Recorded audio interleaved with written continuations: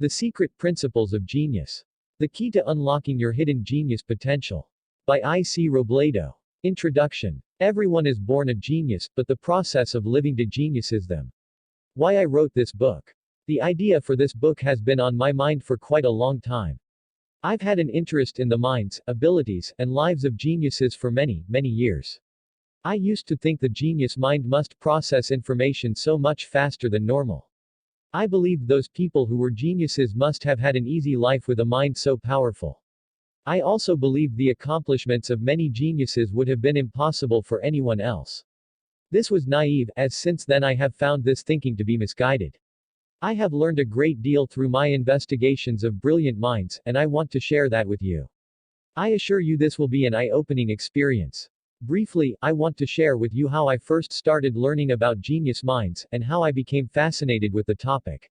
I studied psychology at Purdue University in Indiana. While I was there, I often went to the Hicks undergraduate library in between classes.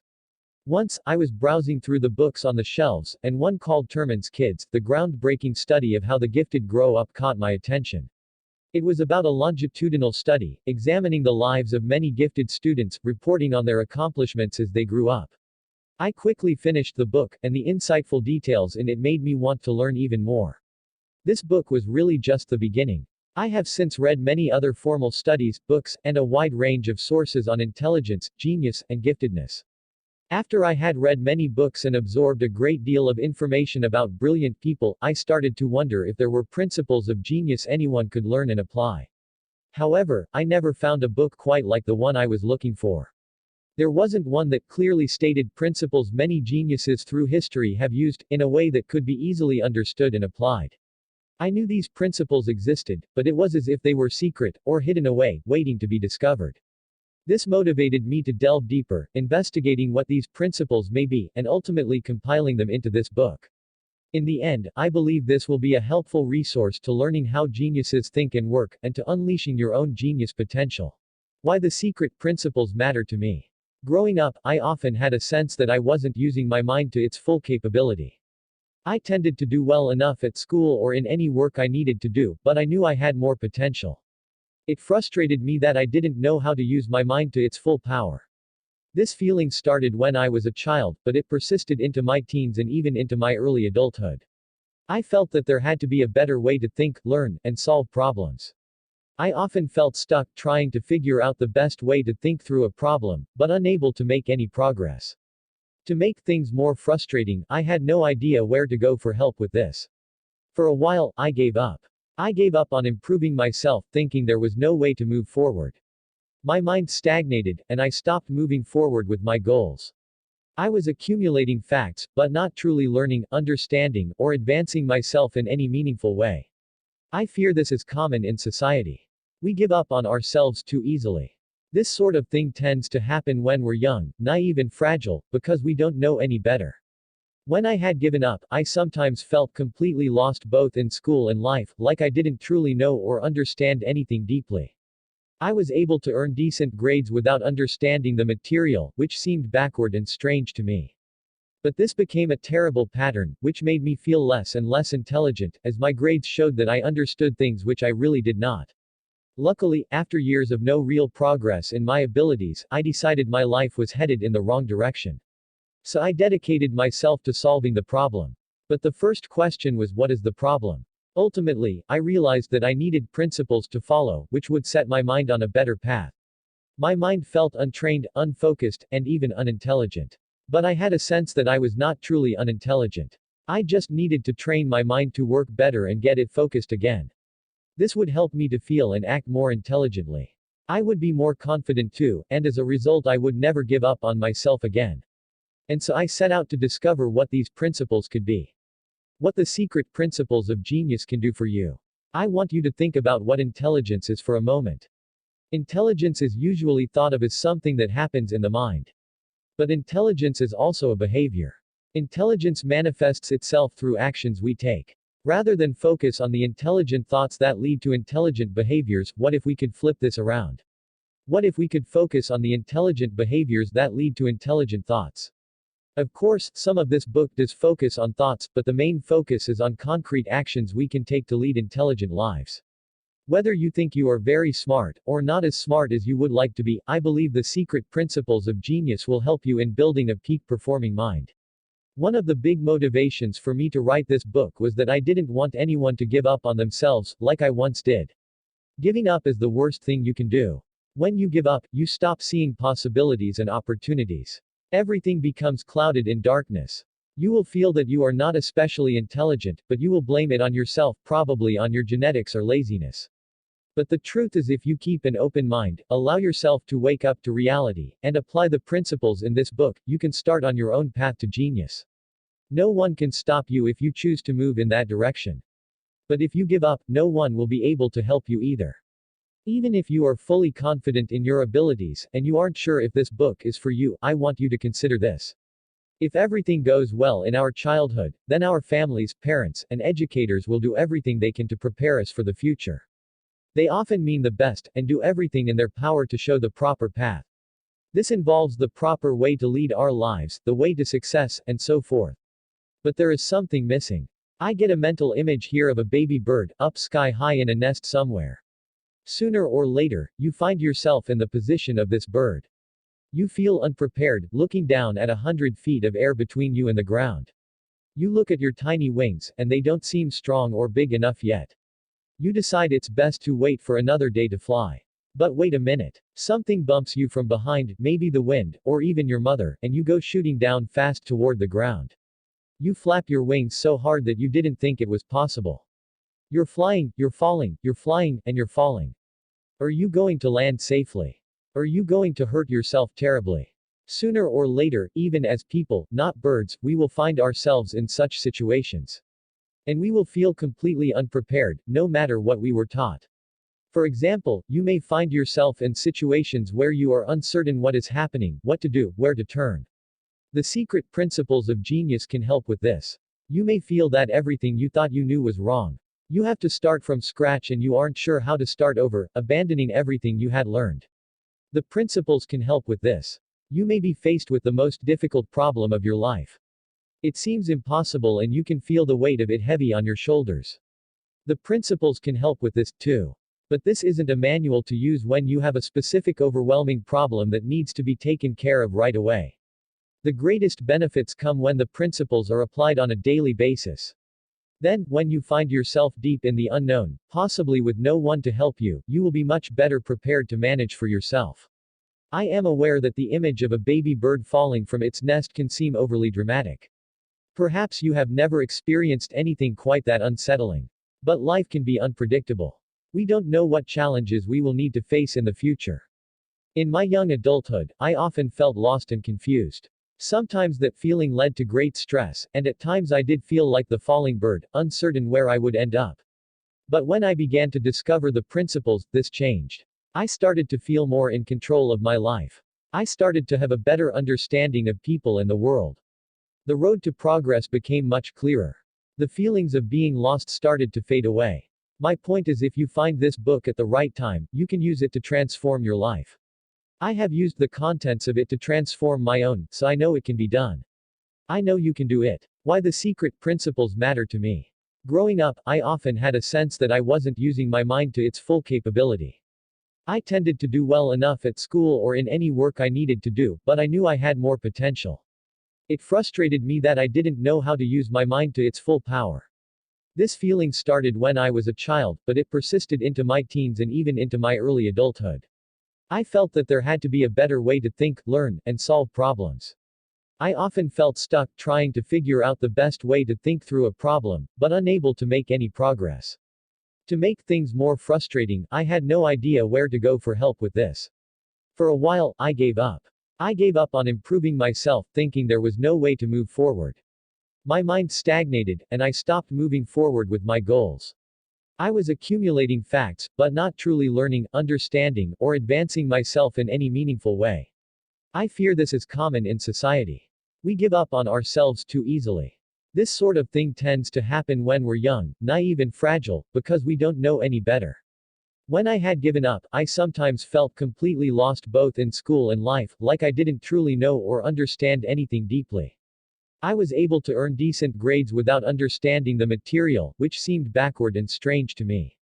But this became a terrible pattern, which made me feel less and less intelligent, as my grades showed that I understood things which I really did not. Luckily, after years of no real progress in my abilities, I decided my life was headed in the wrong direction. So I dedicated myself to solving the problem. But the first question was, what is the problem? Ultimately, I realized that I needed principles to follow, which would set my mind on a better path. My mind felt untrained, unfocused, and even unintelligent. But I had a sense that I was not truly unintelligent. I just needed to train my mind to work better and get it focused again. This would help me to feel and act more intelligently. I would be more confident too, and as a result I would never give up on myself again. And so I set out to discover what these principles could be. What the secret principles of genius can do for you. I want you to think about what intelligence is for a moment. Intelligence is usually thought of as something that happens in the mind. But intelligence is also a behavior. Intelligence manifests itself through actions we take. Rather than focus on the intelligent thoughts that lead to intelligent behaviors, what if we could flip this around? What if we could focus on the intelligent behaviors that lead to intelligent thoughts? Of course, some of this book does focus on thoughts, but the main focus is on concrete actions we can take to lead intelligent lives. Whether you think you are very smart, or not as smart as you would like to be, I believe the secret principles of genius will help you in building a peak-performing mind. One of the big motivations for me to write this book was that I didn't want anyone to give up on themselves, like I once did. Giving up is the worst thing you can do. When you give up, you stop seeing possibilities and opportunities. Everything becomes clouded in darkness. You will feel that you are not especially intelligent, but you will blame it on yourself, probably on your genetics or laziness.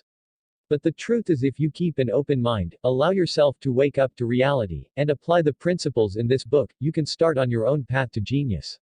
No one can stop you if you choose to move in that direction. But if you give up, no one will be able to help you either. Even if you are fully confident in your abilities, and you aren't sure if this book is for you, I want you to consider this. If everything goes well in our childhood, then our families, parents, and educators will do everything they can to prepare us for the future. They often mean the best, and do everything in their power to show the proper path. This involves the proper way to lead our lives, the way to success, and so forth. But there is something missing. I get a mental image here of a baby bird, up sky high in a nest somewhere. Sooner or later, you find yourself in the position of this bird. You feel unprepared, looking down at 100 feet of air between you and the ground. You look at your tiny wings, and they don't seem strong or big enough yet. You decide it's best to wait for another day to fly. But wait a minute. Something bumps you from behind, maybe the wind, or even your mother, and you go shooting down fast toward the same field. For example, if you only know basic math, a genius who's solving the most difficult problems in the field will go unnoticed. There is another perspective I would like to offer, which everyone may not agree with. Genius is defined not just by outcomes, such as a masterful work of architecture or a brilliant solution to a math problem no one has been able to solve for years. It is also defined by the expectations we have for a specific entity. I say entity because we have different expectations for humans than for dogs or for the intelligence of computers, e.g., artificial intelligence. Likewise, we have different expectations for people with different backgrounds. We will not expect the same abilities from someone who lives with nature, away from society and technology, such as indigenous tribes of Papua New Guinea, as we would from an artist living in New York City. The former is more likely to have excellent survival skills in the wild, and the latter is more likely to be familiar with art and culture.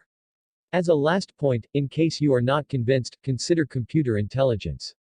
Do you think a computer is ingenious because it can calculate thousands of math operations in a second, while it would take you days or weeks to do the same thing?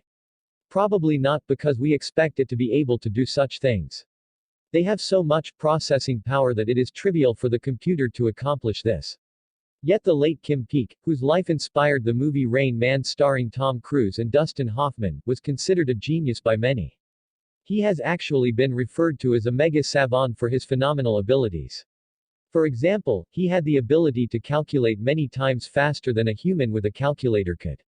And he was known to speed read, with a perfect memory of what he had read.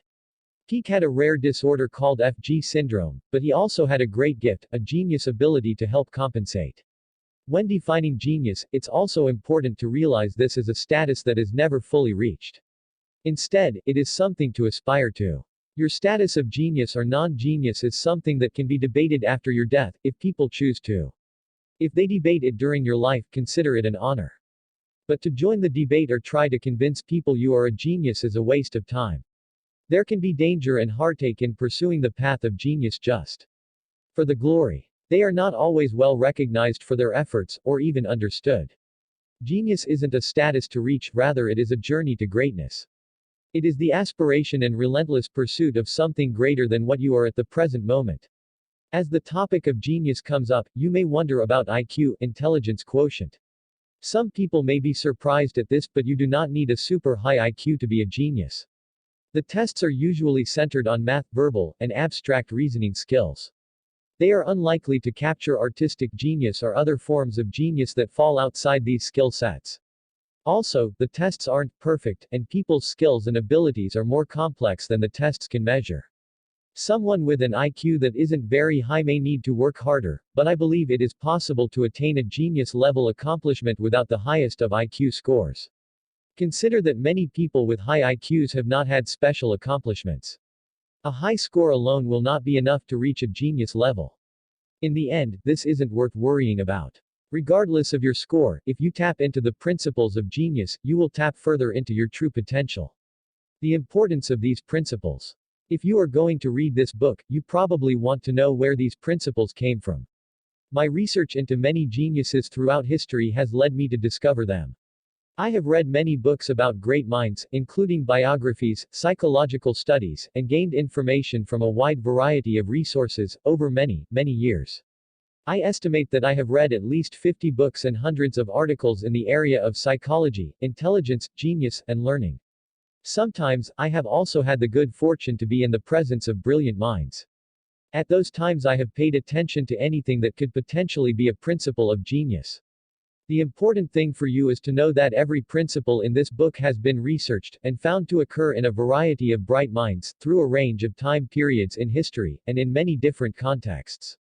These are the universal principles of genius. I have been searching for these principles for many years. I had a sense that they existed, and that if I kept searching, I would find them and understand them, and be able to show others how they could be put to good use. This search was a lot like looking for clues. In my research, rarely were broad principles discussed. Instead, it was usually detailed events. I needed to pay attention to the patterns and understand when I had come across a broader principle. Are these all of the principles of genius? I am sure they aren't. But my goal was to identify the major principles that most geniuses have used. These principles can apply to a wide range of situations. They can apply to the artist, the scientist, the engineer, the writer, the inventor, and so forth. Also, I believe these are the most important and critical principles we can apply to make progress on our path toward genius. Ultimately, these principles are important because the great geniuses of current and past times have used them. This includes people such as Socrates, Albert Einstein, Leonardo da Vinci, Isaac Newton, Charles Darwin, Johann Wolfgang von Goethe, Ludwig van Beethoven, Stephen Hawking, and many others. These are the brilliant minds whose principles I have uncovered from their writings, biographies, and the lives they lived. You may wonder, if these principles are so important, why have they been kept secret? One of the reasons many of them have been hidden is not because these brilliant minds intended to keep them away from the public. Instead, it is more likely that they discovered some of the principles, noticed how effective they were and applied them through habit. Then in time these people may have credited their own brilliance with their successes rather than a specific principle. It is also possible that some people may have assumed certain principles were obvious to everyone else even when that was not true. Also, many geniuses through history might not have realized how great of an impact the principles had on their accomplishments. We have the privilege of being able to look back on many of their lives, and seeing how specific principles led them to some of the greatest discoveries of all time. They did not. In any case, the secret principles which were before hidden, are now available to you for your personal benefit. Unblock the path to genius. The goal of this book is to unblock the path toward genius for you. Up until now, it has been closed off because without knowing the principles geniuses have used throughout history, it is extremely difficult to make much progress. Just understand that all I can do is unblock the path and show you the way, but it is you who has to put in the work to get there. The premise of this book is that perhaps we could all be geniuses if we just knew the right principles to apply, which are ordinarily hidden away from us. Of course, this doesn't mean it will be an easy road to get there. You may ask what you have to do to become a genius. Well, some of the best advice I have ever received in life is to focus on the things you can control. When it comes to the status of genius, you can either declare yourself one, and risk getting laughed at, or in time it is possible others will perceive you as a genius because of your accomplishments. The first option is not advised, and the second option, e.g., how others think of you, is out of your head of focusing on those. I would recommend choosing the most relevant principles to your goals in life, and to put them into action. In doing so, you will become closer to the greatest minds in history. This will put you on the path to unlocking the true genius inside of you. Personal qualities of genius. Everybody is a genius. But if you judge a fish by its ability to climb a tree, it will live its whole life believing that it is stupid. Albert Einstein, German-born theoretical physicist. Geniuses tend to have certain personal qualities about them that start showing up even at a young age. They have specific tendencies that define them. These are things we may even attribute to their personalities. These qualities have an impact on their priorities, mindset, and the actions they choose to take. For example, geniuses tend to be curious. Principle number 2. Pursue high levels of challenge. Principle number 4, and to refuse to give up in the face of obstacles. Principle number 8. Personal qualities are important because we take them with us everywhere we go. These qualities are a deep part of who you are. Because of this, it doesn't feel like a choice to have them, but it is. You can decide to change and do something different at any time you wish. This section is meant to help you achieve this. It will be a matter of implementing new habits, routines, and patterns. By having the right personal qualities in your life, you will be able to maximize your effectiveness with the rest of the principles of this book. Secret principle number 1, use your senses to their full power. The functions to be established by the child fall into 2 groups. 1. The motor functions by which he is to secure his balance and learn to walk, and to coordinate his movements. 2. The sensory functions through which, receiving sensations from his environment, he lays the foundations of his intelligence by a continual exercise of observation, comparison, and judgment. In this way he gradually comes to be acquainted with his environment and to develop his intelligence.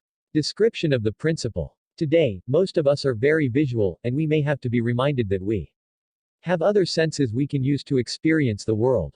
Of course, there is sight, smell, hearing, touch, and taste. As much as we use visual information, it is limiting if that is all we use.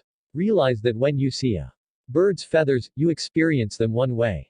When you touch those feathers, you understand them on a much deeper level. They have texture, shape, and rigidity, for example.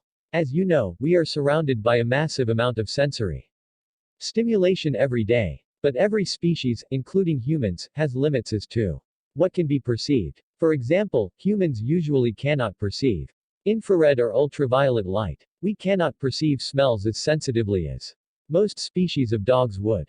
Also, we can't perceive sounds the way a bat does. A bat is able to see with echolocation. It makes a sound, and can judge where objects are based on how the echoes come off of walls and any surrounding objects. Nonetheless, even with our limited abilities, we are well equipped to sense the world around us. Our senses are easy to take for granted.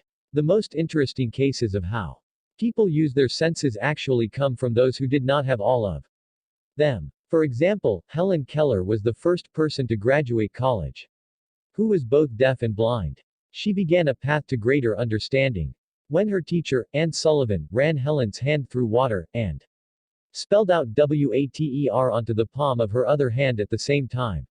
This was when Keller first realized that the feeling of running water in her hand could connect directly with the word water. Another curious case is of Ben Underwood. He had his eyes removed at 3 years old because of retinal cancer. What is so interesting about Underwood is that he started developing a system of echolocation for himself at a young age. He would make clicking noises, which helped him see the world more similarly to how a bat does with its ears than most humans do with their eyes. He could perform feats that seemed impossible for a blind boy, such as playing basketball, riding a bike, and skateboarding. Underwood's abilities were so phenomenal that he was the subject of the 2003 TV series Extraordinary People, where investigators attempted to find the limits of his abilities. Ultimately, his resourcefulness even without eyesight reveals that most of us don't use our senses to their full capacity. Tragically, he passed away in 2009 at just 16 years old from a return of his cancer. Since this book is about achieving a genius level in our pursuits, I think it is powerful to consider where Ben Underwood may have gotten his strength and motivation from to develop his senses to a seemingly supernatural level. Clearly this had to be his mother, Aquanetta Gordon. She wrote this at benunderwood.com. Ben awoke from the surgery, where they removed his eyes, and said, "Mom, I can't see anymore, I can't see anymore. Oh Mom, I can't see." After praying for strength and receiving from God, I said, "Ben, yes. You can see," and I took his little hands and put them on my face. And said, "Touch me, you can see me with your hands." Next, I put my hand to his nose and said, "Smell me, you can see me with your nose." Then I said, "Hear me, you can see me with your ears. You can't use your eyes anymore, but you have your hands, your nose, and your ears." I tell this one thing, Ben has been seeing ever since. Rather than focus on the sense he no longer had, his mother immediately chose to focus on the senses the young Ben did have. Recall that he was only 3 years old at the time his eyes were removed. Yet she found a way to explain her feelings to him in a way that would not make him scared and worried. Instead, he would be empowered through her words, as we can see that he grew up doing all of the normal things other children did. When we think of the senses, most of us think of the traditional 5: smell, sight, hearing, taste, and touch. But some researchers believe there are actually many more than this. You may wish to consider these as well when you focus on using your senses to their full power. For example, there is a sense of balance, or equilibrioception, which helps us stay upright and stable even if we are in motion, such as in a moving car. We have a sense of temperature, or thermoception, which allows us to sense hot and cold. A kinesthetic sense, or proprioception, allows us to keep track of our own body's position and movement. We also have pain sensors, or nociception, which allow us to feel pain. Of course, this is the body's way of telling us something is hurting. Also, there are internal senses, or interoception, which are a sense for things happening inside the body, such as hunger. Keep these senses in mind as well as the traditional 5 benefits of the principle. To have a brilliant mind, one must take in information. All information is received starting with the senses, and your brain's ability to interpret them. When you are learning, the more senses you use to gain information, the more channels or avenues you will have in your brain to remember and understand. As an example of the importance of the senses in learning, consider Maria Montessori. As an educator, she noticed that children learned better when they were allowed to move, touch, and interact. In her book The Montessori Method, she described her daily schedule for her students as involving personal cleanliness, gymnastics, games, manual work, and caring for plants and animals. Notice that this allows more senses to get involved. Rather than just focusing on sight or hearing, her method includes all of the traditional senses. Dr. Montessori's techniques are world famous and have been highly useful in helping children to learn all over the world. And of course, these children grow into bright and gifted adults. Some notable alum from the Montessori schools include Jeff Bezos, Amazon founder; Jimmy Wales, Wikipedia founder; Larry Page and Sergey Brin, Google co-founders; and Sean P. Diddy Combs, hip-hop recording artist. Let's consider the benefit of our senses in another way. Think what life would be like for someone who cannot sense at all. Imagine a baby is born and cannot see, hear, touch, smell, or taste. This would be very sad of course, but think of this as an intellectual exercise. A baby in this situation obviously could not learn anything or understand anything. This is because all information intake starts with the senses. Then the brain interprets the information. Without anything to sense, the brain has nothing to learn, understand, or interpret. The brain essentially becomes a useless organ. On the other hand, paying attention to the senses more, and perceiving more, can help lead to greater understanding. As long as you don't take in so much that you overwhelm your senses, this is a good thing. How to apply the principle. Exercise weak and neglected senses. Many of us become very reliant on a few key senses. Perhaps in your Profession: you mostly rely on one or two senses all day. Think of which senses you use on an everyday basis. Then, think if there are any that you rarely use. Even if you do use a sense frequently, but it is always in the exact same way, you can consider that a weak sense. For example, if you work in an office, you probably touch a keyboard pretty regularly. This may be stimulating when you first learn to type, but in time you become so used to the feeling that it isn't very stimulating at all. We all touch things, but do you ever touch anything new? And we all smell and taste things, but do you ever do this with new things? To keep your senses strong, they need stimulation and variety. Now, identify your weakest sense. Take some time each day to focus on that one sense. Make it a point to use it more often, in new and interesting ways. Remember, we use nowhere near our full sensory abilities. As an example, myopia or nearsightedness is reaching epidemic proportions according to the March 2015 article, The Myopia Boom, by the International Journal Nature. Of course, genetics play some role in this. But environmental factors are also important. People are spending more and more time indoors than we used to. Donald Muddy and his colleagues at Ohio State University College of Optometry have found that children who spend more time outdoors have better vision. Some researchers believe our eyes need to see in more natural light, or at longer ranges, to develop fully. Luckily, vision is easily corrected with glasses or contact lenses, but easy solutions are not always available with our other senses. Look at these findings on vision as a lesson in the importance of keeping your senses active. Our vision goes downhill when it isn't exercised properly. Other senses likely do too. Neglect your most dominant sense. On the other hand, you can choose to purposely neglect your most dominant sense for a short while. This will help to force you to pay more attention to other senses. For most of us, our dominant sense will be vision. As a way to neglect this sense, you can listen to a television show with your eyes closed, as you imagine the scenarios in your mind. Or you can sit down on your porch outside, with your eyes closed, and pay attention to the sounds of traffic and nature. If you are feeling daring, you might even close your eyes and walk around your home, relearning the layout. You might find that even if you have lived there for years, it can still be difficult to move around efficiently. If you try this, of course, be very careful so you don't hurt yourself. Also keep in mind that even within one type of sense, we can still neglect parts of it. For example, a sense that isn't in the traditional 5 would be kinesthetic sense, or motor control. In this regard, most of us are used to using one hand for most things. Since I was a child, I have enjoyed trying to use both hands for different tasks. By doing so, I felt more free and confident, knowing that I could rely on my full body, not just one side. I never thought much of this habit until at 12 years old I challenged a friend twice my size to arm wrestle. We were both right-handed, so we used that hand. Of course, he beat me immediately. Embarrassed that I wasn't any challenge for him, I offered to do it again, with our left hands this time. At first he didn't want to, but eventually he agreed when I reminded him of his size compared to mine. This time, I beat him almost immediately. I exercised my full body, whereas apparently he did not.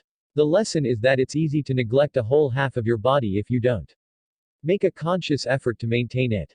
This is something that takes ongoing practice, but it can be fun as long as you don't put too much pressure on yourself. You can start with brushing your teeth with your non-dominant hand. Then move on to using utensils at meals, then to writing out your name, and so forth. By the way, my friend never agreed to arm wrestle me again. Apparently. The only thing more embarrassing than losing to someone twice your size is losing to someone half your size. Secret principle number 2: cultivate a deep curiosity of the world. There is nothing in the world that is not mysterious, but the mystery is more evident in certain things than in others, in the sea, in the eyes of the elders, in the color yellow, and in music. Geniuses who applied the principle. Jorge Luis Borges, Amar Bose, Albert Einstein, Michael Faraday, Stephen Hawking, Grace Hopper, Leonardo da Vinci, Norbert Wiener. Description of the principle. We all know what curiosity is. But a deep curiosity is when you want to know more. And even when you find some answers, you just have more and more questions. And so there is a deep need to know rising up from inside that can never be quenched. This is the experience many geniuses have had. In my research, I believe it is one of the most common traits of genius, and also one of the most essential to realize your full potential. When you are curious, this drives you to continue on a difficult problem when others have given up, and to truly understand everything about it. Curiosity is driven in part by understanding that there is a lot out there in the world that is unknown, waiting to be discovered. Then when you get out there, and you start discovering new things, oftentimes you realize there is even more you didn't know.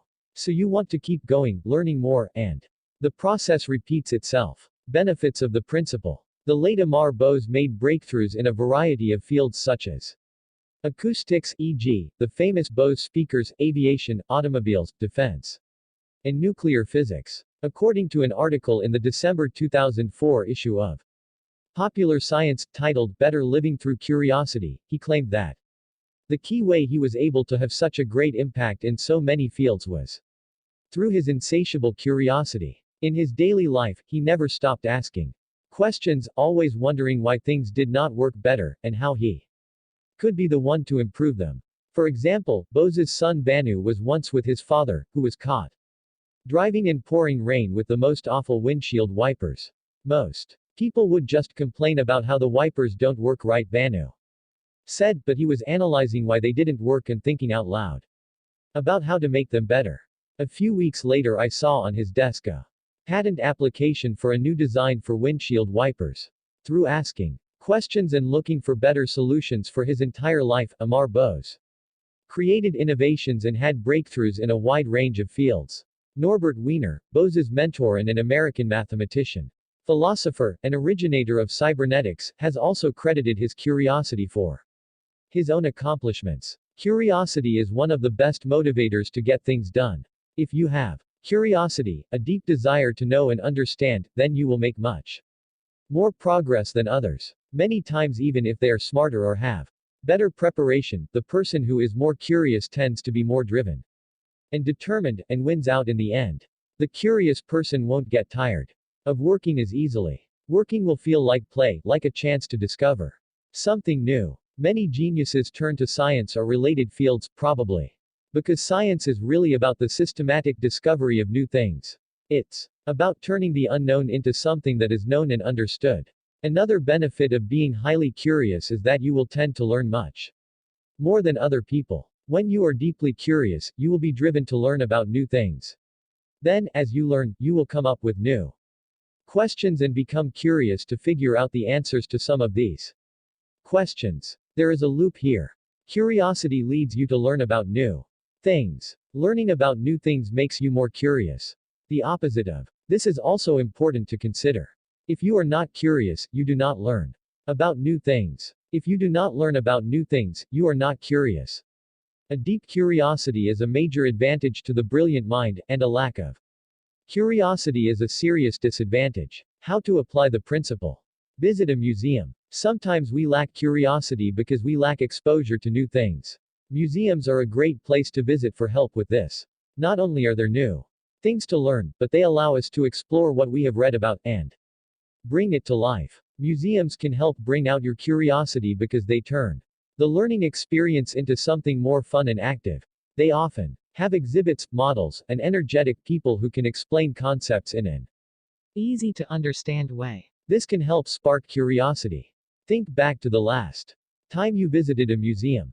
If it has been a long while, this could be a good time to visit one. Try going to one that specializes in an interest of yours. It could be dinosaurs, science, history, art, space, marine life, or something else. Feed your curiosity. I think many of us are naturally curious, but sometimes we don't feed it enough. Curiosity is something that must be fed to draw it out more and more. For example, when you are curious about something, it's important to investigate this further. Ask questions. Look up information. Explore. When you take that first step, you open a door that is likely to spark your curiosity further and further. Also, by being curious and learning something new, you will feel good that you are learning and understanding new things. This positive feeling will help guide you to being curious in the future and learning more again. The problem many of us have is that we get used to having our curiosity stifled by others when we're younger, and even by ourselves as adults. Our task isn't to become curious, but to reawaken the curiosity already inside of us. Don't get in the habit of being silent when you have questions. We shouldn't think that other people will laugh at our ignorance or think less of us. By being too timid, we will actually grow more and more ignorant. And, in fact, if you share your curiosity, you will often find that other people had similar questions as you, and others will be happy to inform you and share their expertise. Of course, sometimes you may receive a rude remark, but you shouldn't let those experiences ruin things for you. Be curious, and dare to ask questions. You have probably heard the saying, there are no foolish questions, only foolish people. Consider that maybe those people are foolish because they didn't ask enough questions. Accompany a curious friend. Do you know someone who is very curious and asks a lot of questions? An easy way to spark your curiosity is to spend more time with that person. Curiosity is not only a great way to promote learning, but it can also be entertaining to observe the mind of a super curious person. They will go to greater and greater depths, searching for new questions most people wouldn't have even considered. You may be surprised to find that curiosity can be contagious. Have you ever noticed that when an interesting question is asked, everyone all of a sudden wants to know the answer? For example, if a baby is born exactly on the border between two countries, is it a citizen of both countries? Unfortunately, many of us become used to getting answers with no real effort. The curious mind, however, needs to get used to working to find answers, because the true mysteries of life do not always have easy answers. The most curious people tend to be children, artists, investigators, inventors, and entrepreneurs. Seek them out, befriend them, and reawaken your curiosity with their help. Secret principle number 3. Adapt to changes in the environment. You must be shapeless, formless, like water. When you pour water in a cup, it becomes the cup. When you pour water in a bottle, it becomes the bottle. When you pour water in a teapot, it becomes the teapot. Water can drip and it can crash. Become like water, my friend. Geniuses who applied the principle. Muhammad Ali, Marcus Aurelius, Charles Darwin, Stephen Hawking, Bruce Lee, Ernst Mach, Sun Tzu, H. G. Wells. Description of the principle. Adaptation is about being willing to change your approach to a scenario or problem, depending on what the situation calls for. The person who is willing to smoothly change approach depending on the situation or new changes in a situation is highly adaptive. The person who insists he knows the one right approach, and always takes that approach no matter the situation, is not adaptive. You can't force one solution onto every single problem you have. You have to change your approach depending on the problem. The most certain thing we can know in life, the world, and the universe, is there will always be change. People are always growing or aging, they change their minds, and change moods. As another example of change, the Milky Way galaxy, which we live in, is in constant motion even if we don't notice it. Actually, according to astronomers, the Milky Way is on course to collide with Andromeda, another galaxy. But don't worry, this will happen in about 4 billion years. Things are always changing. The point of this book was to reveal universal principles of genius or of intelligence that could apply to most people, in many different contexts. This is perhaps the most universal principle in the book. This principle appears to apply to all kinds of life here on Earth, not just humans. The more adaptive a creature is, the more intelligent it is. Charles Darwin said, "It is not the strongest of the species that survives, not the most intelligent that survives. It is the one that is the most adaptable to change." I believe adaptability is actually a form of intelligence. And clearly, adaptation is important to survival, but it extends beyond this to many aspects of our lives. Most of us want to do more than just survive. We want to thrive. But there are countless situations that require adaptation. In war, conditions are constantly changing, and soldiers and generals must adapt. In social situations, conversations change and people's moods can change. In a strategic competition, whether playing chess or in a wrestling match, the position of advantage can change rapidly. Knowing how to adapt is important in these systems, and in virtually every system. Interestingly, people often assume that a situation will remain static. Although many of us know things change sooner or later, in the short term. We expect conditions to stay the same or close to the same. For example, no one is probably expecting a catastrophic tornado or hurricane to hit their home tomorrow. And even less are actually prepared to deal with such an event. It is part of human nature that those who live in a good economy expect that to continue. Those who live in a good weather climate expect the same. Those who are in a positive relationship also expect this to continue. However, things can change. Entire species thrive one day and are gone the next. Those who pay the most attention to changes, even subtle ones, and how they can adjust and adapt to them, will tend to prosper the most. Benefits of the principle. If you make an effort to pay attention to the changes happening around you, you will be better prepared to flow with them. As Bruce Lee's quote above suggests, it is often better to flow and go along with the changes, as opposed to putting up a hard resistance to them. Even a tree abides by this principle. After there is a strong storm, with heavy gusts of wind, you don't see trees snapped in half. You see trees still standing, most of them anyway. Because they bend with the pressures of the wind. They do not resist so much that they break under the pressure, like a pencil would. Sometimes the benefit of adapting well is just to be able to survive where others have fallen. But often, surviving gives you the chance to find the best path moving forward. Those who adapt are able to survive another day. Whether it is at business, war, life, or something else. Anyone who was in a situation where it was important to adapt, or risk losing big, will appreciate the benefits of being dynamic and fluid. And they will not take this principle for granted. Let's take another perspective. Think of what happens to those who don't adapt. They lose their jobs. They lose wars. They fail at one thing or another. Adapters win. Those who fail to adapt to changing conditions lose. It is sad, but this is the reality. Now, think about business owners. It is tricky to run a successful business. Because so many factors are changing every day. The business and its leaders need to adapt to changing consumer needs, to the competition, to new technologies, to the economy, and so forth. Those businesses which adapt the best are able to survive, and often thrive. Those who put true priority on their adaptability, by investing in research and development and starting new product lines and innovations, e.g., Amar Bose was known to do both, will have a chance at true longevity. How to apply the principle. Realize almost everything is in a state of change. Adaptation is easy to understand, but not always easy to apply in real life situations. This is because adapting seems to mean very different things, depending on the circumstance. But fortunately, there are some common features we can focus on, which will help you to adapt in a variety of scenarios. First, realize that everything you do is open to change. Most of us are not working within static systems, or systems that stay the same. We are working within dynamic systems, or systems that change. Static systems may exist in pure mathematics, e.g., 2 plus 2 always equals 4, but you are unlikely to find them outside of this. In the real world, many things are changing all at once, and we cannot rely on an equation or calculation to give us the final answer. Pay attention to change. Now that you know most systems tend to change, you have to pay attention to those changes, even to subtle ones.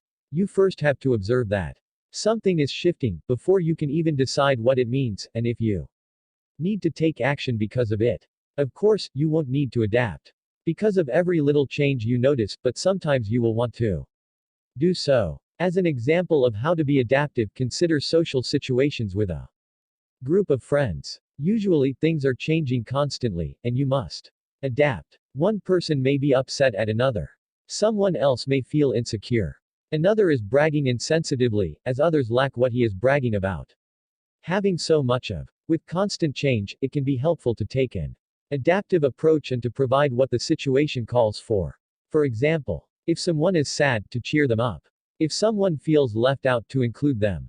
And if someone says something unfriendly, to try to alleviate the matter. If you would like another type of example, consider the sport of professional boxing. Elite fighters pay special attention to the smallest motions that indicate what the opponent plans to do next. Perhaps the eyes glance in the direction of the intended attack. Often, the shoulders sway before a punch is swung, giving a boxer enough time to dodge it. They call these telegraphed punches. Telegraphing is when you unintentionally alert Your opponent as to what your plans are. To the untrained eye, the punch comes out of nowhere, landing a knockout or even fatal blow. To the trained eye, responsive to the slightest of changes, the punch is predictable and can be easily dodged. The late Muhammad Ali was the complete master of dodging punches. In a fight with Michael Dokes in 1977, he dodged an unbelievable 21 punches within 10 seconds. Muhammad Ali always paid attention to the most subtle cues that even other professional boxers would miss. Remember his famous phrase, float like a butterfly, sting like a bee. His hands can't hit what his eyes can't see. He told us himself the key to his genius technique. Always in motion, he was always adapting to the changing conditions of the fight. He was supremely well adapted to the boxing ring, or as Bruce Lee might say, shapeless and formless like water. Condition yourself to adapt. The best way to be adaptive and to always be prepared to change is to always be in situations that require change. If you are too comfortable, too used to everything being the same, then when something changes you will be much less prepared. We have to stretch our abilities and put ourselves in new situations regularly, in order to become the most adaptive. As an example, you can travel, interact with a wide variety of people from different backgrounds, or do volunteer work in an area outside of your normal activity. To truly challenge your ability to adapt, find completely new situations to put yourself in. According to many surveys, public speaking is often the number one fear people report having, ranking even above the fear of death. One way to become more adaptive would be to focus on overcoming fears such as this. Whether or not you have this fear, you may consider joining Toastmasters or another public speaking group, or joining an improvisational group where you act out different scenarios in front of an audience. It may not feel comfortable at first, but you will become more adaptive. Secret principle number 4: pursue a high level of challenge. I know that I'm not the easiest person to live with. The challenge I put on myself is so great that the person I live with feels himself challenged. I bring a lot to bear, and I don't know how not to. Geniuses who applied the principle. Maya Angelou, Johann Sebastian Bach, Akrat Jaswal, James Joyce. Michelangelo, Wolfgang Amadeus Mozart, Elon Musk, Isaac Newton. Marcel Proust, Sergei Rachmaninoff, Alan Turing, Leonardo da Vinci. Description of the principle. If you have known someone brilliant, you might have noticed that they were probably not the type of person to be easily satisfied, especially not with low-quality work. Instead, they go into highly demanding fields. Or at least they will create a lot of challenges for themselves in a field, even if it isn't typically seen as highly demanding. For example, a genius may pursue medicine, art, law, engineering, physics, or something else of a high challenge. They do this because taking the easy path doesn't bring much satisfaction. Doing something easy will feel dull and pointless, whereas doing something challenging awakens the inner genius, even within their own fields of expertise, which are often challenging. Bright people tend to gravitate toward the tougher problems in the field. They may dream of tackling big problems, like finding the cure for cancer. E.g., as Akrat Jaswal plans to do, who conducted his first surgery at just 6 years old, or taking humans to Mars, e.g., as Elon Musk, founder of SpaceX, aims to do by 2024. I believe working on tough problems can become like a drug to the genius mind. Geniuses often get used to dealing with tough problems early on.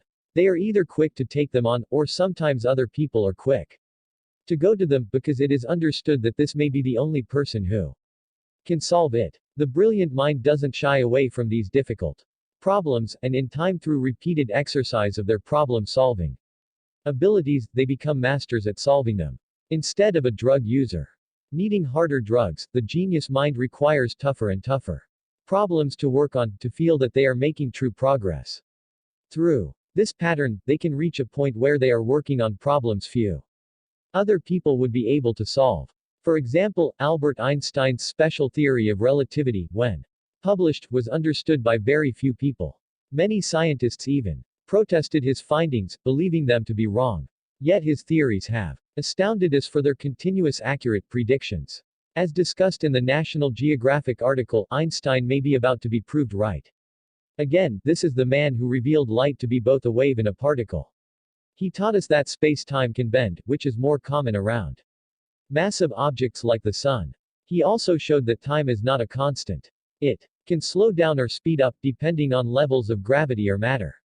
More recently, in February of 2016, Einstein made headlines when scientists at the Advanced Laser Interferometer Gravitational Wave Observatory (LIGO) found gravitational waves described as ripples in the fabric of space-time, which were predicted by Einstein's theories. He was such an advanced problem solver that we are still proving him right even 100 years after he first proposed his groundbreaking theories. If you found Einstein's predictions hard to believe or understand, you should know that so have many other people. Yet he has been proven right. Time and time again. He reached this point by consistently challenging himself to solve tougher and tougher problems. But keep in mind that he was doing this from a young age. For example, even in his youth he was known for developing thought experiments in his own mind about light, time, and space. He didn't just wake up at 40 and decide to tackle the universe's biggest problems. Benefits of the principle. If you look to the works of great masters in history, such as the paintings of Michelangelo or Leonardo da Vinci, or the music of Rachmaninoff or Bach, or many other such masters, it is supremely clear that they rose to a great challenge. They were not interested in the easiest path. They did not back down from performing at the highest standard they possibly could.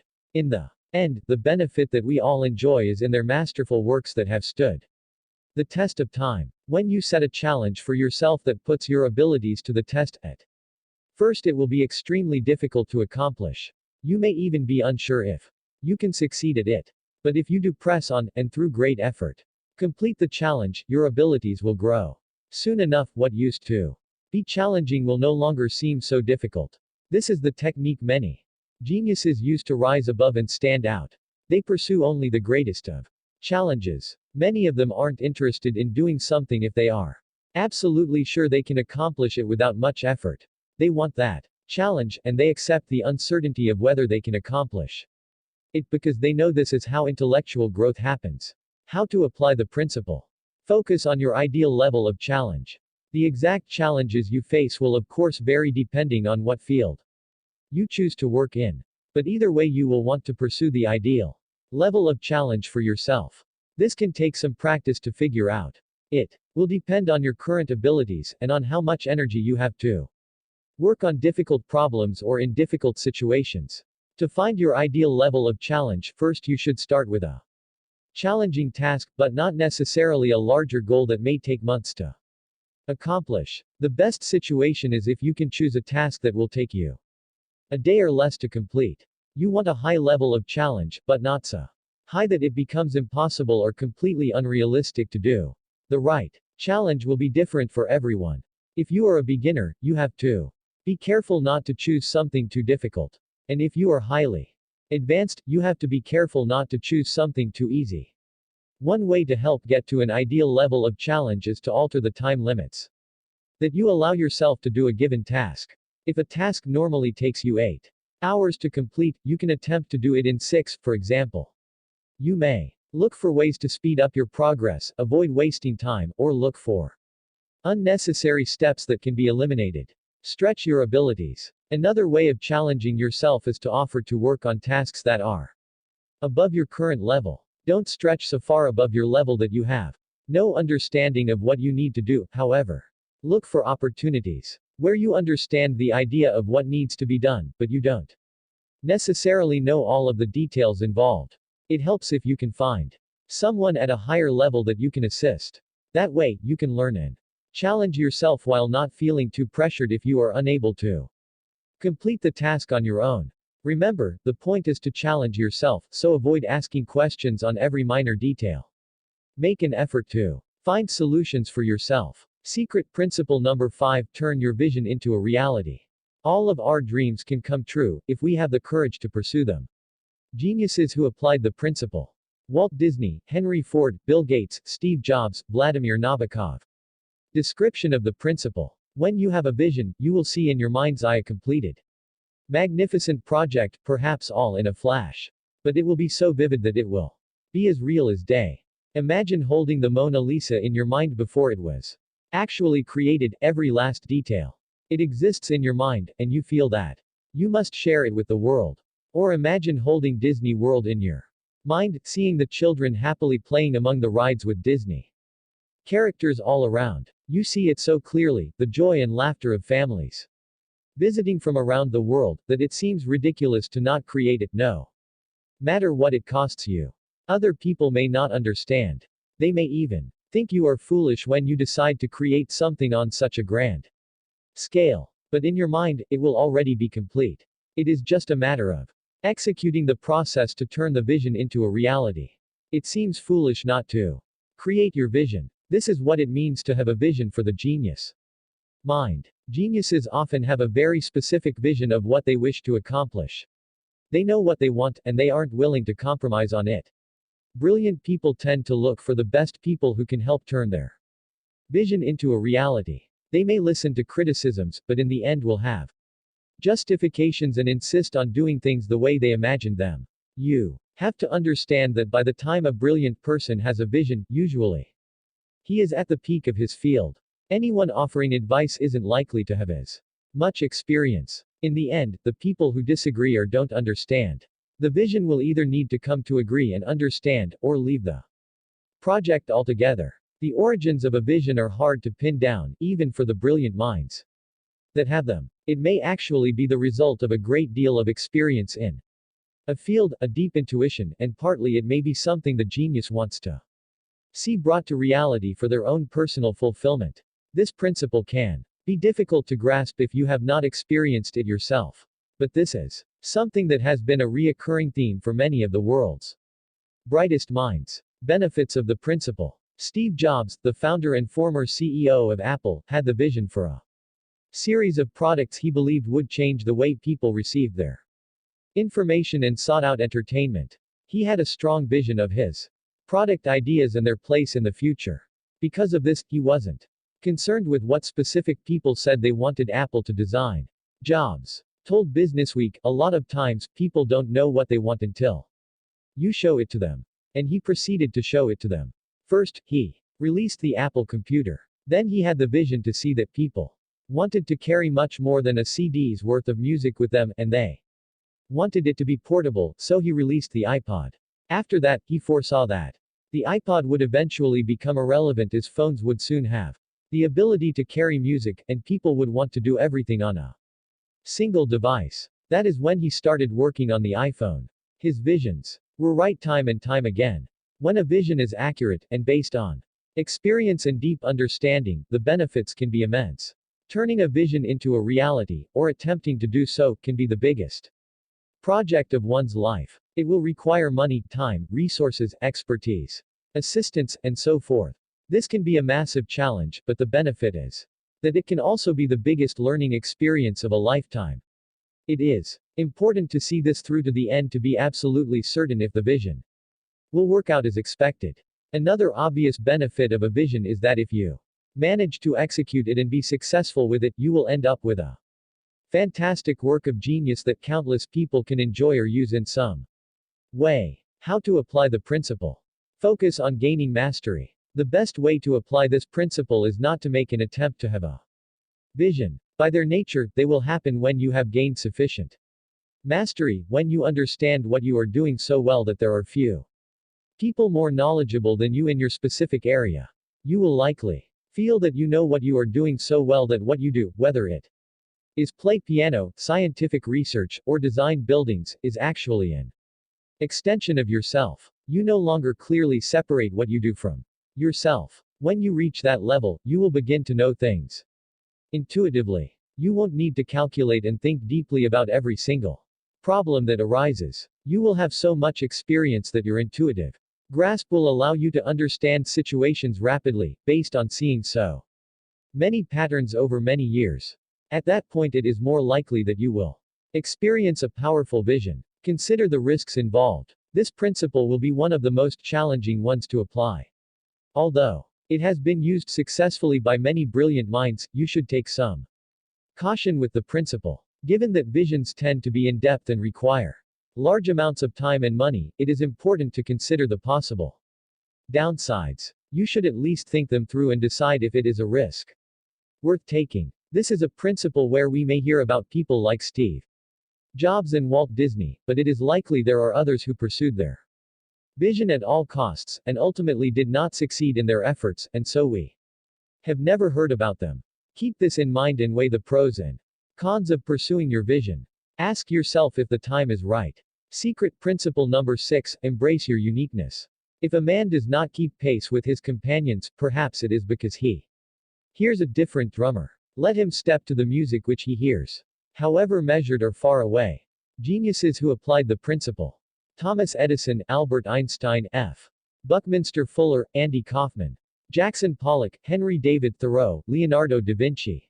Description of the principle. Great minds in history tend to not place too much importance on following conventions. Whether they are social or workplace conventions, the genius is much more likely to approach problems in his own way. They either lack fear of being seen as different, they push through the fear, or they may even find pleasure in being seen as different. Often, from a young age they tend to think in unique ways, and approach problems and situations in a different way than others would. But they also come to realize that just because they do not do things in the same way as others, doesn't make them wrong. Geniuses may appear unconventional, possibly even eccentric or quirky. Sometimes, though, a bright mind is able to see much more of a problem, or further into the implications of a problem, than other people. A brilliant mind may choose a path no one else even realized existed. This is a part of what it means to be a genius, to see options that other people may not even have considered as being an actual option. A reason for such uniqueness can be that the genius has something on the mind of such a high priority, that all other things no longer matter. Being fashionable, socially graceful, or even eating and sleeping on a normal schedule, may all seem unimportant when someone is working on big problems and feels they must be solved. For instance, according to Time magazine, Buckminster Fuller, an unconventional thinker and inventor, experimented with polyphasic sleep, or sleeping throughout the day, taking 30-minute naps every 6 hours, instead of sleeping all at once at night. Although he probably didn't care what people thought about it, he eventually stopped because it conflicted too much with the schedules of his business associates. Another strange example, according to 20th century history expert Jennifer Rosenberg at About.com, is that Albert Einstein did not wear socks. It seems he found them unnecessary and uncomfortable. Or, you might remember him more for his unruly and wild hair. However, keep in mind that brilliant people don't usually make it a goal in itself to be unique.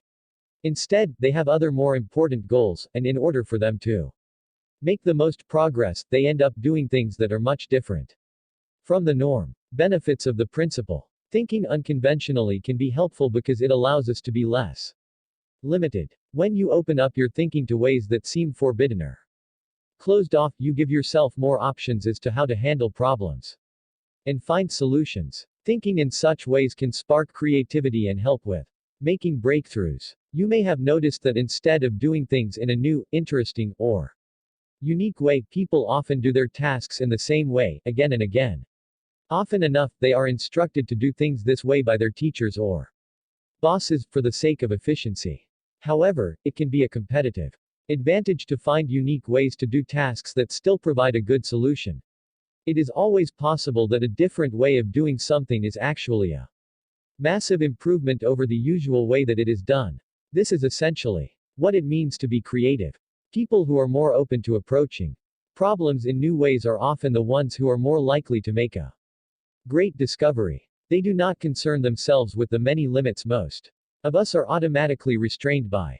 And this helps them to see more options, and to dare to be different, and ultimately to make a brilliant breakthrough. As an example of the benefits of being unique, consider Jackson Pollock, the abstract expressionist painter, famous for his drip-style painting technique. Historians have also called this style action painting, because the paintings are created by making brush strokes in the air, while the canvas lies on the floor.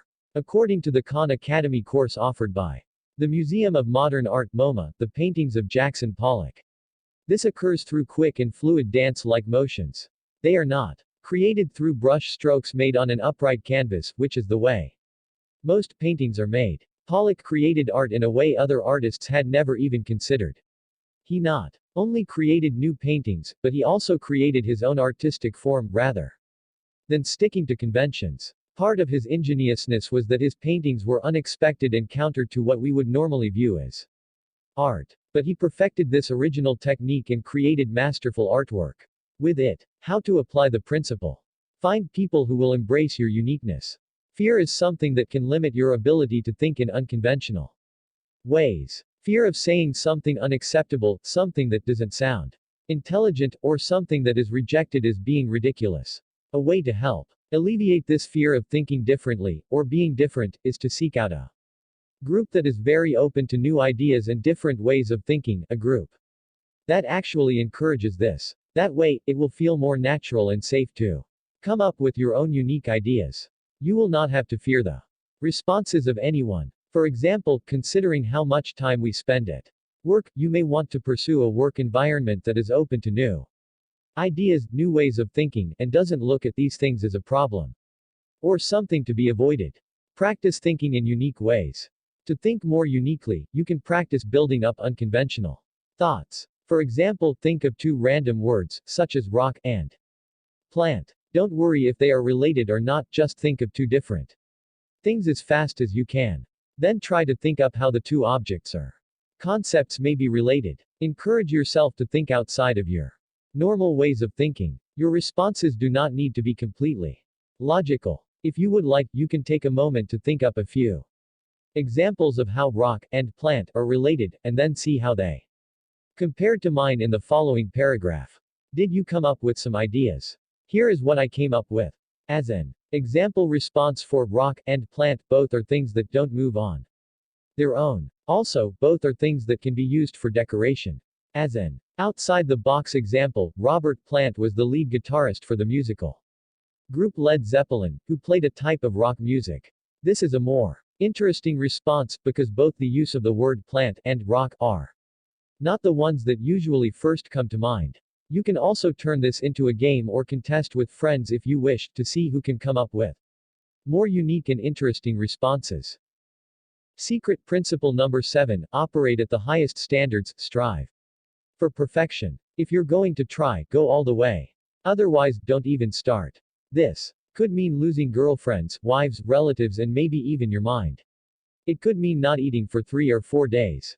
It could mean freezing on a park bench. It could mean jail. It could mean derision. It could mean mockery, isolation. Isolation is the gift. All the others are a test of your endurance, of how much you really want to do it. And you'll do it, despite rejection and the worst odds. And it will be better than anything else you can imagine. If you're going to try, go all the way. There is no other feeling like that. You will be alone with the gods, and the nights will flame with fire. You will ride life straight to perfect laughter. It's the only good fight there is. Charles Bukowski, German-American poet, novelist, and short story writer. Geniuses who applied the principle.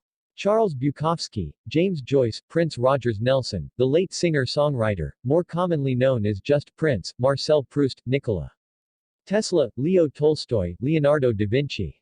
Description of the principle. A common theme among geniuses is that they place high demands on themselves. They aspire to do the best work they absolutely can, and they consider it unacceptable to fall short of this. The brilliant mind is usually focused on something he views as extremely important. Because of this, he tends to be much more driven than most people to meet the highest standards possible. The genius will do anything to set up the best possible conditions to produce the best work. This could mean finding just the right materials for a piece of artwork. It could mean taking extra time when writing a novel or non-fiction book, getting inside the characters' heads, or traveling to real-life places that the book is based off of. It means doing whatever it takes to create a masterpiece. This principle drives home the point that to produce a genius-level work is not something that happens with little care, effort, or investment of time and money. It doesn't happen by accident. The genius is often one who commits to the highest standards, and does this not just occasionally.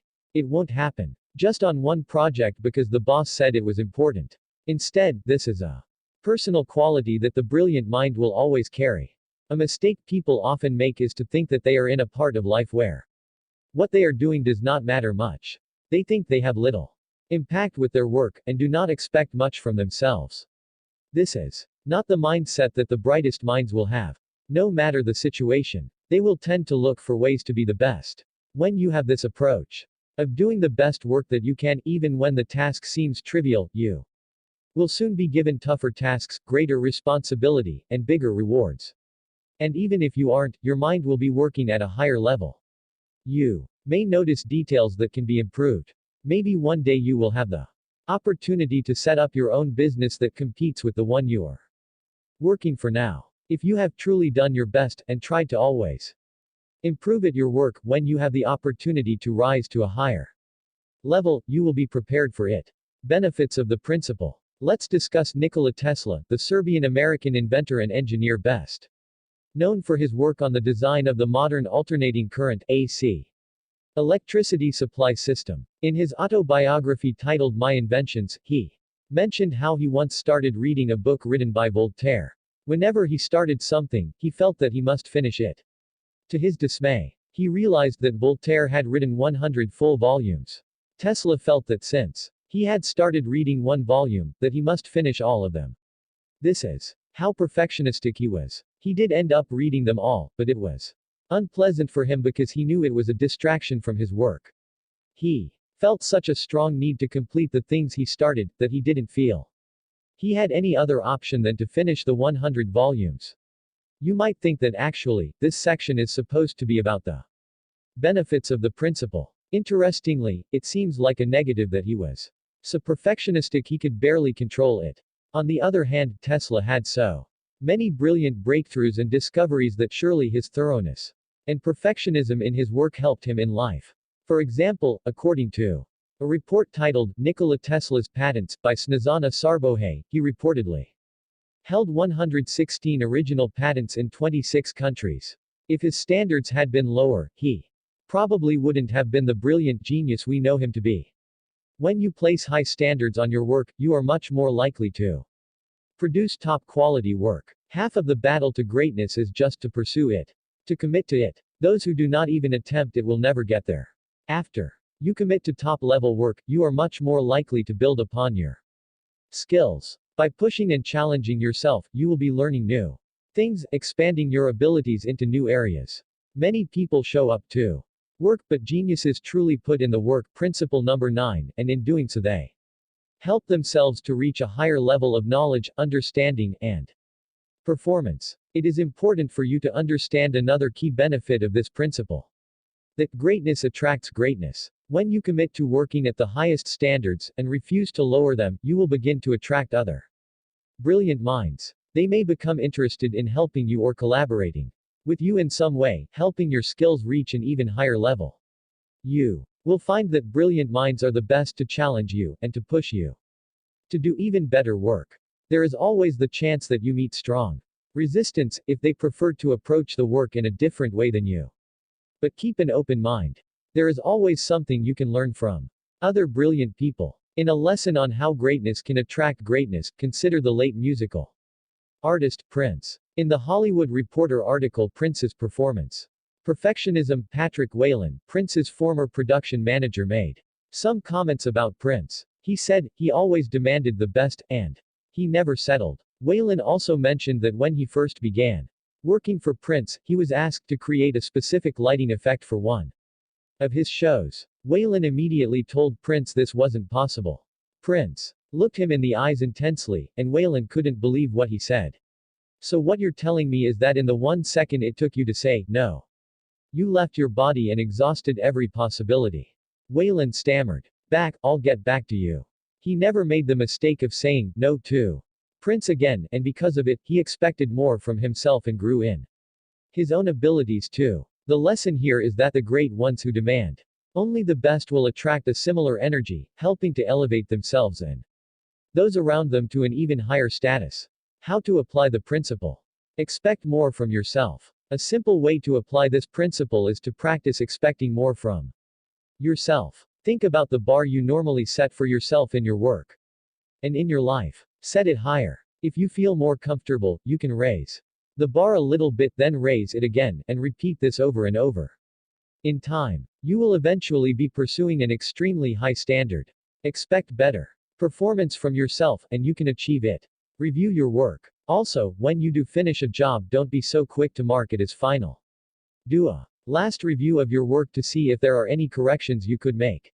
Much of the time, we are in a hurry to get things done so we can move on to the next task. Sometimes you have to stop and think that if the task you are doing is important, then it needs to be done right. You need to check the work. And if it isn't important, why are you doing it in the first place? It is either important enough to do it right, and check the work, or it isn't important enough to be done at all.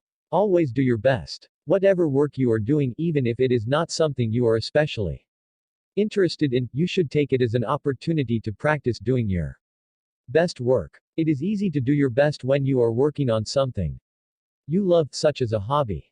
But the true test is to do your best when you would rather be doing something else.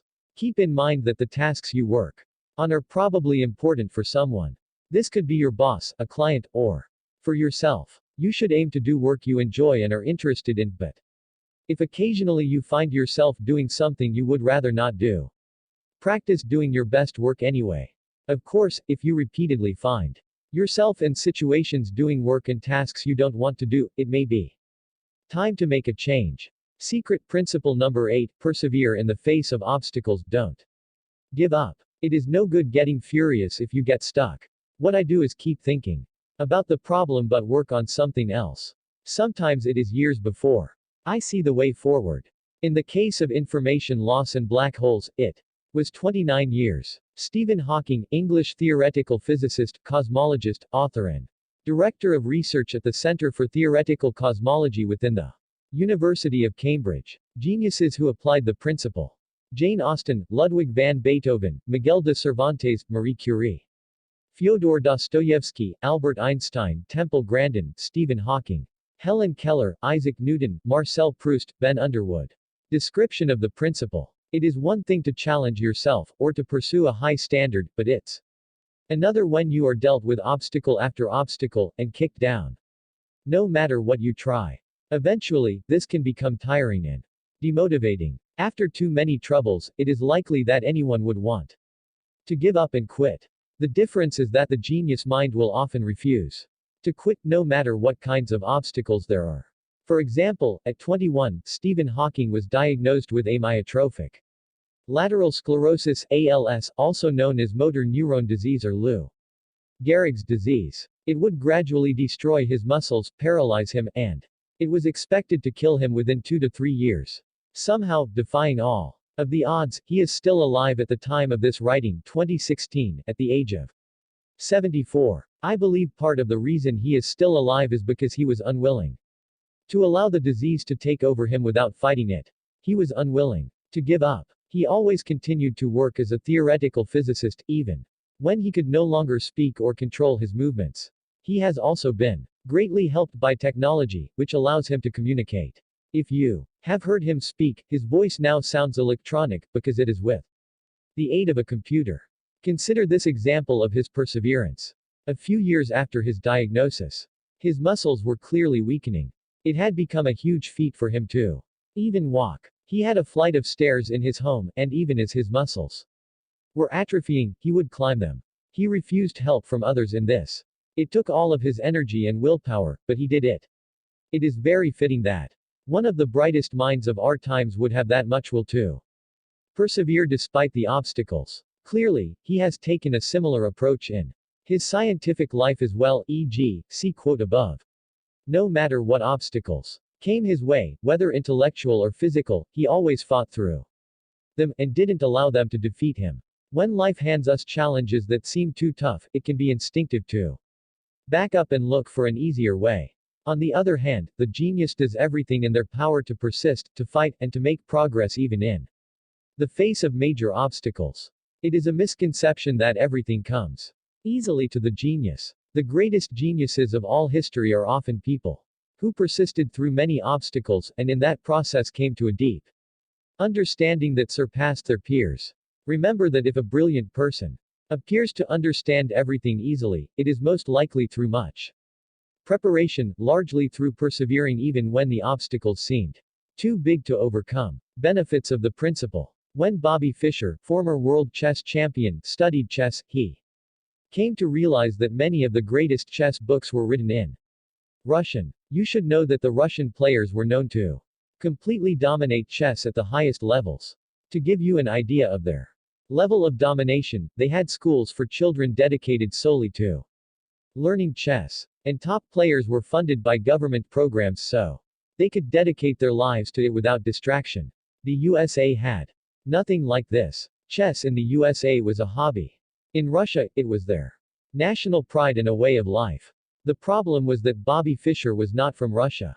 He was from the United States, and he did not know Russian. While most Americans had no access to the treasure trove of information in these Russian chess books, Fischer decided he needed to learn what was inside of them. He wanted to be the best chess player in the world, and to do so he understood that he needed to learn from the best resources.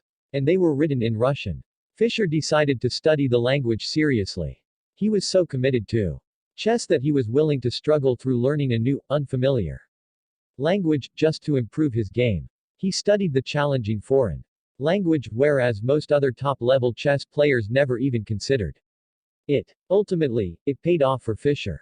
He became the best player in the world, defeating Boris Spassky to win the World Chess Championship in 1972. He proved that he could beat the Russians at their own game, and no other American came even close to his ability. Sooner or later, his kind of perseverance pays off. I should note that Bobby Fischer stopped playing the game professionally after he won, and therefore he lost the title quickly. His accomplishments were highly impressive nonetheless. Many people believe he was the greatest chess player who ever lived. Persisting and moving forward even when there are difficult obstacles, like Bobby Fischer did, is obviously not easy. This is why most people look for the alternative path. They search for an easier road. And that is fine, but it is not the path to genius. When we commit to doing something, no matter the challenges that come our way, we become much stronger in our intellect, our understanding, and our abilities.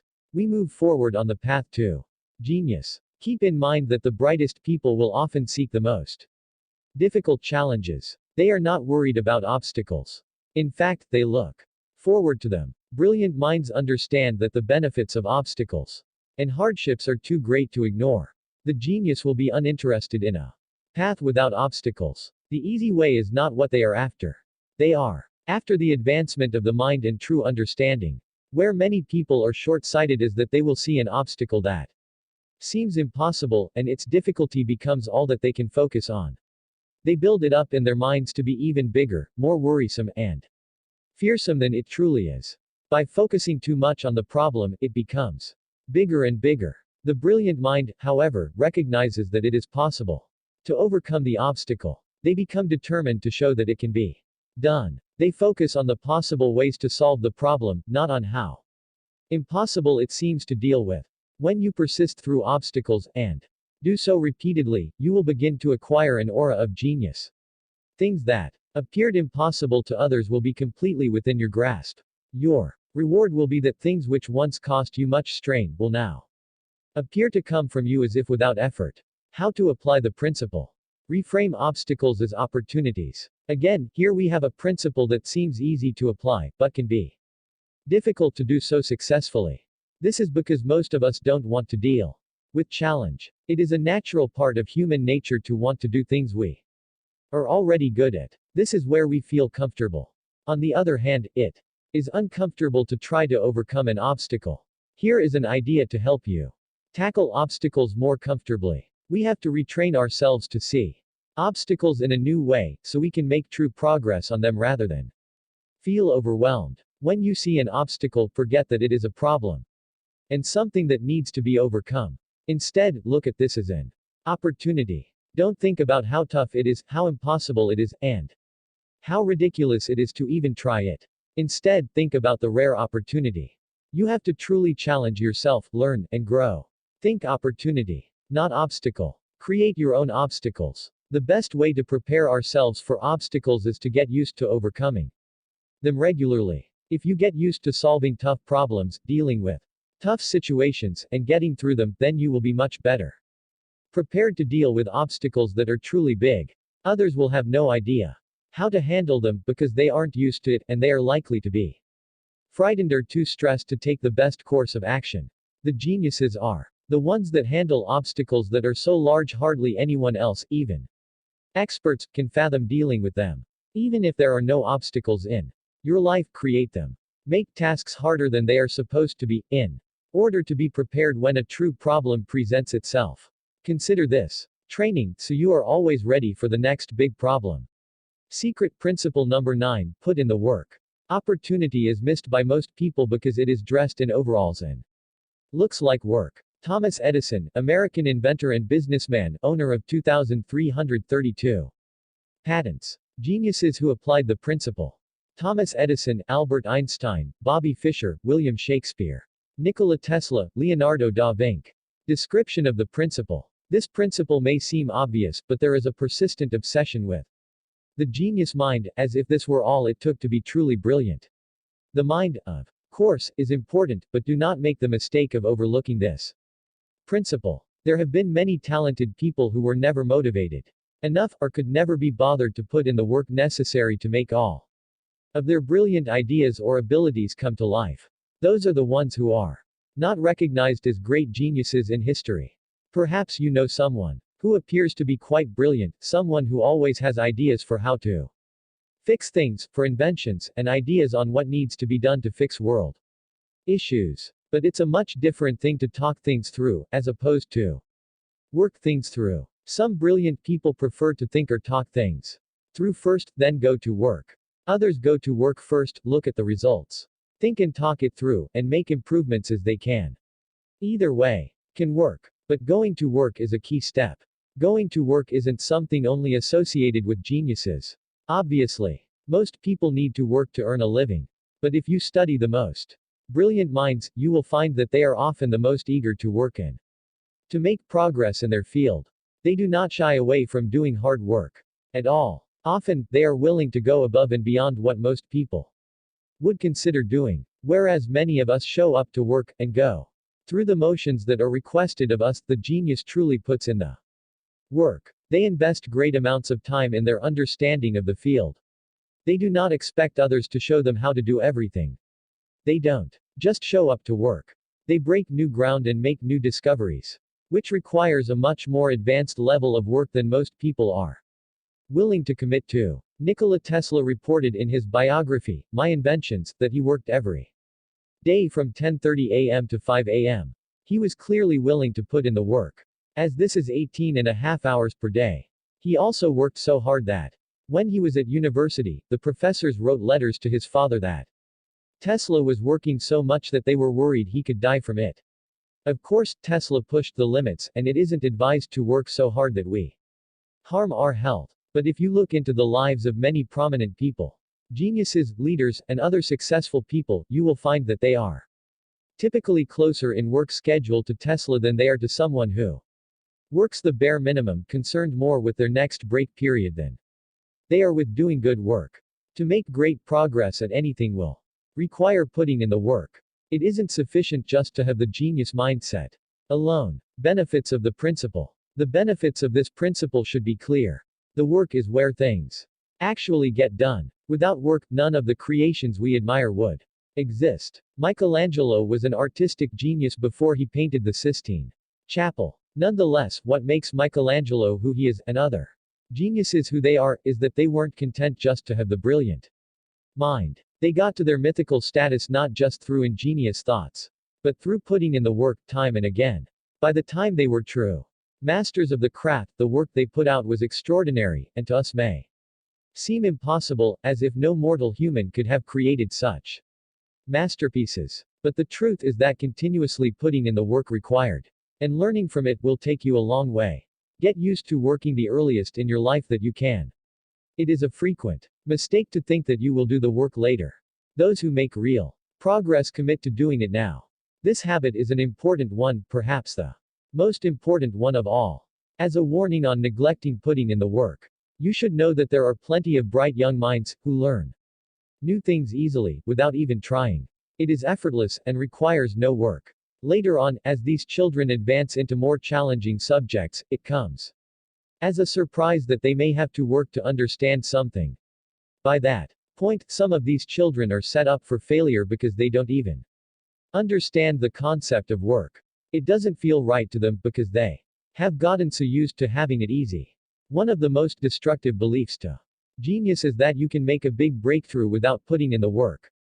Be sure to ban such thoughts from your mind.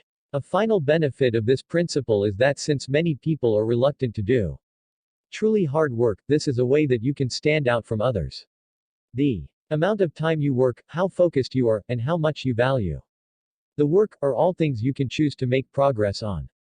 If you place more priority on your work, you will find yourself gradually moving up the ranks, gaining recognition and reputation as someone who does a great job. Eventually, this may evolve into brilliant or genius level creations. How to apply the principle? Commit to the work. The simplest change to make is to commit to working more.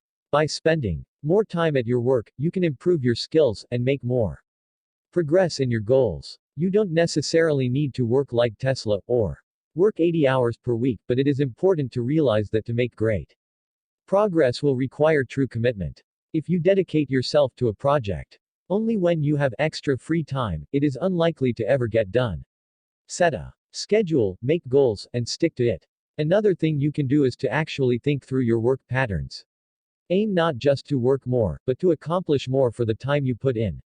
Identify the most critical parts of your job, and be sure to always keep those in mind. Consider asking your boss to clarify what they value the most. As an example, if you work with a variety of clients, the boss might want you to pay special attention to longtime customers. Perhaps those return customers are responsible for most of the purchases in your business.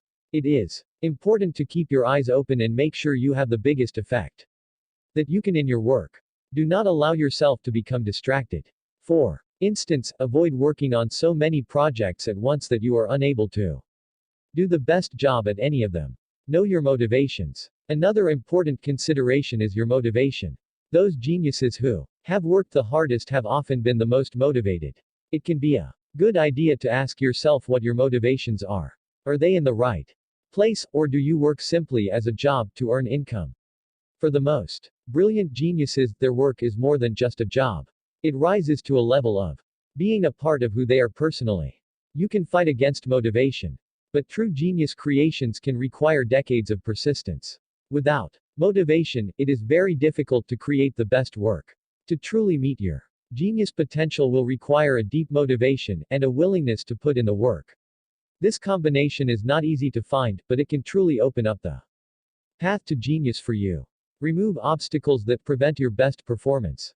Focus on anything you can do to make improvements and increase your work output. Sometimes we need assistance. Are you trying to work on too many things at once? Perhaps it is time to find a helper to move things along more smoothly. Ask where your abilities would make the most impact. If you are wasting time on tasks anyone could do, delegate those tasks to a subordinate so you can focus on the more challenging problems you need to work on.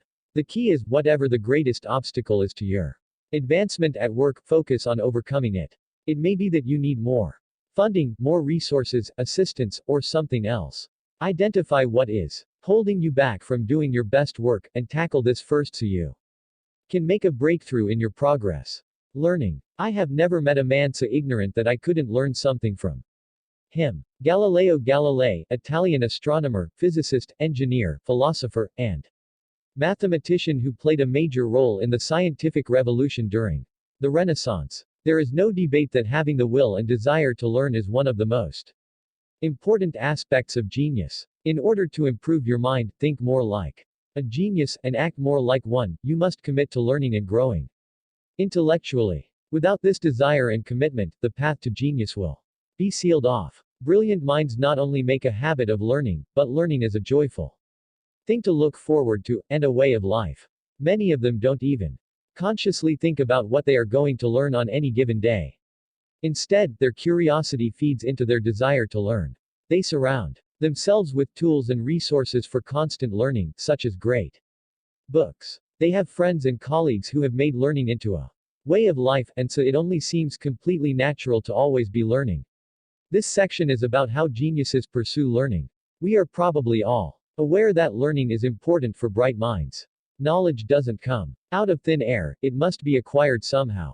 We will explore the secret principles geniuses have used throughout history to excel at learning. You will then be able to apply them for yourself and pursue your path to genius. Secret principle number 10. Take initiative in learning new things. Children are sitting there and they are taught and told what to believe. They are passive from the very beginning, and one must be very aggressive intellectually to have a high IQ. Marilyn Vos Savon, magazine columnist, author, lecturer, and playwright. Known for having the highest recorded IQ according to the Guinness Book of Records, a category the publication has since retired. Geniuses who applied the principle. Thomas Edison, Michael Faraday, Johann Wolfgang von Goethe, Marilyn Vos Savon, Henry David Thoreau. Description of the principle. Most of us realize learning is important.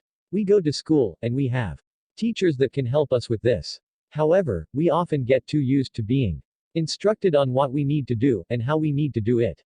This is the way many of us learn, but eventually everyone reaches a point where they need to learn for themselves. Perhaps your teacher is busy, or wasn't able to explain a concept well enough, or you have advanced enough that you no longer have a formal teacher or instructor.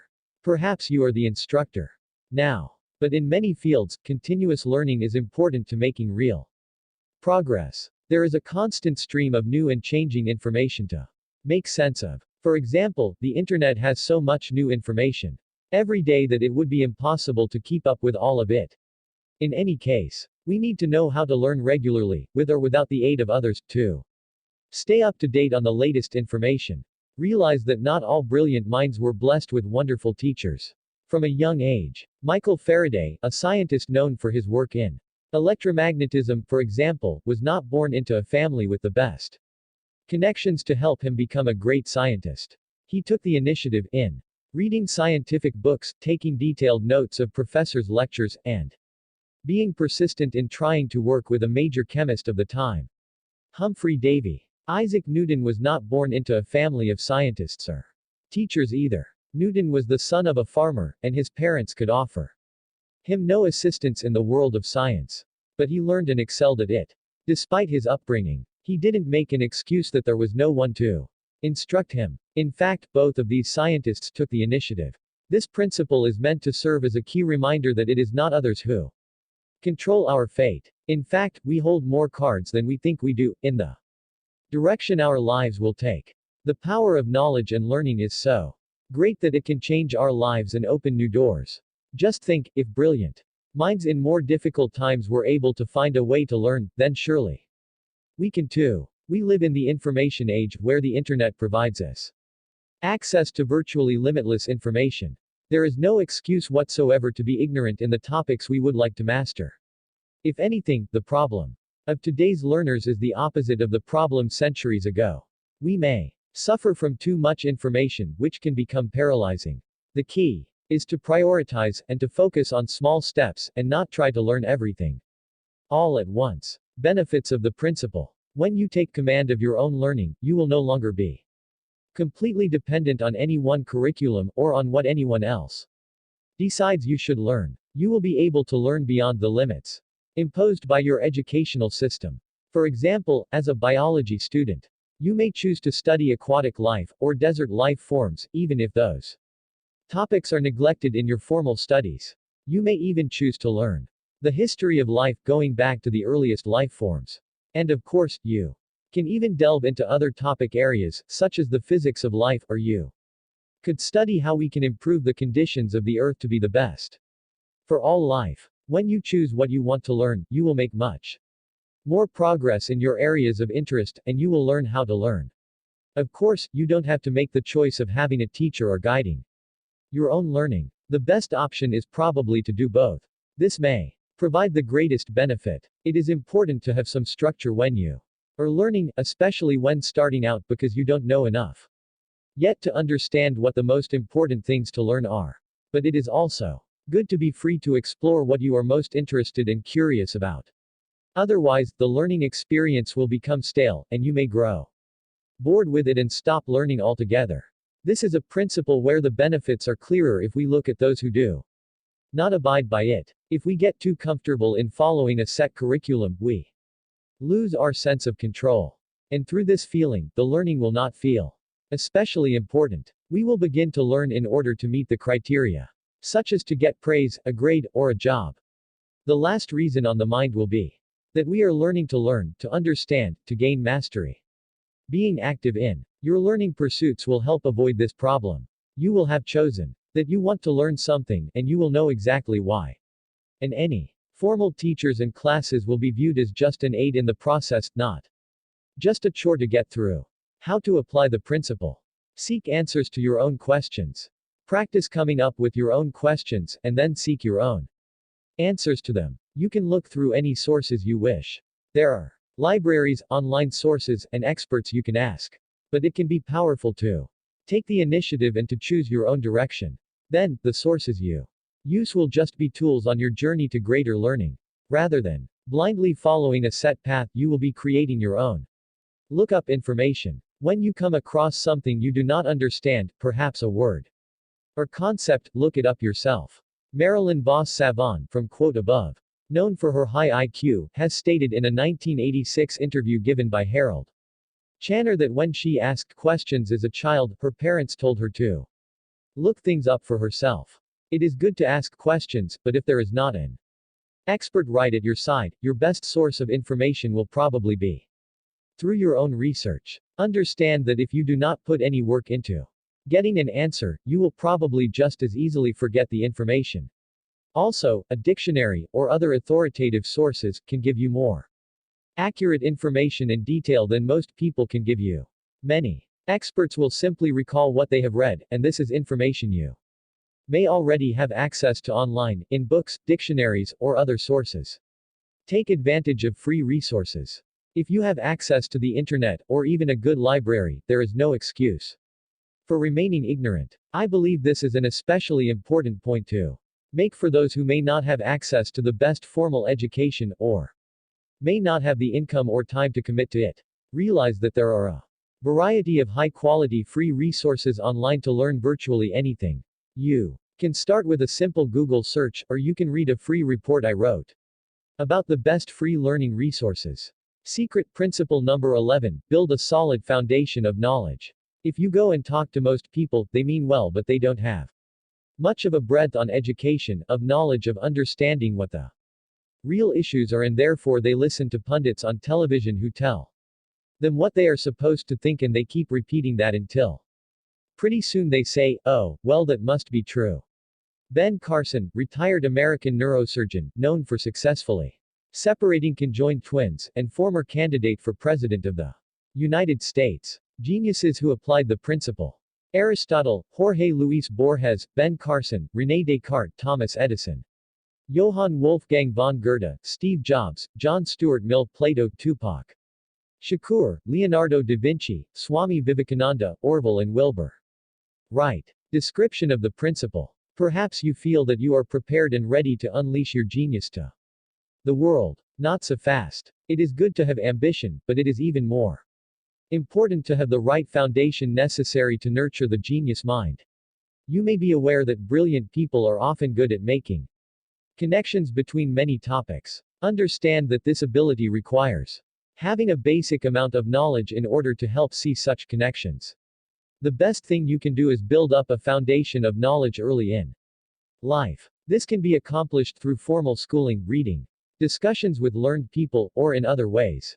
There is no single correct path. Ideally, you would combine book learning and practical hands-on learning. In this foundational learning phase, the goal is to attain a broad understanding of a variety of fields. Your studies may include history, philosophy, mathematics, art, and science, among many other topics.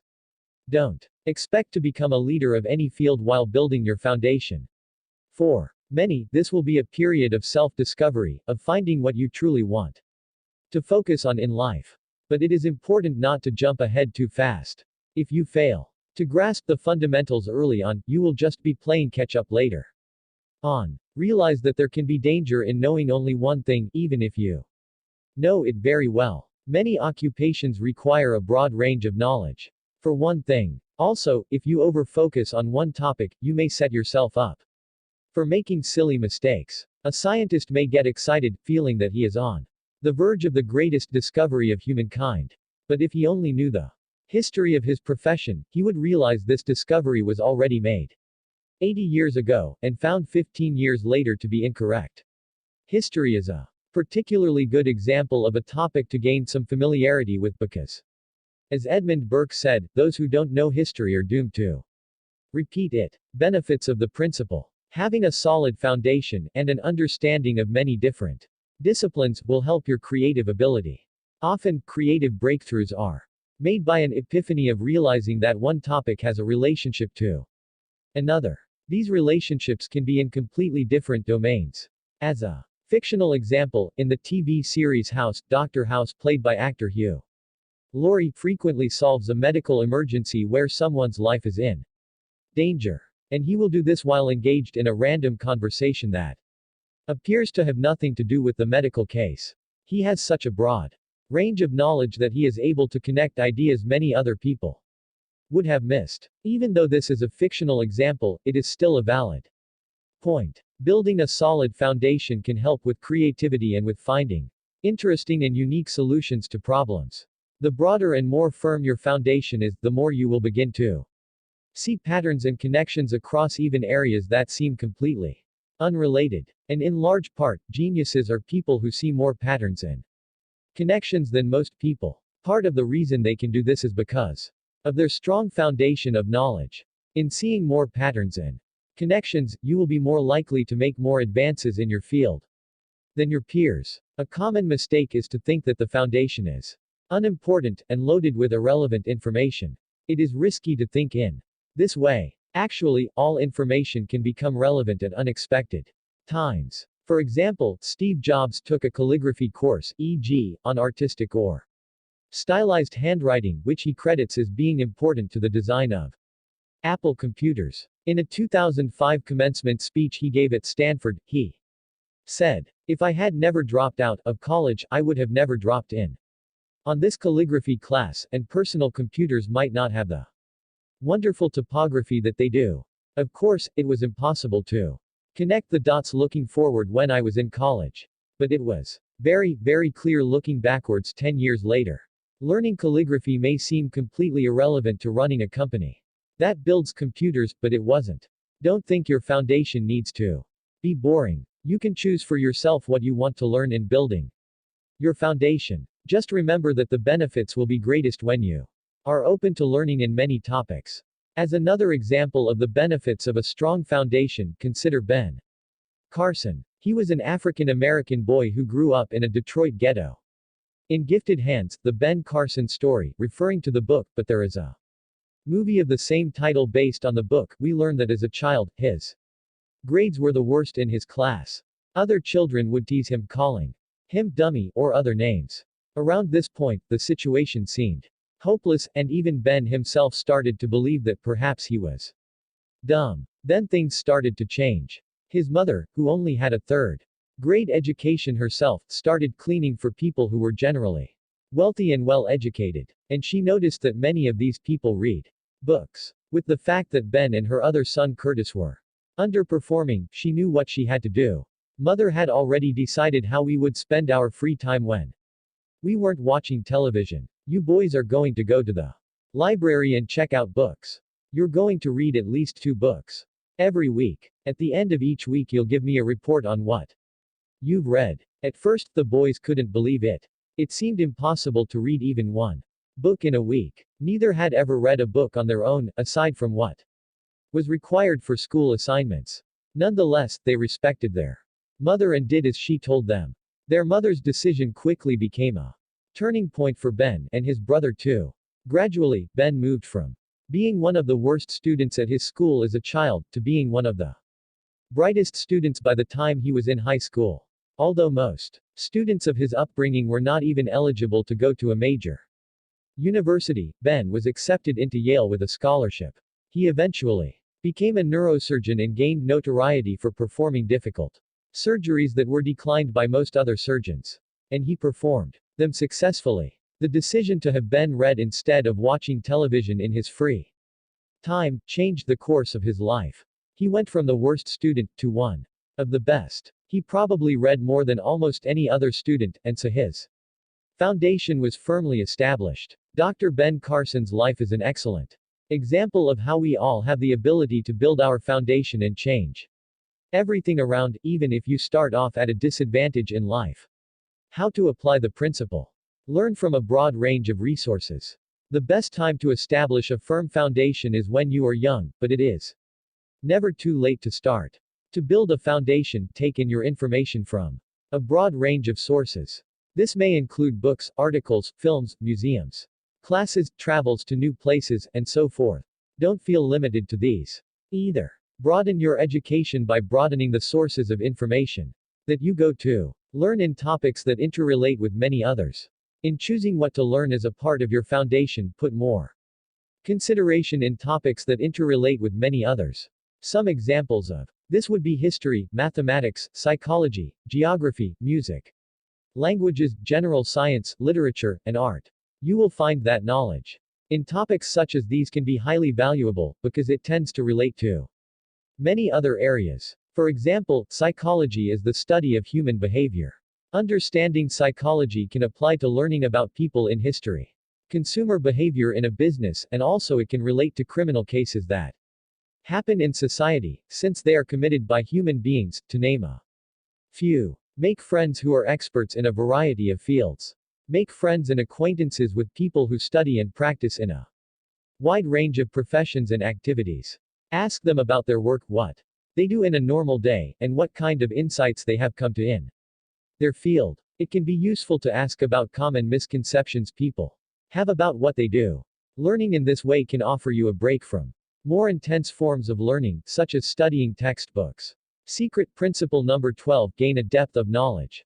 A man cannot understand the art he is studying if he only looks for the end result without taking the time to delve deeply into the reasoning of the study. Miyamoto Musashi was an expert Japanese swordsman and ronin, with an undefeated record in his 60 duels, many of them to the death. Geniuses who applied the principle. Marie Curie, Charles Darwin, Albert Einstein, Miyamoto Musashi, Isaac Newton, Sakachi Toyoda, Leonardo da Vinci. Description of the principle. Most brilliant people become known for their knowledge and discoveries in one specific field. Usually, they have acquired such an extensive knowledge in one area that they end up becoming a leading expert. As important as it is to gain a solid foundation and a breadth of knowledge, and be able to tie in important ideas from different areas, it is also important to learn something at great depth. You should desire to become a master in a domain, and to know it better than anyone else. When you pursue greater depths of knowledge, this means you will learn all of the main parts of a larger field. For example, if you decide to focus on physics, as you gain in-depth knowledge, you will develop a solid understanding of mathematics, especially in equations that deal with physics, along with weak forces, strong forces, gravity, and electromagnetism. These are all areas that would require careful study, but if you choose to learn about physics at depth, it will be important to know them. Keep in mind that often, experts will choose a subspecialty and focus completely on it. For example, Einstein focused on problems dealing with time, the speed of light, and relativity. It is not practical to pursue the path of genius, and to only pursue a moderate amount of knowledge on various topics. Some brilliant people are able to learn many fields deeply, especially if they are somewhat related, such as mathematics, chemistry, and physics. Fewer will learn completely unrelated fields at great depth, but it does sometimes happen, as with Goethe and Da Vinci. To have the best chance on your path to genius, you should pursue both breadth and depth of knowledge. In most cases, it will make sense to build up your foundation, or breadth of knowledge first, and then to specialize in one particular thing you are most interested in. Motivated in. Benefits of the principle. One well-known genius who went to great depths of understanding was Leonardo da Vinci. He had the mindset of delving deeper into everything he did. In order to become a better painter, he wasn't satisfied in simply understanding the human body at skin depth. In fact, he did something many of us would find grotesque, but he did it to understand the human body more deeply. Da Vinci would dissect human cadavers. He wanted to know how the bones, organs, and internal workings were arranged beneath the skin. He believed this greater understanding of the human body as a whole would make him a better painter, and it did. Observers of his work have often sensed that his paintings appear to come to life. Learning deeply is the essence of where true genius ability comes from. Brilliant minds tend to become fascinated with a topic, and this fascination makes them want to know everything they can about the area. It isn't enough to learn superficial facts. They must truly understand it inside and out. When you have acquired such a deep understanding of something, it will be easier for you to learn new things in your field.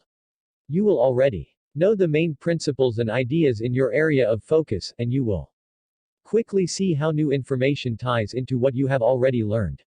The leaders of a field often have the most knowledge in an area.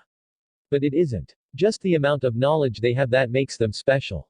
Typically, they will have a very deep amount of knowledge in something specific. They will know more about this area than anyone else. Acquiring a deeper knowledge will help you to position yourself as a leader in your field. As a leader, you would have more control over your work, and have more freedom to advance in your progress. How to apply the principle. 5 whys. This is a technique of asking questions to get to the deeper root of a problem. It can also be used to gain a greater understanding of a topic. It was first used by Sakachi Toyota within the Toyota Motor Company. The technique involves asking why 5 times, each time gaining a deeper understanding of the true problem. As an example, if you are studying global warming, you might ask these questions and get the following answers. Why is global warming happening? Because the Earth is getting warmer. Why is it getting warmer? Because the Earth is absorbing more heat from the sun than it used to. Why is the Earth absorbing more heat? Because there is more carbon dioxide in the atmosphere. Why is there more carbon dioxide? There are some natural reasons for carbon dioxide, but much of the increase is because of people. Why are people increasing the carbon dioxide? People use power plants, cars, planes, and other industrial facilities, which introduce more carbon into the air, which warms up the Earth. On average, this last solution gets at the true reason global warming is happening. As you can see, asking why several times, it doesn't need to be exactly 5 can help you learn more and more deeply about a topic. Of course, you may need to look up some answers on your own, or ask an expert, but this will help advance your knowledge and understanding. Formal studies. One of the more typical paths to building a deeper understanding is to undergo a formal plan of study. You may earn a degree, such as a bachelor's, master's, or PhD, or go through a certificate program. With this approach, you will learn from professors or instructors who are experts in your field. Keep in mind that to gain a true depth of understanding can take many years, and even be a lifelong quest. For example, someone with a PhD will know a topic the most deeply, but will also have spent the greatest amount of time acquiring knowledge in their specialization.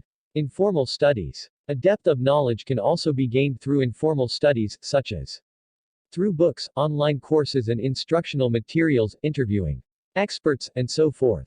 You won't have a formal instructional program, but if you are dedicated and patient, you can still learn a great deal on your own. The way you go about pursuing a depth of knowledge will depend on your goals. Some careers will require a degree, and others may not. If you are studying on your own, you will want to be sure to learn from a variety of experts. Keep in mind that there is rarely one authoritative resource that can tell you everything you need to know. And often, experts will disagree with each other. You will advance more deeply in your understanding when you question the experts, compare their opinions against each other, and build your own independent understanding based on critical thinking. Secret principle number 13. Take detailed notes. Keep a notebook. Travel with it, eat with it, sleep with it. Slap into it every stray thought that flutters up into your brain. Cheap paper is less perishable than gray matter, and lead pencil markings endure longer than memory. Jack London, American novelist, journalist, and social activist. Geniuses who applied the principle. Aristotle, Charles Darwin, Michael Faraday, Victor Hugo, Jack London. Isaac Newton, Marcel Proust, Srinivasa Ramanujan, Oliver Sacks. Leonardo da Vinci. Description of the principle. Taking notes can seem tedious, but many great minds have been practically obsessive about documenting the things they found important. This makes sense, as the best way to be sure you'll remember something and be able to Use it later as to record it. This isn't just something done by students. You will find it useful to keep good notes so you can examine them at a later time and think about them more thoroughly. Perhaps with time you will come to understand them in a new way, or more deeply. There are many reasons to take notes, depending on your goals. If you are an artist, you may draw sketches or outlines of things you find especially interesting. Perhaps you can build those sketches up into a larger project later. If you are a novelist, you may write down interesting conversations you overhear. Perhaps you can work these ideas into your novel later. For the inventor, it could be a good idea to write down any time you are frustrated with a design. You may be able to improve upon it later. Benefits of the principle. Victor Hugo, the author of Les Miserables, The Hunchback of Notre Dame, and other works, carried little notebooks everywhere he went.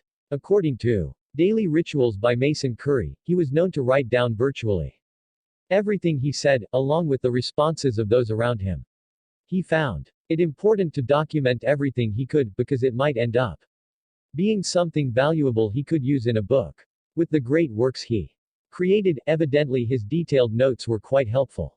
Brilliant minds will not be satisfied to remain at the same level of understanding, or at the same level of progress, for too long. Taking notes on what works, what doesn't work, unexpected results, and so forth, is a good start toward making progress. If you commit to taking detailed notes, you will position yourself to grow and expand in your abilities. How to apply the principle. Always have a notepad or note-taking device ready. You never know when ideas will strike. They often come at unexpected times, so you have to be prepared. They may come when you are staring into the sea, watching television, or of course, when you purposely make the time to brainstorm. If you don't have a way to keep notes at all times, you will risk losing your best ideas.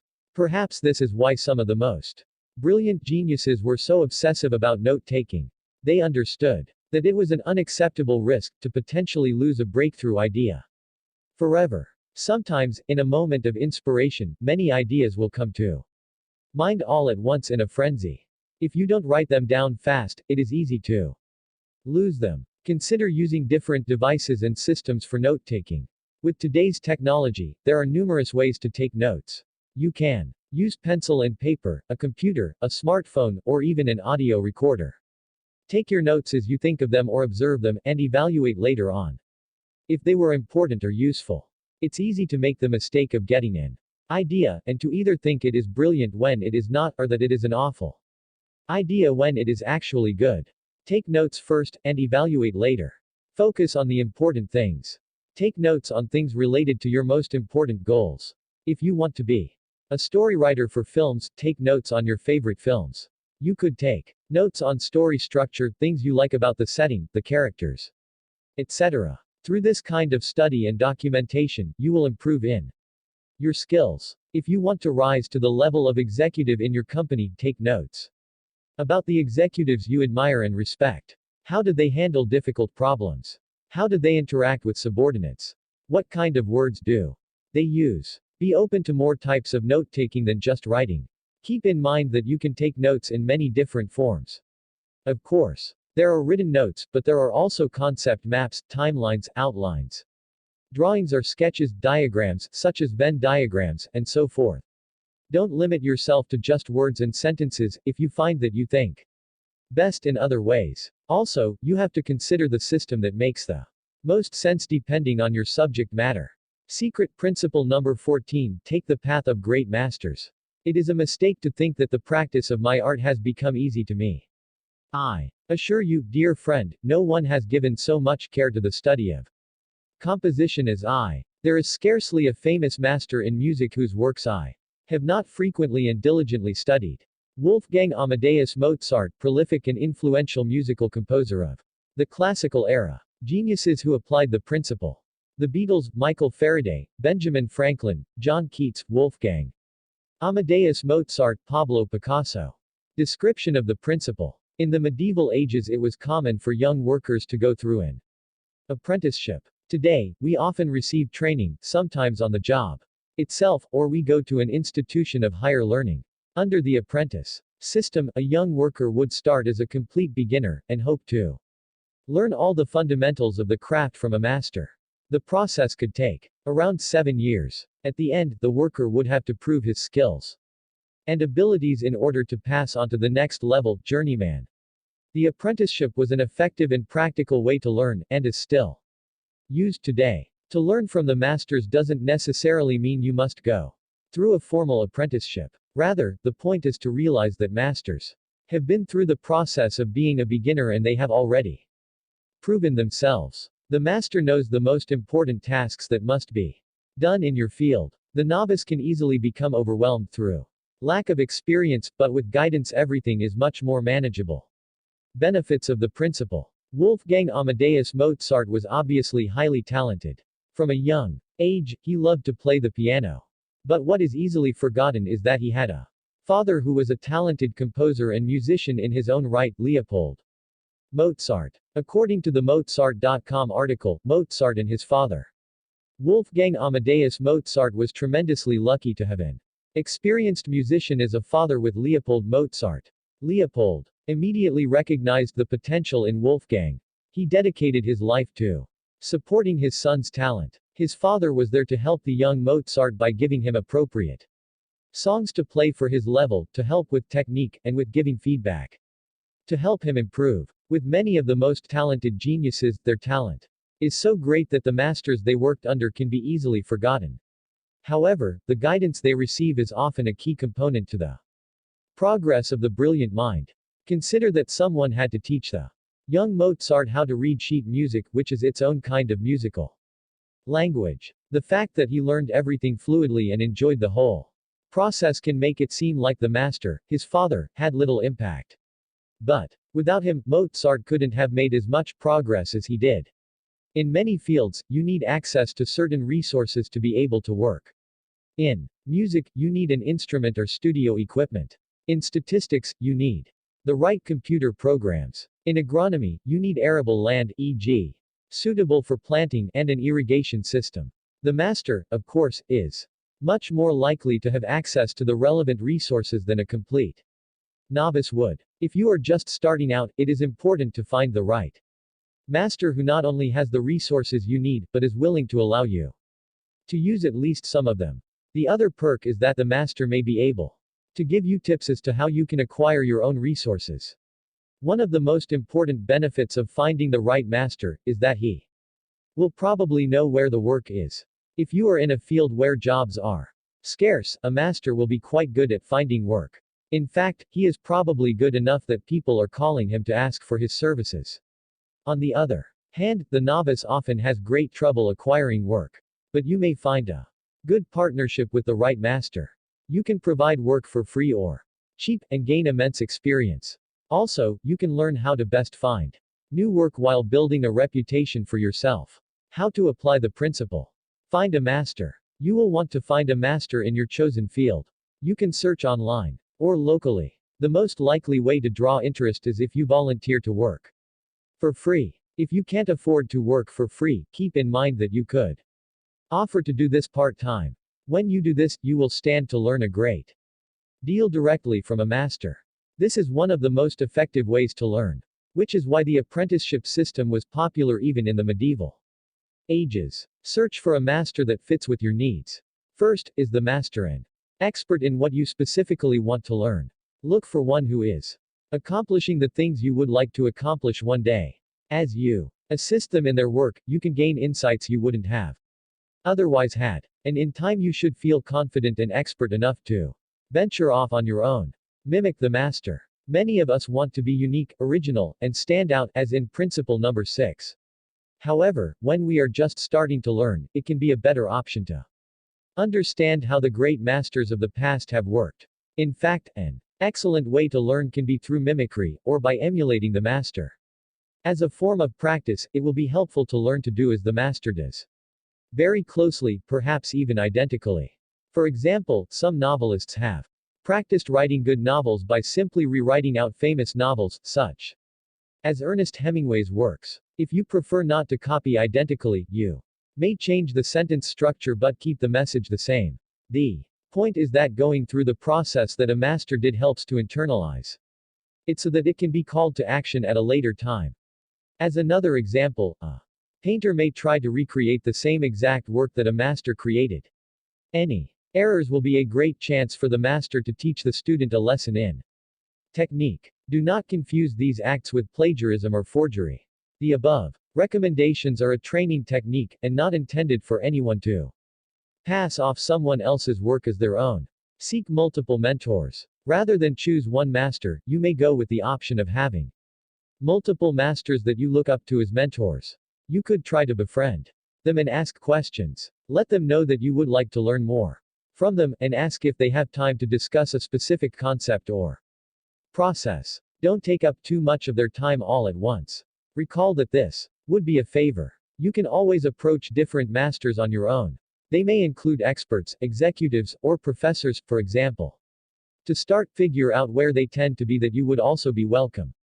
This may be through online groups or at a conference. Do these masters have a blog you can visit and leave comments on, possibly allowing you to gain some attention? Do they give presentations at the university that you may be able to attend? Get involved with the same kind of tasks and venues that they take part in, and you will increase your chance of making a meaningful connection. Follow the media of masters. Lastly, if you feel that the masters are out of your reach for any reason, there is another way to gain access to them. You can always seek out great masters, their ideas, and their wisdom through the media that they have worked on. The ideas or works of many masters are captured in media, either through books, articles, audio recordings, videos, or other formats. Sometimes these materials will cost, and other times they may be free. It can be especially helpful to pinpoint one master who you look up to, and to consume all of the media the person has available. Learn everything you can in this way, for it will be the cheapest education you can receive at the highest value. The best places to access such works will be online, through libraries, or museums. Secret principle number 15, value the classics and use them to explore great minds. Classics are books which, the more we think we know them through hearsay, the more original, unexpected, and innovative we find them when we actually read them. Italo Calvino, Italian journalist and writer of short stories and novels. Geniuses who applied the principle. Jorge Luis Borges, Italo Calvino, Johann Wolfgang von Goethe, John Stuart Mill, William Shakespeare, Mark Zuckerberg. Description of the principle. Classics are books or other works of various kinds that have stood the test of time. The mass public has endorsed them time and time again for their beauty, usefulness, or historic value. These have become the classics. Known and revered, usually with good reason. There are many different types of classics, and in many different fields.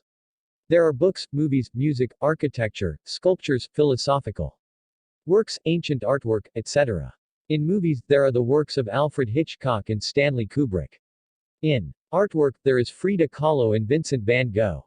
In literature, there is Miguel de Cervantes and Isaac Asimov.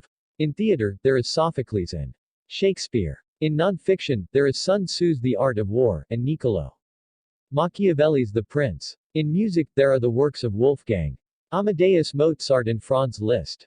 These are just a few examples. Really, the classics are very broad, and will differ depending on who you ask, the time period, and your location. They can also be from as recent as 20 years ago to as distant as thousands of years in the past. Benefits of the principle. John Stuart Mill was learning Greek at 3 years old, and Latin at 8 years old. By 14, he knew the Greek and Latin classics quite well. This education was a part of his foundation, principle number 11. Given the emphasis placed on him learning the classics in his childhood, it is clear that they influenced his development and his understanding of his place in the world. Certainly it played a role in his thinking.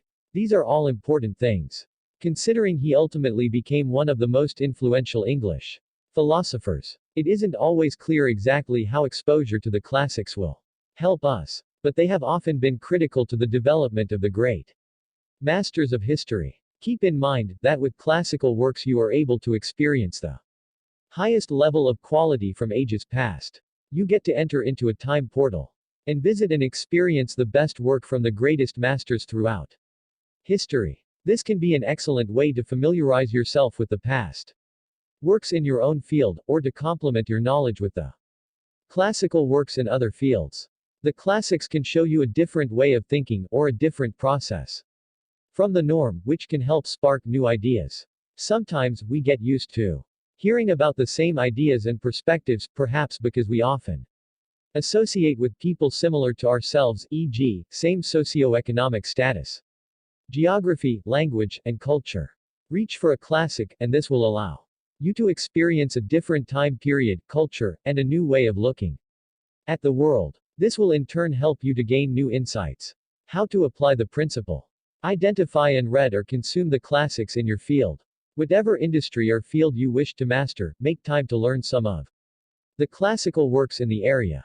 There are different classics specific to each field. You can identify them because they are usually older, and they may be mentioned or cited frequently, but not necessarily read or experienced widely. We often come to rely on either summaries, hearsay, or newer works which were likely inspired or influenced by the classics.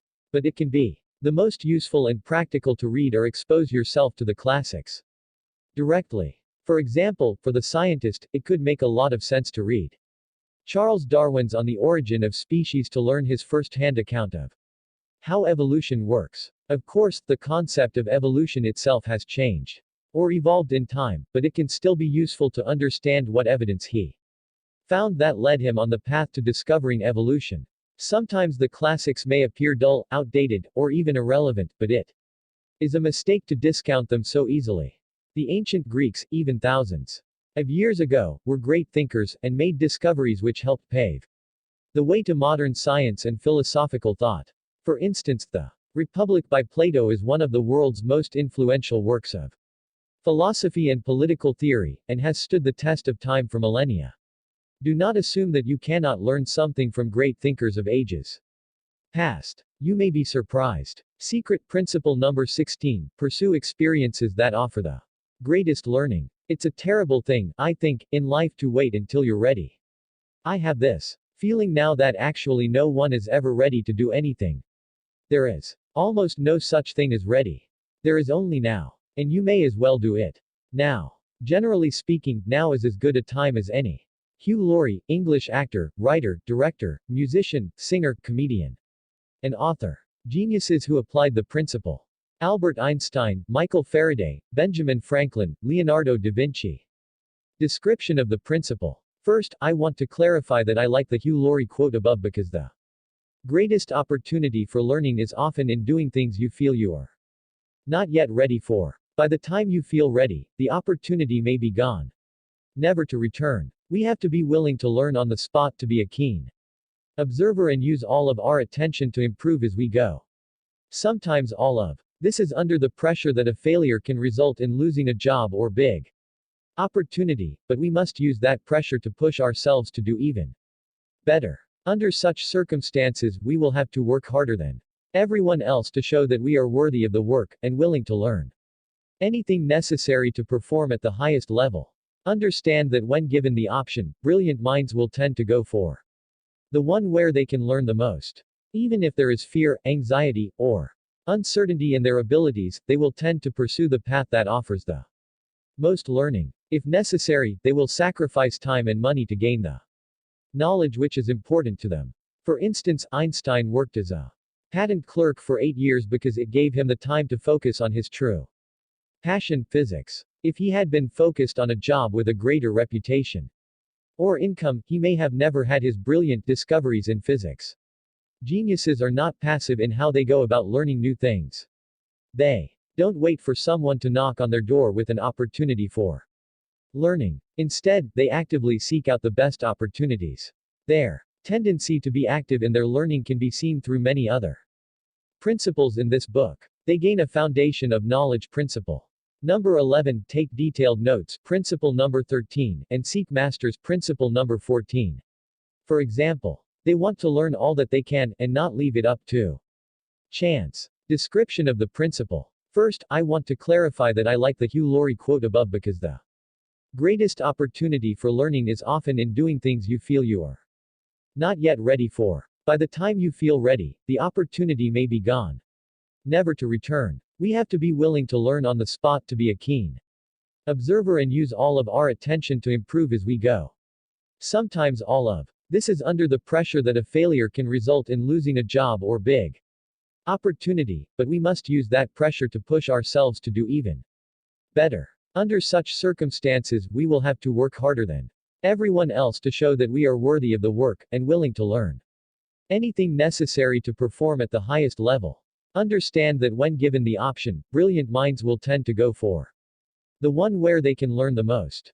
Even if there is fear, anxiety, or uncertainty in their abilities, they will tend to pursue the path that offers the most learning. If necessary, they will sacrifice time and money to gain the knowledge which is important to them. For instance, Einstein worked as a patent clerk for 8 years because it gave him the time to focus on his true passion, physics. If he had been focused on a job with a greater reputation or income, he may have never had his brilliant discoveries in physics. Geniuses are not passive in how they go about learning new things. They don't wait for someone to knock on their door with an opportunity for learning. Instead, they actively seek out the best opportunities. Their tendency to be active in their learning can be seen through many other principles in this book. They gain a foundation of knowledge. Principle number 11, take detailed notes. Principle number 13, and seek masters. Principle number 14. For example, they want to learn all that they can, and not leave it up to chance. Benefits of the principle. The key benefit is simple. When you take the path toward the greatest learning, you will learn much more in less time. This means you will be able to make more progress and advance further in your field. If you repeat the process of always selecting the paths that present greater learning, or even creating those paths for yourself, your expertise and mastery will rise much faster than if you simply took the most convenient path. And having this greater expertise will allow you to put your focus on bigger and tougher problems. You won't need to struggle to understand fundamental concepts because through being in the habit of taking the path of greater learning, you will quickly master them. You will find yourself gravitating toward bigger and bigger challenges. Perhaps you will fail at a task occasionally, but you will learn from these events and be better prepared to succeed the next time around. You will always be making progress and never remain stagnant in your abilities. By seeking the greatest learning opportunities, you will find that as you perform well at some of your endeavors, new opportunities will open up for you. People will come to understand that you are a serious learner, and in time your ability to learn will itself grow and evolve. You will be highly valued for your ability to understand new things quickly and to make smooth transitions into different areas. In time, you will find the best opportunities will tend to open up to you first. How to apply the principle. Take the challenging path. What will the path toward the greatest learning look like? Usually it will be especially challenging. You may feel uncomfortable and uncertain if you are even ready to proceed. This is why your foundation, principle number 11, is incredibly important. If you know the fundamentals, learning new things won't be as difficult as you imagine. The computer technician who has learned how to use 20 programs shouldn't be concerned about needing to learn 1 or 2 new ones, for example. All of the background knowledge he has of other programs will help him learn new programs much more efficiently. Ask, which option is a better learning opportunity? Anytime you are presented with new options or opportunities, ask yourself, which one will allow you to learn the most? This approach will be most important in your youth, when you have more to learn, and you can afford to sacrifice income in the short term in order to gain understanding. In time, your complete mastery will help you to earn the income you desire. Also, when presented with opportunities, ask yourself which one will allow you to learn what is most important to you. Perhaps you are eager to be in a position of leadership. Then it would be wise to seek positions that allow a chance to have any form of leadership over others, even if you would not be officially ranked as a superior. Try many positions. Make an effort to try every position that you can in your line of work. Many of us will become comfortable after being in a position for a long time. But this can be dangerous. You may know one thing well, but what if a critical member of your team decides to quit and you need to learn how to do their job right away? It is obviously preferable to understand how your work connects to other people's work before something like this happens. You may be surprised that some jobs or tasks which seem difficult are actually fairly straightforward to learn. You may even discover a new talent in the process. There is no need to stray from your assigned tasks at your work. But if you finish them early, if it is a slow day, or if someone needs extra help, you can volunteer to help someone else. Keep an opportunistic mindset. Generally, have an opportunistic and open mindset. If an acquaintance mentions that she is enrolling in a pottery course, offer to join her. If you sit next to a chef on a plane, try to learn some secrets to cooking great tasting food. If a friend is working on an invention, but you are the expert in the area and he is not, offer some helpful suggestions.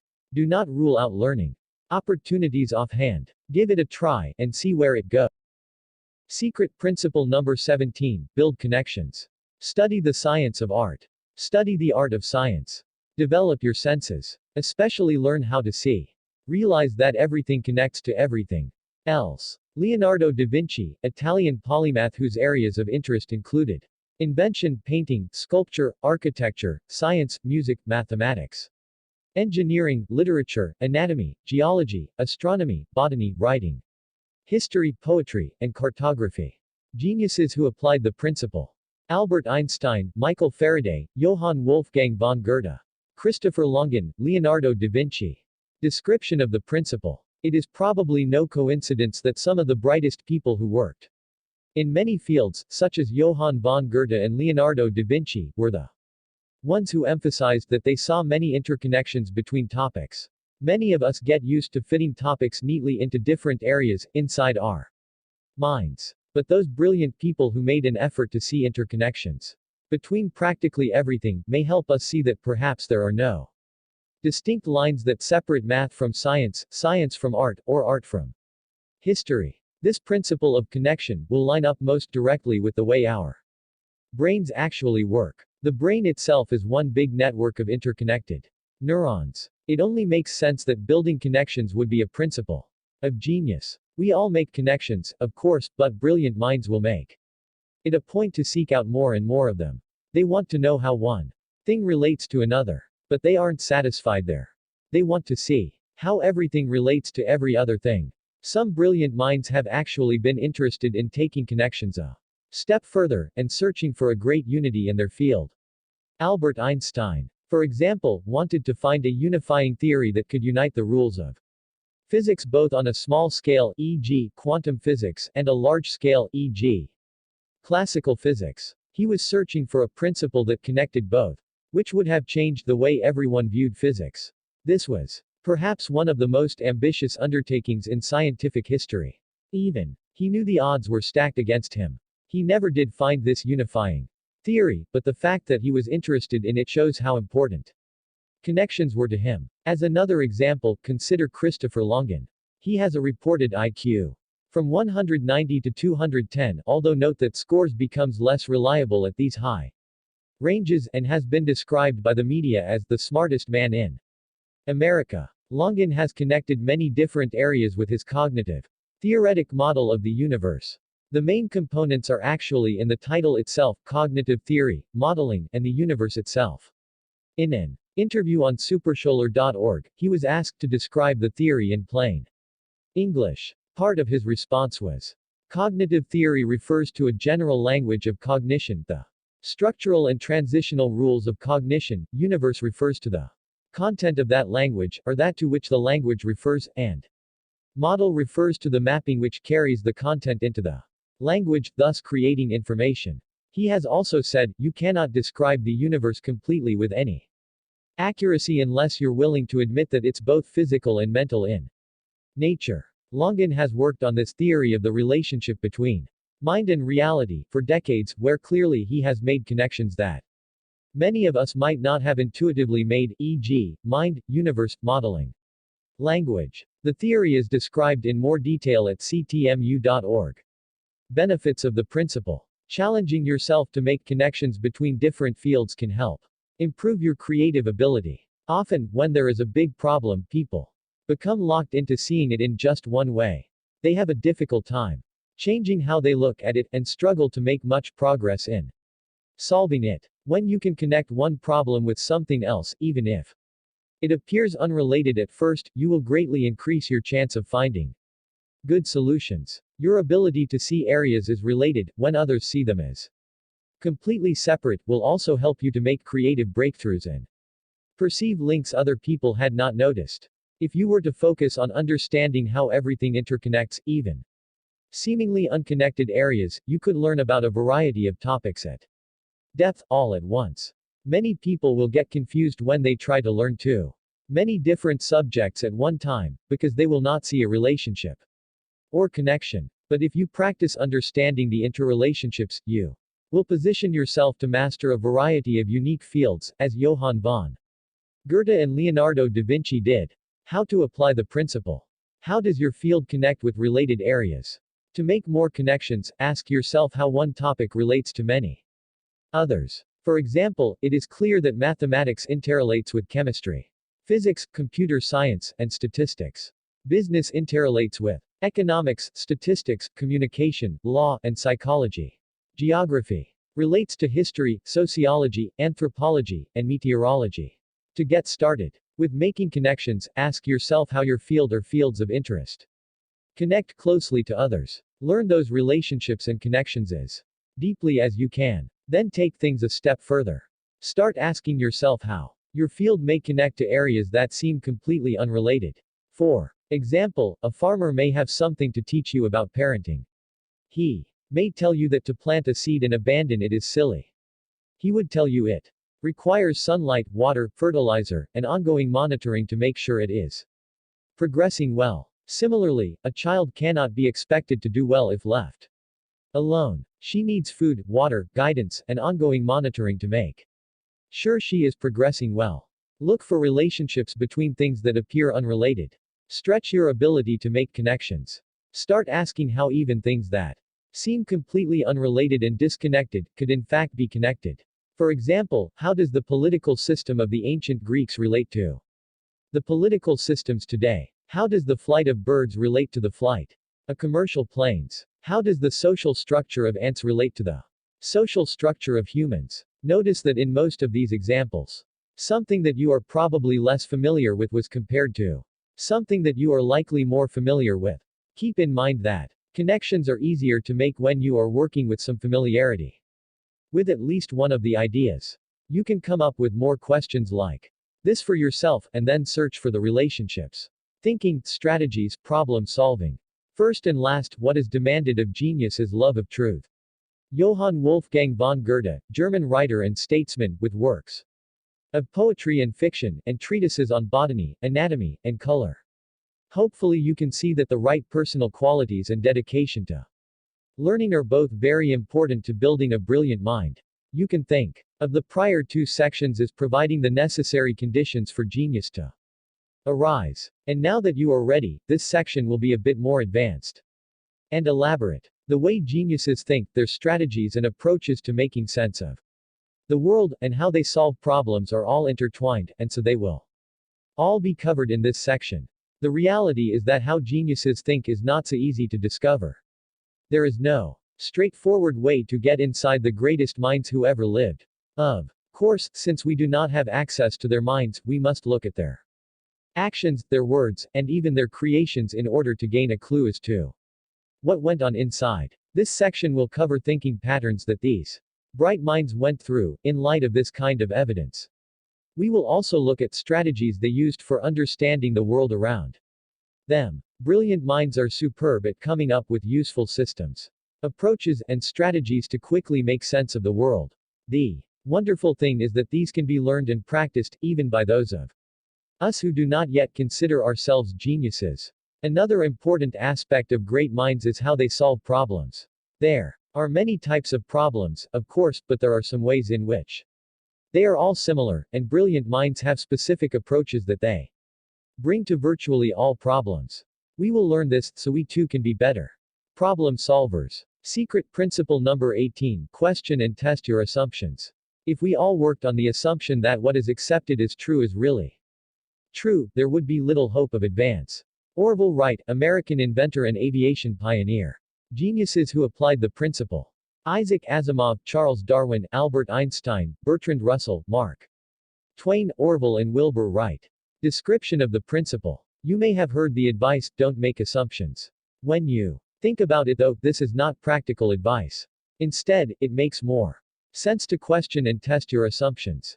For example, every day, as a matter of being human and living our lives, we must make assumptions. I assume that when I get up in the morning, all of my furniture and items will be in the same places as I left them when I went to sleep the night before. I also assume the floor will not break underneath me when I walk on wood, carpet, or marble.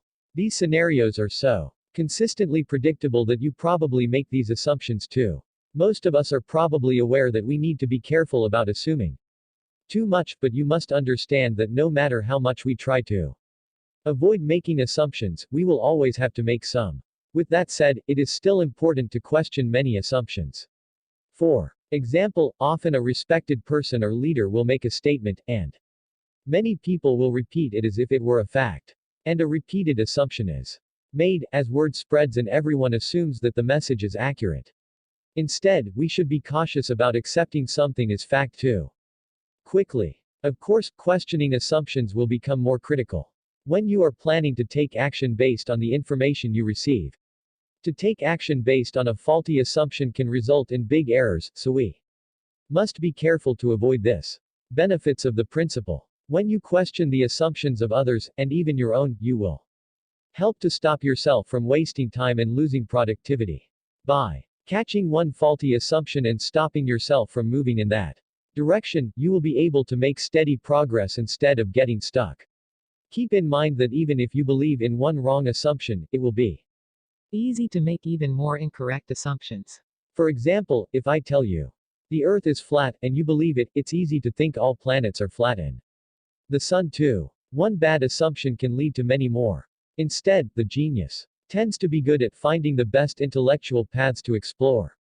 One way of doing this is actually to eliminate the bad paths that lead nowhere, the false assumptions. Let's look at a problem with accepting too many assumptions without questioning them. When people believe in a bad assumption, they tend to stop looking for alternative explanations. There have been many times in history, and recent times, when even scientists have made incorrect assumptions. Sometimes they may have been so eager to make progress that they did not take the time to make sure their assumptions were all valid. In many cases, this led to years or even decades without progress. What is worse is there is often a chain reaction of several scientists or people believing an assumption. After enough people believe in it, it becomes common knowledge, and people seem even less likely to question it. The lesson is clear: we need to question assumptions and test them for ourselves, even those that may be accepted by the majority. If you want to observe many assumptions at work, observe children. As children, we tend to make a variety of assumptions, which some of us even carry into adulthood. As a young child, e.g., around 9 years and younger, I made a type of assumption that other children might make too. I assumed everything was as it appeared to be. Everything people told me was always true, without exception. Every rule that I learned always applied, every single time without fail. I can actually recall the exact moment that shattered this pattern of assumption making for me. I was in Chicago, walking ahead of my mother through the city.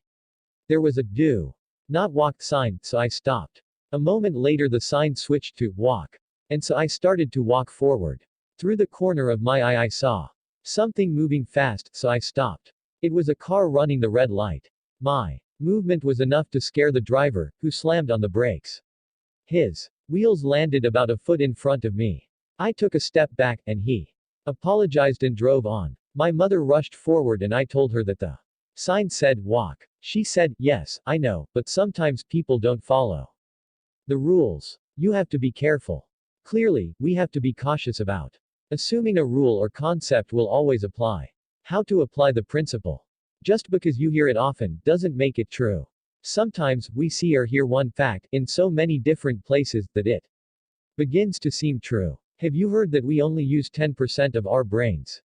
This is something stated frequently, probably by people who assumed that it was true when they heard it, but it is not a fact. This is not a statement that can be supported scientifically. How easily these so-called facts become part of mainstream knowledge can be scary. Consider that surely everything stated in ads and commercials can't be 100% true. But we may hear certain things so often that we believe them to be true, just through the repetition. Be cautious with this. Avoid thinking that just because you have heard something many times that it must be true. Know where your information is coming from. Stop and ask yourself where your information is coming from. This may be an interesting point to use your author, myself, as an example. Your source of information in this book is coming from someone with a bachelor's degree in psychology from Purdue University, and a master's degree in industrial organizational psychology from the University of Oklahoma. I have written many academic articles and popular books about intellectual and creative abilities. The point is you should have some awareness of where your information is coming from. If you can't trust the source, or if your source is not an expert in the area that they give advice, then you can't trust the information.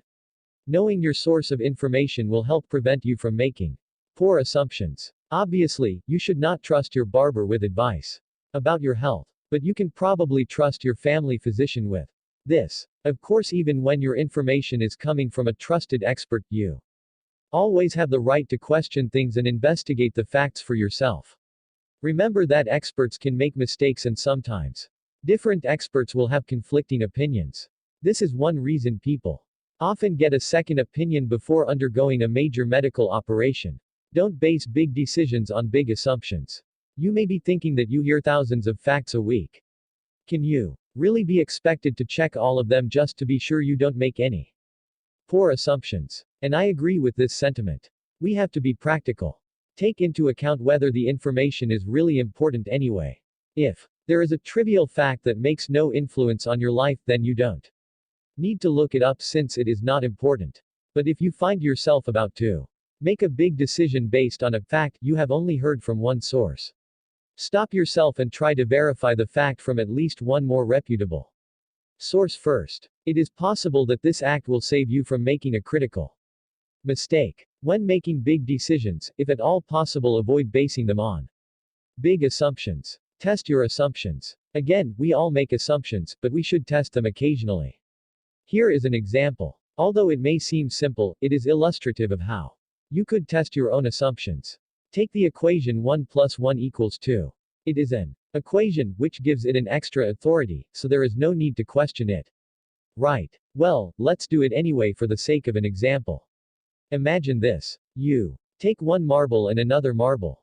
You put them together and you get 2. Then you take one apple and another apple. You put them together and you also get 2. Then you take one glass of orange juice and another glass of orange juice. You put them side by side, and you also have 2. So far, the equation works perfectly. But then you decide to add the orange juices together by pouring one glass into the other.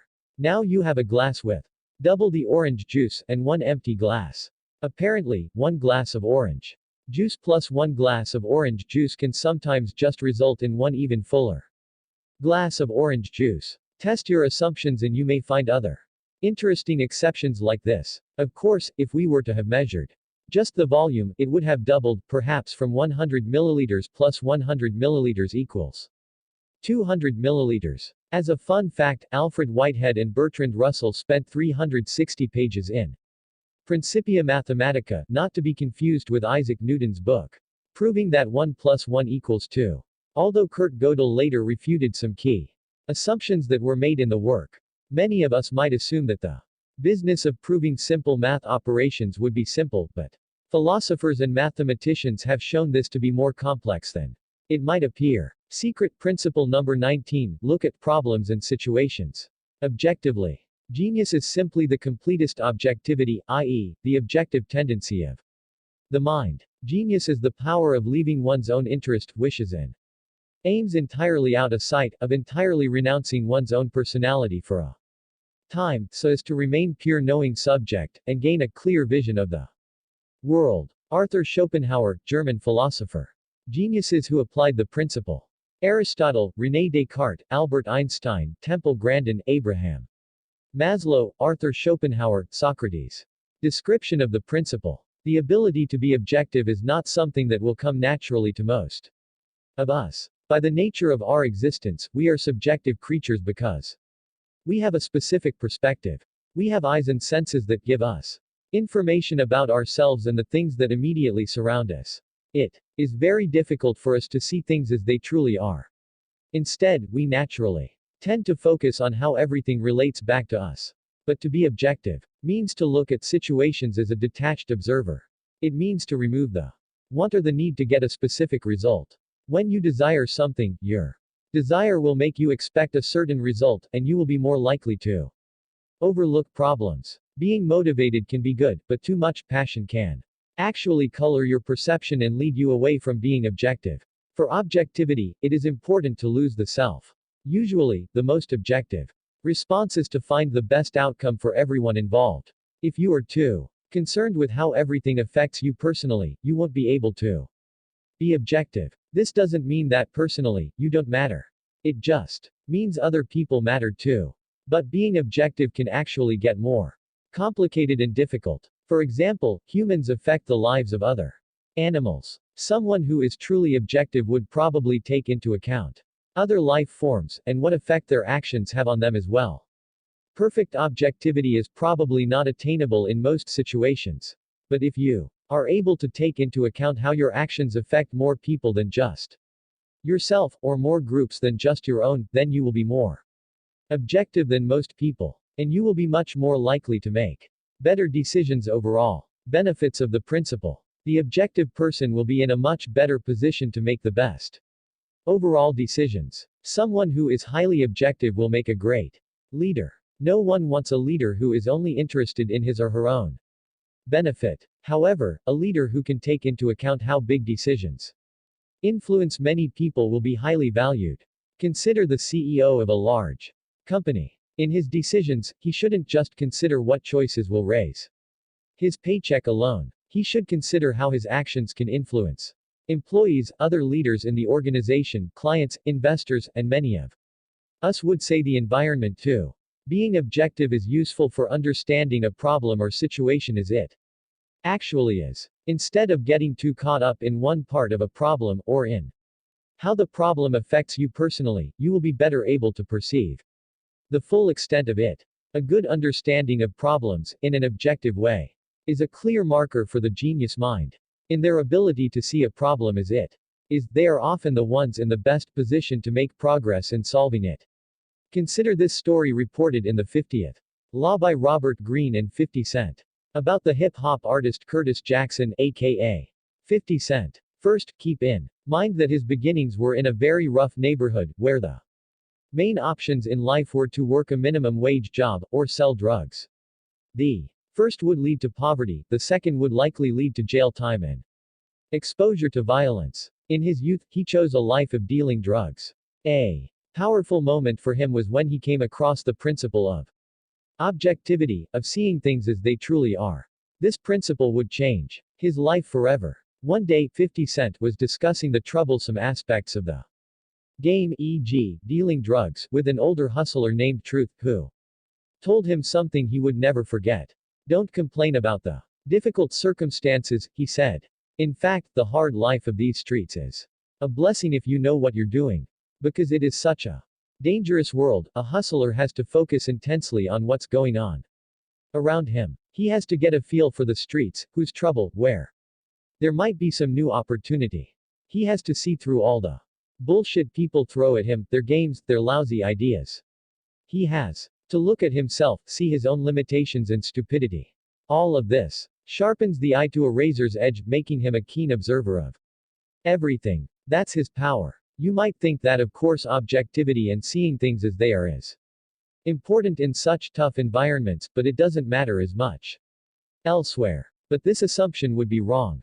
For 50 Cent, he found it even more important to remain objective as he rose to stardom in the hip-hop world. For instance, executives could be ruthless. A musical artist could be popular one year, and gone the next. Seeing the likely pitfalls of relying too much on a musical career, he claimed his stake in a variety of ventures. These have included work as a businessperson, actor, investor, film producer, rapper, entrepreneur, and screenwriter. This is a benefit of objectivity, of seeing things as they are. You see more than your peers, and so you are prepared to take the most beneficial course of action. How to apply the principle. Learn some cognitive biases. You may have heard about cognitive biases. They are thinking errors that people often make. It is important to be aware of them because they usually present us with inaccurate views of the world, and should be taken into consideration if we want to be fully objective. You will find it useful to familiarize yourself with some of them, in your efforts to think more objectively. Wikipedia has a large list, e.g., search list of cognitive biases. Here are a few examples. Confirmation bias, the tendency to search for or interpret information in a way that confirms one's prior expectations. Dunning-Kruger effect, the tendency for unskilled individuals to overestimate their own ability and the tendency for experts to underestimate their own ability. Reactance, the urge to do the opposite of what someone wants you to do out of a need to resist a perceived attempt to constrain your freedom of choice. Learn some logical fallacies. Logical fallacies are errors people make in their logical reasoning.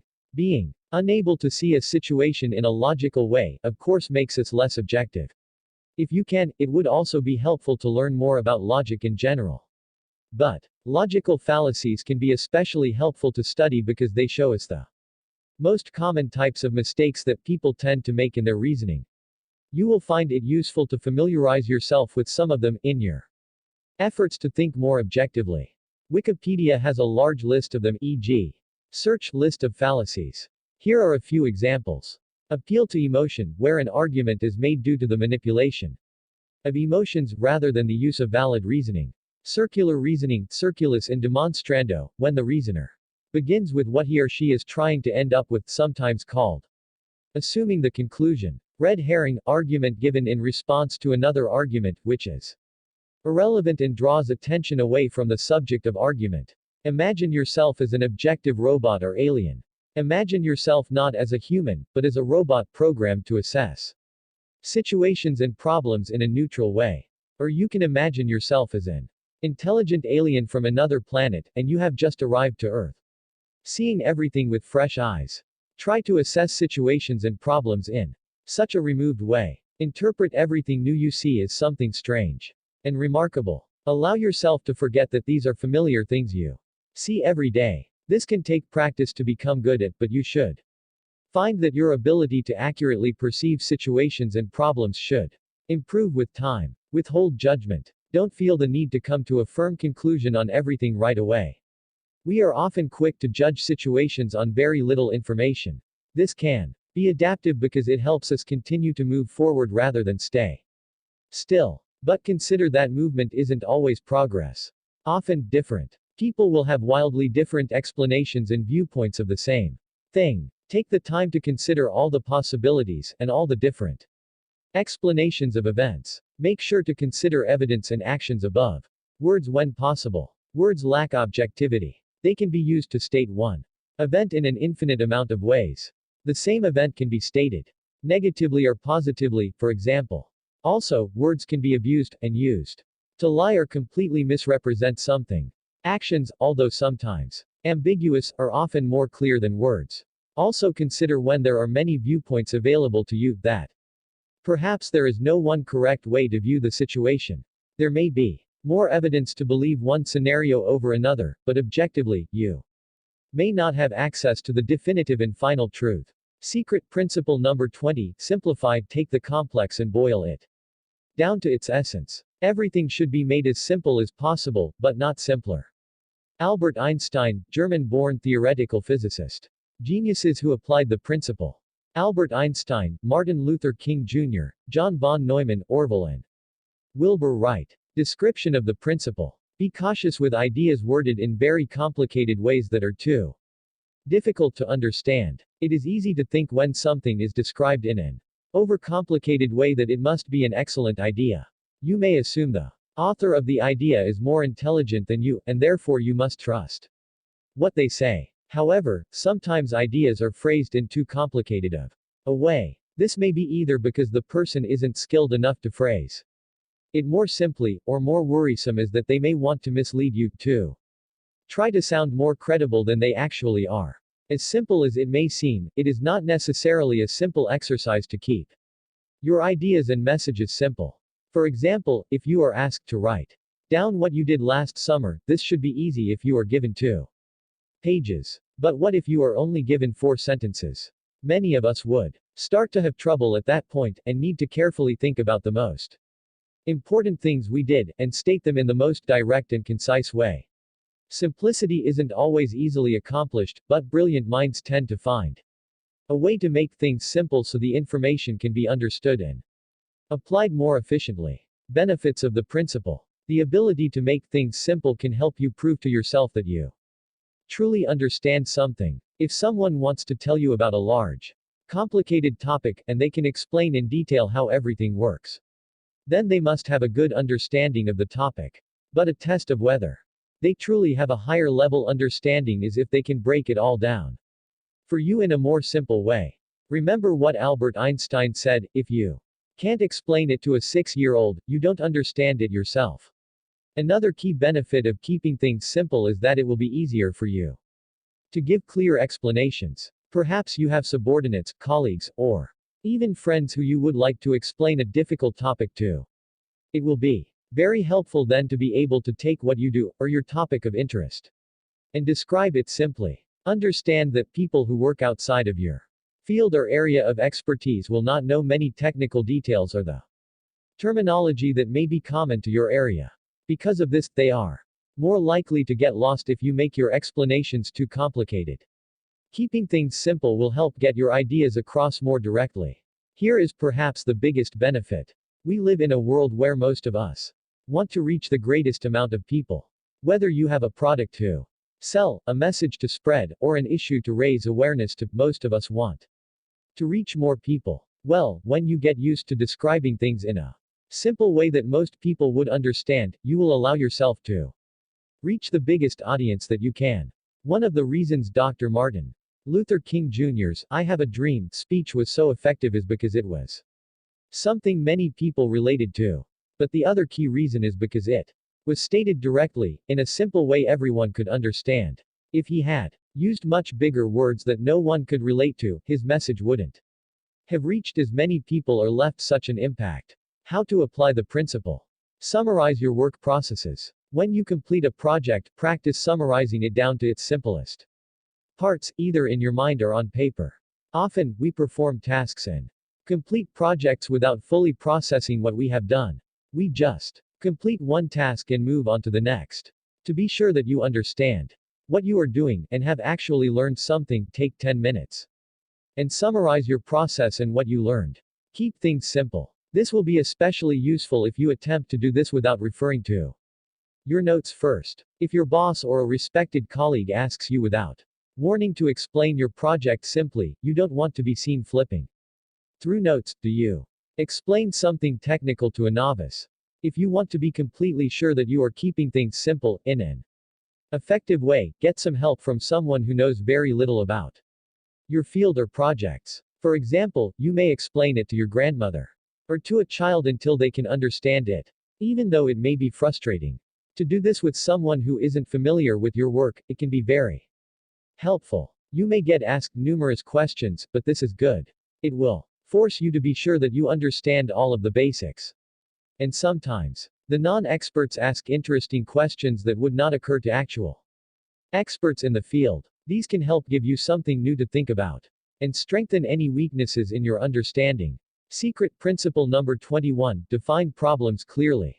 There's no sense in being precise when you don't even know what you're talking about. John von Neumann, Hungarian-American pure and applied mathematician, physicist, inventor, computer scientist, and polymath. Geniuses who applied the principle. Albert Einstein, Galileo Galilei, Ernst Mach, John von Neumann. Description of the principle. You might ask why defining the problem is important. It's important because having a very clear grasp of a problem is what you need in order to solve it effectively. Often, when we are faced with a problem, we want to solve it and get it out of the way as soon as possible. Because of this, we may jump right in and attempt to work on it without having put any real thought into what the problem actually is. Instead, the best approach is to define exactly what the problem is. It's easy to become overconfident that you know what to do, but before you jump in, ask yourself what the goal is. What is the final thing that you are trying to accomplish? And why is it important to do?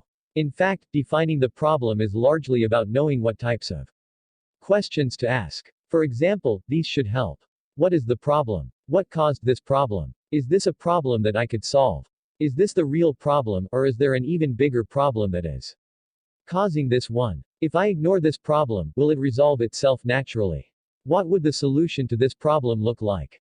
Keep in mind that in order to solve a problem, you may find that you need certain tools, resources, or even that you need experts to answer some of your questions. Either way, it is powerful to first define the problem so you can figure out the best path that will lead you to the solution. Benefits of the principle. By defining problems, you can save yourself time and be more effective at solving it. Computer programming, for example, is something that can take a great deal of thought and work to code something properly. A programmer who doesn't carefully think about the problem and just jumps in will probably end up with a mess of code. Worse yet, later on he may be unable to make sense of the code or even to get it to work. He will probably realize that he hadn't properly defined what the problem even was. If he had thought through it to begin with, he would have saved time and been more productive. Let's consider Albert Einstein. When asked what he would do if he had an hour to save the world, he said, "I would spend 55 minutes to understand and formulate the problem, and 5 minutes to come up with ideas, execute the solution." In other words, he would define exactly what the problem is. The example of needing to save the world may seem silly, but you can easily imagine some other great problem that needs to be solved. What is the response of most people? The main responses may be to either become overwhelmed, or to react immediately without much thought. An immediate reaction will likely be an automatic type of response that doesn't fully consider the problem. The danger here is that you can make things worse and cause even bigger problems. Of course, the point here isn't to spend exactly 55 minutes defining a problem, and 5 minutes executing the solution. The point is to make sure you understand a problem thoroughly before you begin trying solutions. The bigger the problem, and the more grave the potential consequences, the more important this is. Trying to solve a problem before you have defined it, for example, can lead you into working on irrelevant issues that don't help you to make progress. Instead, when you define a problem clearly, you will understand it more fully. This will help you think up better potential ways of solving it without going down paths that simply create more problems. How to apply the principle. Ask questions that help you define the problem. As mentioned above, you may try asking some of these questions to help you define a problem. What is the problem? What caused this problem? Is this a problem that I could solve? Is this the real problem, or is there an even bigger problem that is causing this one? If I ignore this problem, will it resolve itself naturally? What would the solution to this problem look like? If it helps, write down as many responses as you can think up, and take some time to review them before you attempt to solve the problem. Create an operational definition. Creating an operational definition means to define an exact process. This is the sort of thinking computer programmers may use before turning their thoughts into computer code. For example, let's say a computer programmer creates a robot that can move around, identify objects, and move those objects. You may want to instruct it to make you a peanut butter and jelly sandwich, but the problem is it doesn't understand the concept. You need to operationally define what you mean. So instead, you instruct it to open the refrigerator door, take out the peanut butter, jelly, and bread. Then, to get 2 slices of bread out, get a knife from the drawer, and spread peanut butter and jelly onto the bread, and so forth. This is the true definition of the problem for the robot of making a peanut butter jelly sandwich. The point here is to avoid being vague, and instead to be precise with exactly which steps need to be completed, in what order, and with what materials to get the desired results. Turn your operational definition into a system. Take the idea of an operational definition one step further. Create protocols, checklists, or procedures so that everyone can be in agreement with how something is defined. This way, they can solve problems using an established system to increase efficiency. There is no reason for you to solve the same exact problem in a different, inefficient way each time. Define the problem once very thoroughly, then use the same system that is proven to work each time you have that problem. This technique is especially useful for problems you have to solve regularly. Find a definition everyone can agree on. If you work in a group or as a team, make sure everyone agrees on the General definition of a process or of a problem. It can be useful to ask everyone how they would define the problem until you can find points that everyone can agree on. Open discussion can help pinpoint an exact definition and increase understanding of the problem you are working on. Secret principle number 22. Consider the big picture and the overall patterns. Look again at that dot. That's here. That's home. That's us. On it everyone. You love everyone you know, everyone you have ever heard of, every human being who ever was, lived out their lives. The aggregate of our joy and suffering, thousands of confident religions, ideologies, and economic doctrines, every hunter and forager, every hero and coward, every creator and destroyer of civilization, every king and peasant, every young couple in love, every mother and father, hopeful child, inventor and explorer, every teacher of morals, every corrupt politician, every superstar, every supreme leader, every saint and sinner in the history of our species lived there, on a mote of dust suspended in a sunbeam. Carl Sagan, Looking at the Earth from the Perspective of the Vast Cosmos. American astronomer, cosmologist, astrophysicist, astrobiologist, author, science popularizer, and science communicator. Geniuses who applied the principle. Charles Darwin, Albert Einstein, Carl Sagan, Leonardo da Vinci. Description of the principle. It's good to know some of the details in your field, and to know them in depth. Principle number 12. Obviously, this can help you to make progress in your area. But you must also understand the big picture, the big patterns and trends. For example, if you are a biologist, you may specialize in DNA and genetics, but it is still important to know how the whole biological organism works. You must understand that DNA is in the chromosomes, the chromosomes are in the human cell, cells make up tissues, and tissues make up organs, which make up the human body. This is the big picture overview. Knowing the big picture allows you to have a general understanding of a large amount of information. This is something that comes with time in studying a field. At first, when starting out, it may be easier for you to focus on details. In fact, you're likely to get lost in those details and not truly understand everything. But geniuses and brilliant minds understand that they need to rise above those details and connect ideas on a larger overview level. Benefits of the principle. The benefit of understanding the big picture is that you will have a good general understanding of your subject area. It will be easier, then, for you to build a higher level of understanding off of this general understanding. When you need to learn something at depth, or in detail, you will quickly realize where it fits in with the big picture. Someone without an understanding of the bigger patterns is much more likely to get lost if they continue to simply learn detail after detail.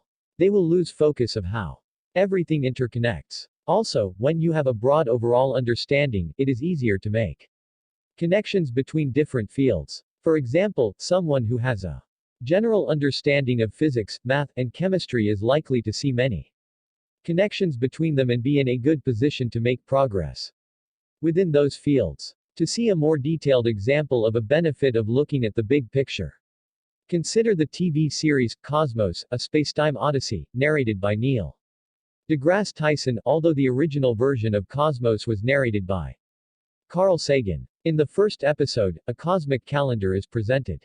The point of it is to reveal on a compressed one-year calendar the history of the universe. This allows us to see the big picture in a simple fashion. Keep in mind that the universe is actually about 13.8 billion years old. But when compressed into 1 year for the sake of our cosmic calendar, we gain a big picture perspective. The calendar shows that the Big Bang happened January 1st. Street, forming the beginning of the universe. The Milky Way galaxy formed in May. The solar system and life formed in September. Photosynthesis started in October, and eukaryotic cells, with a nucleus, arose in November. We are now almost at the end of the year and humanity hasn't come into existence yet. December 14th we have sponges, on the 17th we have fish, and on the 20th we have land plants. On the 21st there are insects, and on the 23rd there are reptiles. On the 25th we have dinosaurs, the 26th we have mammals, and on the 28th we have birds and flowers. On the 30th dinosaurs go extinct, and on the 31st, the final day of the year, we have human Evolution. At just around noon, finally modern humans arrive. In the last 60 seconds, we have had the most recent ice age, agriculture, civilization, and pretty much every invention that has ever been created, e.g., tools, books, art, technology, etc. The benefit of the big picture is that we can make sense of a lot of information in a small space. It is easy to get overwhelmed with too much information to consider, especially in today's world where most of us have access to seemingly unending amounts of information, simply through the internet. This is a principle that allows the greatest amount of understanding in the most efficient way. It will be a powerful way to think, learn, and understand. How to apply the principle. Test your big picture understanding. Take stock of your overall understanding, occasionally. It's easy to assume you know something well if you never test yourself. Even if you are in school or college, doing well on exams isn't always enough to show that you have a full grasp of the big picture. It is a good idea to take notes or draw diagrams of how you perceive everything to interconnect. Even if you feel lost, drawing diagrams or concept maps can help you to head in the right direction. Perhaps you can look up information in books, encyclopedias, or online to figure out the relationship between the many concepts. Ask a master or expert to explain the big picture. Another way to gain a broad overview is to simply ask a master or expert for help. You might tell them that you are studying a topic, and you understand some details, but you are getting lost in understanding things on an overview level. Experts are in a particularly good position to help explain this for you, with their great experience. Keep in mind that there are different levels of overviews and big pictures. For example, if you are studying plants, you may find an expert and ask about the broadest overview possible. You could ask for a basic overview on how all life forms work. They may tell you that DNA, the cell, and reproduction are some of the common themes to all life forms. Then you could go a bit deeper, and ask for an overview on how all plant life works. What do all plants have in common? You could also go even deeper still, and ask for an overview for a specific species of plant. Even if you don't know an expert firsthand, you may be able to find one online who is willing to help. Secret principle number 23. Pay attention to anomalies, too. Unexpected events that seem accidental. The exception proves that the rule is wrong. That is the principle of science. If there is an exception to any rule, and if it can be proved by observation, that rule is wrong. Richard Feynman, American theoretical physicist. Geniuses who applied the principle. Marie Curie, Thomas Edison, Richard Feynman, Alexander Fleming, Johannes Gutenberg, Louis Pasteur, Wilhelm Röntgen. Description of the principle. An anomaly is something that does not fit the normal or expected pattern. As human beings, we are great at finding and understanding patterns. In fact, as quick as computers can process, and as smart as they have become, one of the ways the human brain is far superior is in that of pattern recognition. For example, Johann John, who has a PhD in cognitive and neural systems from Boston University, considered this question in the Forbes article, How Powerful is the Brain Compared to a Computer? Part of his response included, humans are spectacular at several things, including pattern recognition, language abilities, and creative thinking. Computers are rapidly improving at pattern recognition, but most programs still don't do as well as children. A classic example of pattern recognition is face recognition. We are capable of recognizing faces in a variety of contexts. We can even recognize faces that have aged, or are disguised, or are obscured by facial hair. Computers are not nearly as good as humans at such tasks. As you can see, we tend to recognize patterns fairly quickly, especially in familiar environments and situations we are used to. However, sometimes there is an anomaly, or an exception, which is something that stands out as being different. The anomaly is a challenge because how can we make sense of something that is unfamiliar?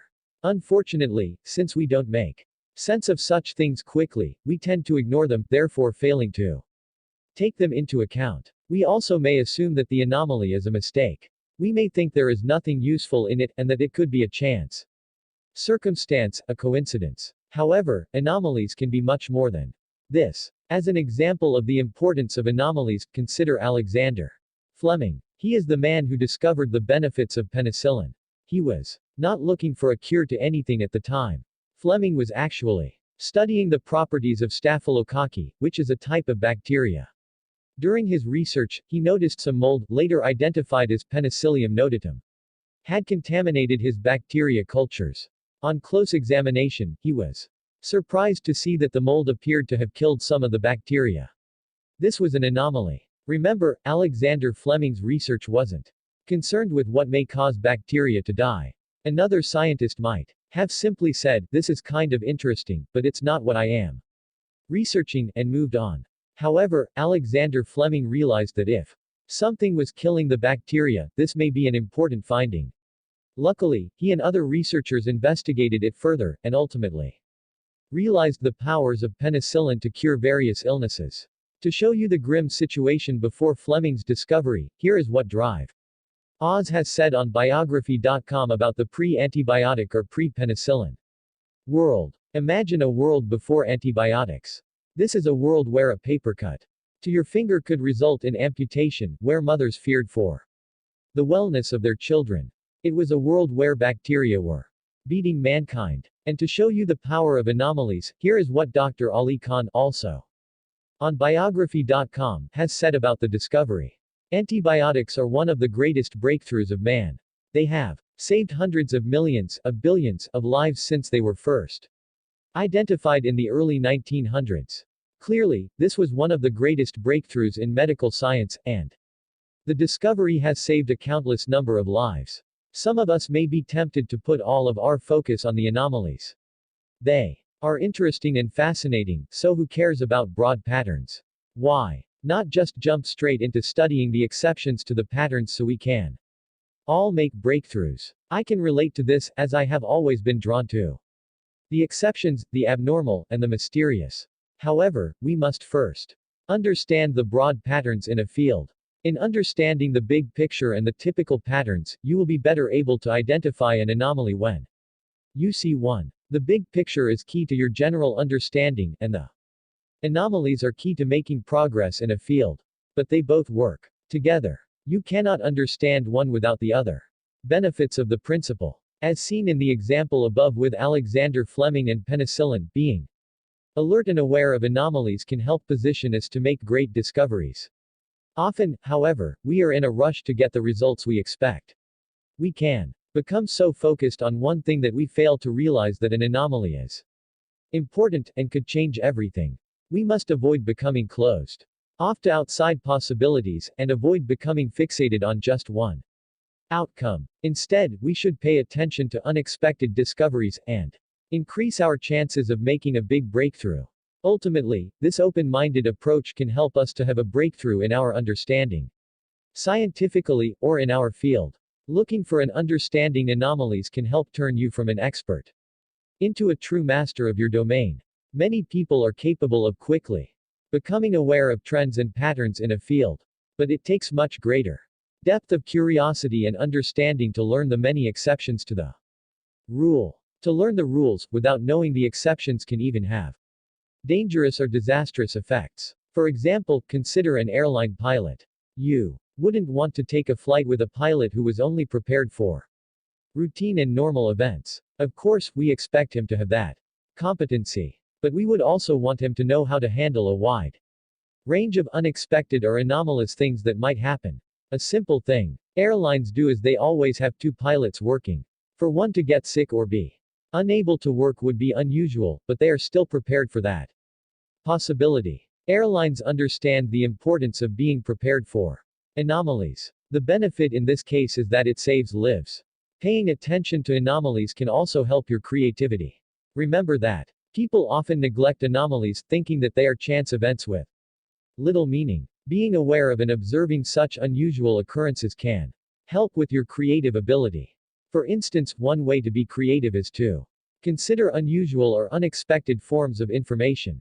This is what anomalies are. When you are able to connect unusual bits of information together, you will be able to generate more unique, original, and interesting ideas. How to apply the principle.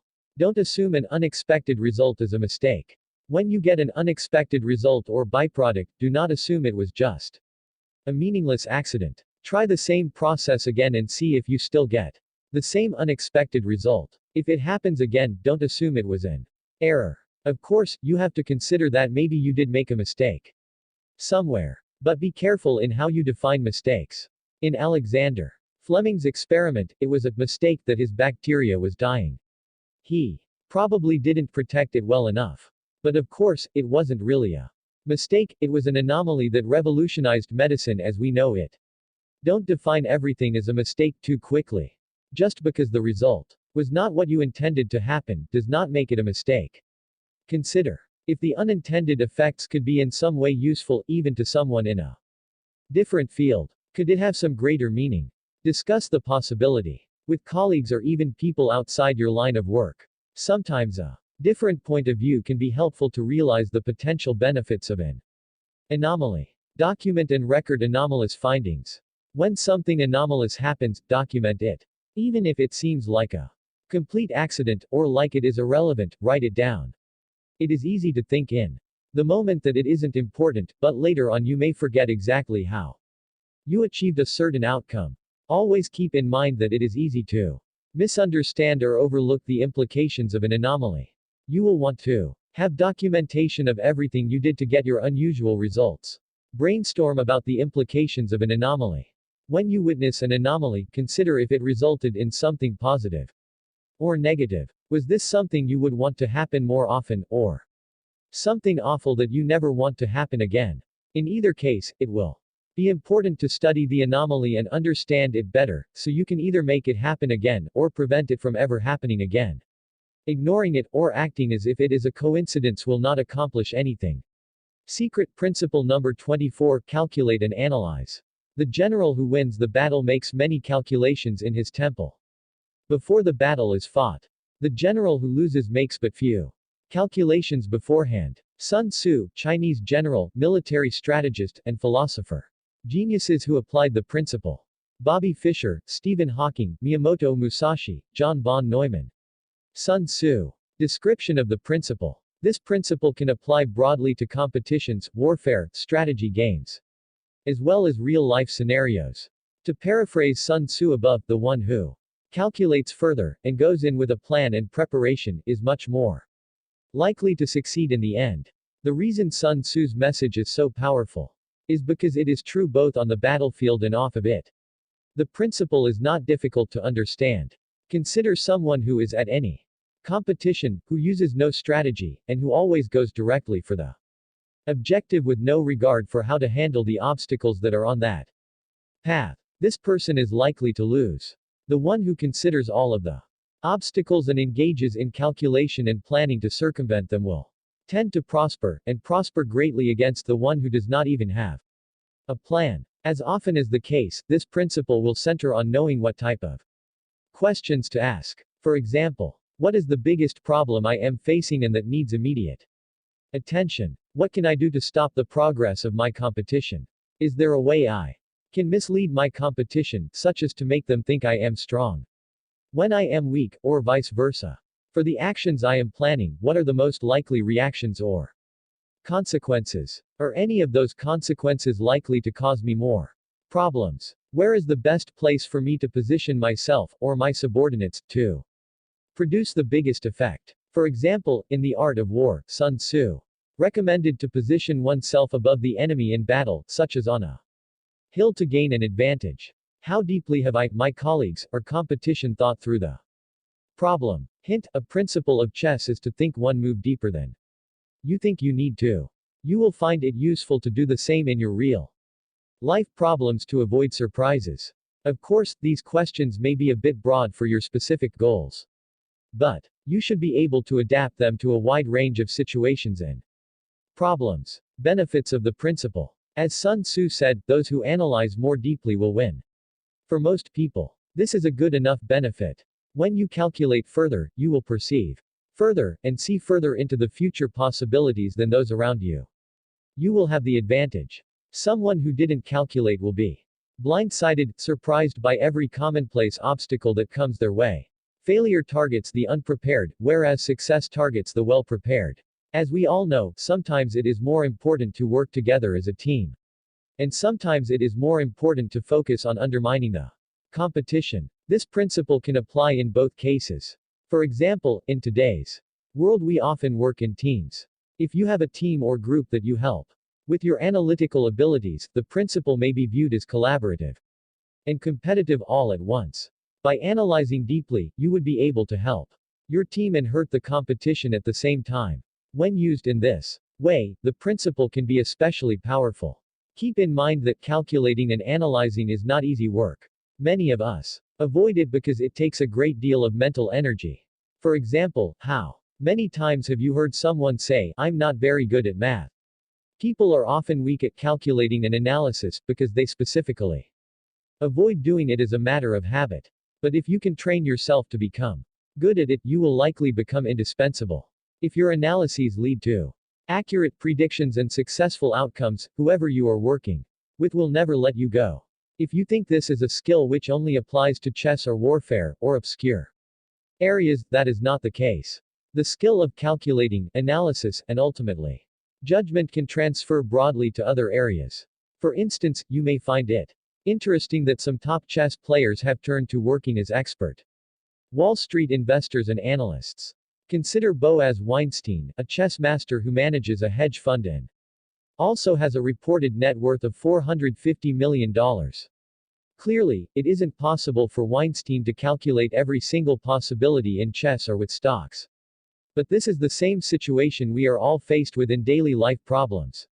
Although to Weinstein's credit, he was able to transfer his calculating abilities from the board over to analyzing stocks and predicting which ones will perform better than expected.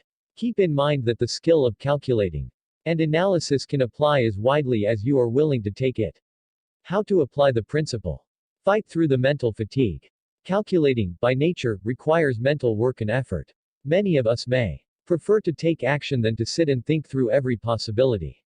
Mental fatigue can set in rather quickly, and rather than calculate, the easier option seems to be to make a quick judgment call, even if we have not carefully analyzed every option available to us, and the potential consequences. This can be a disastrous mistake. Sun Tzu would remind you that in the battlefield, it will cost many lives. You must understand when you are in a serious situation, and keep in mind that a hasty, ill-thought decision will have consequences. The effort and mental strain you put up front will be worth the rewards you receive later on. Likewise, the quick action with little thought will not be worth the grave consequences that may come later. Train the body to strengthen the mind. As offbeat as it may sound, you may choose to train physically to help keep your mental stamina up. This will help you to be able to calculate as long as necessary to come to a correct solution. Bobby Fischer, former world chess champion, was sometimes laughed at for his response to how he trained for a chess tournament. He claimed, on the Dick Cavett show in 1971, that a big part of his training was physical. He liked to run and swim, but he claimed it was to keep in top physical shape to play chess. After the laughter subsided, he explained that to sit still for 4 to 5 hours at a tournament actually required a lot of stamina. To have the mental focus to make good chess moves for that long is not easy. Apparently, his peak physical conditioning helped him to stay in peak mental condition, which helped him make deep calculations, great moves, and win the World Chess Championship in 1972.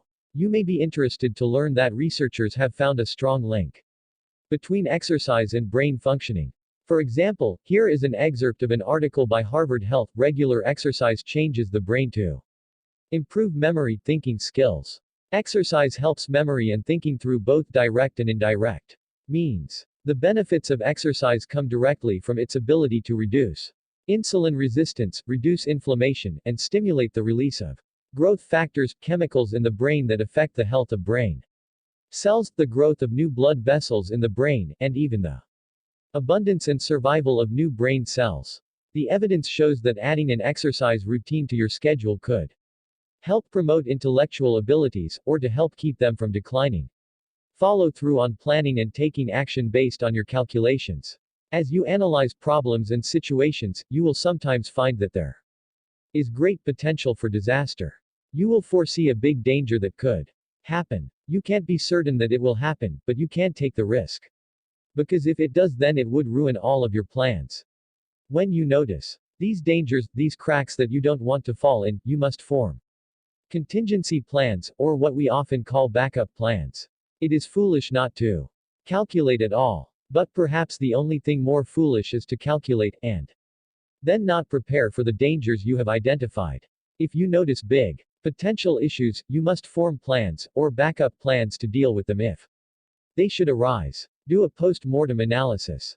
Every day, thousands of students will receive grades back from a big exam. Some will get A's, but many will get B's, C's, or worse. The interesting thing is that many of those students who did not receive an A will glance at their grade and put it away. They know the grade, so this is all that matters. Right. They can't change the grade now, so it only seems practical to forget about it. Actually, after a failure, or even results which were not quite the best, this is the perfect time to do a post-mortem analysis. This means to analyze any mistakes that were made, and how you could have done better. Of course, this is the least likely time most people will want to analyze, because they are tired of the material. But in fact, it can be the greatest learning experience. Do the post-mortem analysis while the task is still fresh in your mind. Do not wait too long.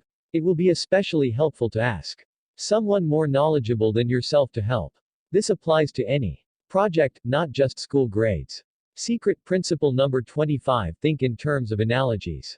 Growth comes through analogy, through seeing how things connect, rather than only seeing how they might be different. Albert Einstein, German-born theoretical physicist. Geniuses who applied the principle. Charles Darwin, Albert Einstein, Galileo Galilei, Isaac Newton. Description of the principle. You are probably already aware of what an analogy is. It is simply a comparison between two things that are alike in some way. They can often be especially helpful for understanding something new. When trying to make sense of something new and unfamiliar, people often have no point of reference to understand something, so it is important that they be able to build a connection with a topic that they are already familiar with. However, analogies are not only useful with learning about new areas. They can also be useful to understand a known topic in a different or deeper way. As an example of an analogy, one I have heard is that human bodies are like cars. If one part of the car fails, the whole system will often fail to work. And it is the same with a human body. If one organ fails, the whole system will often fail to work properly. But keep in mind that analogies are not meant to work perfectly. They often don't. The point is to quickly build an understanding of how different topics relate. If you do look for exceptions or loopholes in analogies, you will probably find them, and that is okay. They still serve their purpose. In the human-car analogy, for example, human bodies are obviously different than cars. A human body is capable of healing and self-repair to a certain extent, and a car is not. Humans are alive, and cars are not. Also, for either humans or cars, it isn't always the case that when one thing fails, the whole system will fail. For example, the human body can function without an appendix, and a car can still function with broken tail lights. Benefits of the principle. Albert Einstein used an analogy to help explain a difficult idea, relativity. He said, put your hand on a hot stove for a minute, and it seems like an hour. Sit with a pretty girl for an hour, and it seems like a minute. That's relativity. This was a brilliant comparison, because Einstein is usually seen as working on the most difficult problems in physics, and believed to do work most of us would not expect to fully understand. Yet he managed to explain relativity in a very simple way. Of course, his analogy will not fully explain the phenomenon, but for someone who is new to understanding relativity, his short explanation can be a lot more meaningful than a weighty and thoroughly explained academic text would be.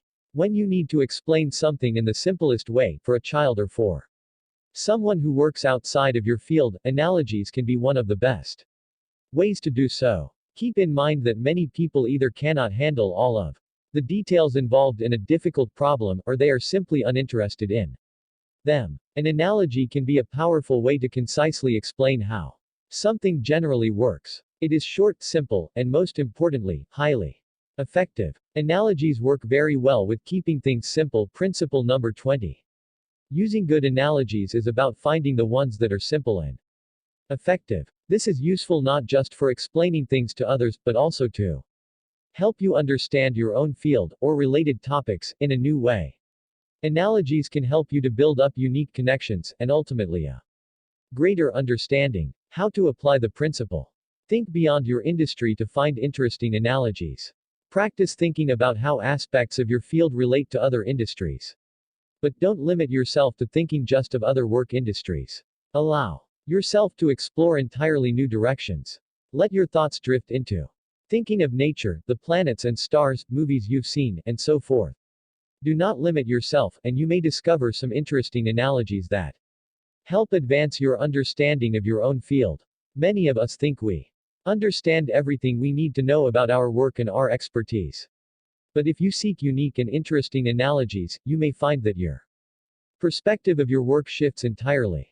Make something easier to understand. If you frequently have trouble explaining a topic to people, this is an excellent time to search for analogies that may be helpful. In fact, you could try telling a story that is based on an analogy. For example, an editor might explain what he does to a construction worker this way. You know when you've finished your construction work, but there is still a mess. There are still random materials lying around that don't belong, like sawdust, maybe half-drunk soda bottles, and other junk. Someone needs to go back and clean up the excess junk that isn't needed, to make sure the final work is well polished and presentable. That is what I do as an editor for writers.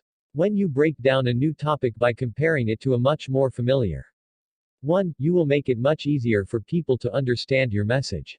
Secret principle number 26, take multiple perspectives. There is seldom one right way. I believe everyone should have a broader picture of how the universe operates and our place in it. It is a basic human desire. And it also puts our worries in perspective. Stephen Hawking, English theoretical physicist, cosmologist, author and director of research at the Center for Theoretical Cosmology within the University of Cambridge. Geniuses who applied the principle. Walt Disney, Henry Ford, Stephen Hawking, Arthur Schopenhauer. Description of the principle. Consider the default perspective that you will have for your full life. Naturally, it will always be the perspective that comes from your own body. Through your eyes, ears, nose, mouth, skin, and thoughts. It is normal to consider everything from this perspective. Thoughts that you may have as a result are, am I hungry? Am I tired? What do I want to do today? Do my coworkers like me? And so forth. Obviously, many of the thoughts we have will revolve around ourselves, which only makes sense, given that this is the main perspective we have. However, this principle is really about gaining a wider perspective. It is about considering multiple viewpoints, and gaining a more accurate picture of a problem or situation. You may take into account the viewpoints of other people, for example, or even different ways to view a problem. Imagine if everyone thought the same way and used the same perspective. Some problems would be very difficult if not impossible to solve. Instead, we need to be open to perceiving a problem in different ways. Benefits of the principle. We often get locked into one perspective. We get used to thinking in one way all of the time, and so it becomes an old habit, and it can become increasingly difficult to perceive reality in a different way. But when you do extend beyond this, and start to open up your point of view, you will start to perceive something much closer to reality. Keep in mind that the reality of a situation isn't usually based in a single perception. Instead, it is often based on taking into account as many perspectives as possible. The more perspectives you can understand, the better you will be at forming a full picture of a problem in your mind. When you expand your ability to see multiple viewpoints, you will also be able to deepen your understanding of humanity. Sometimes, we are quick to judge others, but when we truly make an effort to understand different viewpoints and perspectives, we will tend to become less judgmental and more receptive to other ways of thinking and viewing the world. In this greater understanding, you are much more likely to become a better communicator, more persuasive, and more diplomatic. These are qualities good in themselves, but also good for getting results. If all you can do is antagonize people, and try to convince them that they are wrong and you are right, you will not make progress. Progress is made through understanding the perspective of others, and communicating to them in a way that takes their perspective into account. As an example, consider the famous Indian parable translated by John Godfrey Sachs, about 6 blind men who are presented with an elephant. but, never having seen one, they do not know what it is. So they begin to feel it. In different places. Hey, the elephant is a pillar, said the first man who touched his leg. Oh, no. It is like a rope, said the second man who touched the tail. Oh, no. It is like a thick branch of a tree, said the third man who touched the trunk of the elephant. It is like a big hand fan, said the fourth man who touched the ear of the elephant. It is like a huge wall, said the fifth man who touched the belly of the elephant. It is like a solid pipe, said the sixth man who touched the tusk of the elephant. The men began to argue with each other about what the elephant was, when a wise man passed and told them that they were all correct. But actually, it was all one creature and they had all felt a different part of it. The blind men understood then, and stopped arguing. Often, we have an understanding of something, and we are completely sure of ourselves. The reason to expand perspectives isn't because we are wrong. But sometimes, there are many correct perspectives, and in order to gain the most full and accurate picture, we have to consider those different viewpoints. How to apply the principle. Consider different types of perspective. One way to shift perspective is to keep in mind many different perspective types that you can take into consideration. Here are some examples of different systems you can think through to expand your perspective. Macro. Big versus micro, small. Personal versus public. Economic motives versus philanthropic motives. Time periods, medieval, Renaissance, modern, etc., or in terms of cultures or locations, Asia, Europe, America, etc. Take someone else's point of view. Whenever you find yourself in disagreement with someone, do your best to consider things from their point of view. You don't need to accept their point of view as your own, but try to understand how someone with their upbringing and understanding of the world could come to the perspective that they have. Try to justify their actions and imagine how perhaps even you would have taken their viewpoint if you had had similar experiences as them. For example, go as deeply as you can into their past. Don't settle for a superficial understanding of the person. What generation were they a part of? Did something very dramatic happen in those times, like a war or an economic crisis? What type of people did they grow up with? What was the general attitude or opinion of the people they were surrounded by? What did their parents do for a living? What kind of income did they have? What was the general environment like? Was it well kept, or run down? Did they face any special difficulties that might have changed the way they saw the world? E.g., a disability, poverty, prejudice, etc. When you have gone as deep as you can, ask yourself, if everything had happened to you exactly as it did for them, would you feel the same as they do? Is your perspective right and their perspective wrong? Or are they simply just different perspectives, not necessarily right or wrong? Think about the questions and your answers deeply. Don't rush to a conclusion. Seek alternative viewpoints, even when you are extremely firm on where you stand. When you have a viewpoint that you know you are especially firm on and that you are certain you would never change your position on, it is still helpful to consider the alternative viewpoint. Chances are you already understand what you believe, and that you know your position very well. Interestingly, many of us choose to surround ourselves with people, books, and messages that support our own worldview. However, we could stand to learn a lot more if we sought out information and perspectives that opposed our worldview. This can feel extremely uncomfortable for some people. It will mean, if you are a Democrat, to sometimes listen to news networks who side more with Republicans, or vice versa. It will mean, if you are atheist, to occasionally listen to the experiences and beliefs of religious people, or vice versa. The extra challenge is not just to expose yourself to other viewpoints, but to actually take them in with an open mind. Again, the point is not to change your mind, but to simply expand your ability to understand how and why others may perceive the world in a different way. Learn a new language to practice shifting perspectives. Even if you do not become fluent, learning a new language can be a useful exercise. Speaking another language is a great way to start perceiving the world in a new light. Many things will be different from what you are used to, forcing you to consider a different perspective.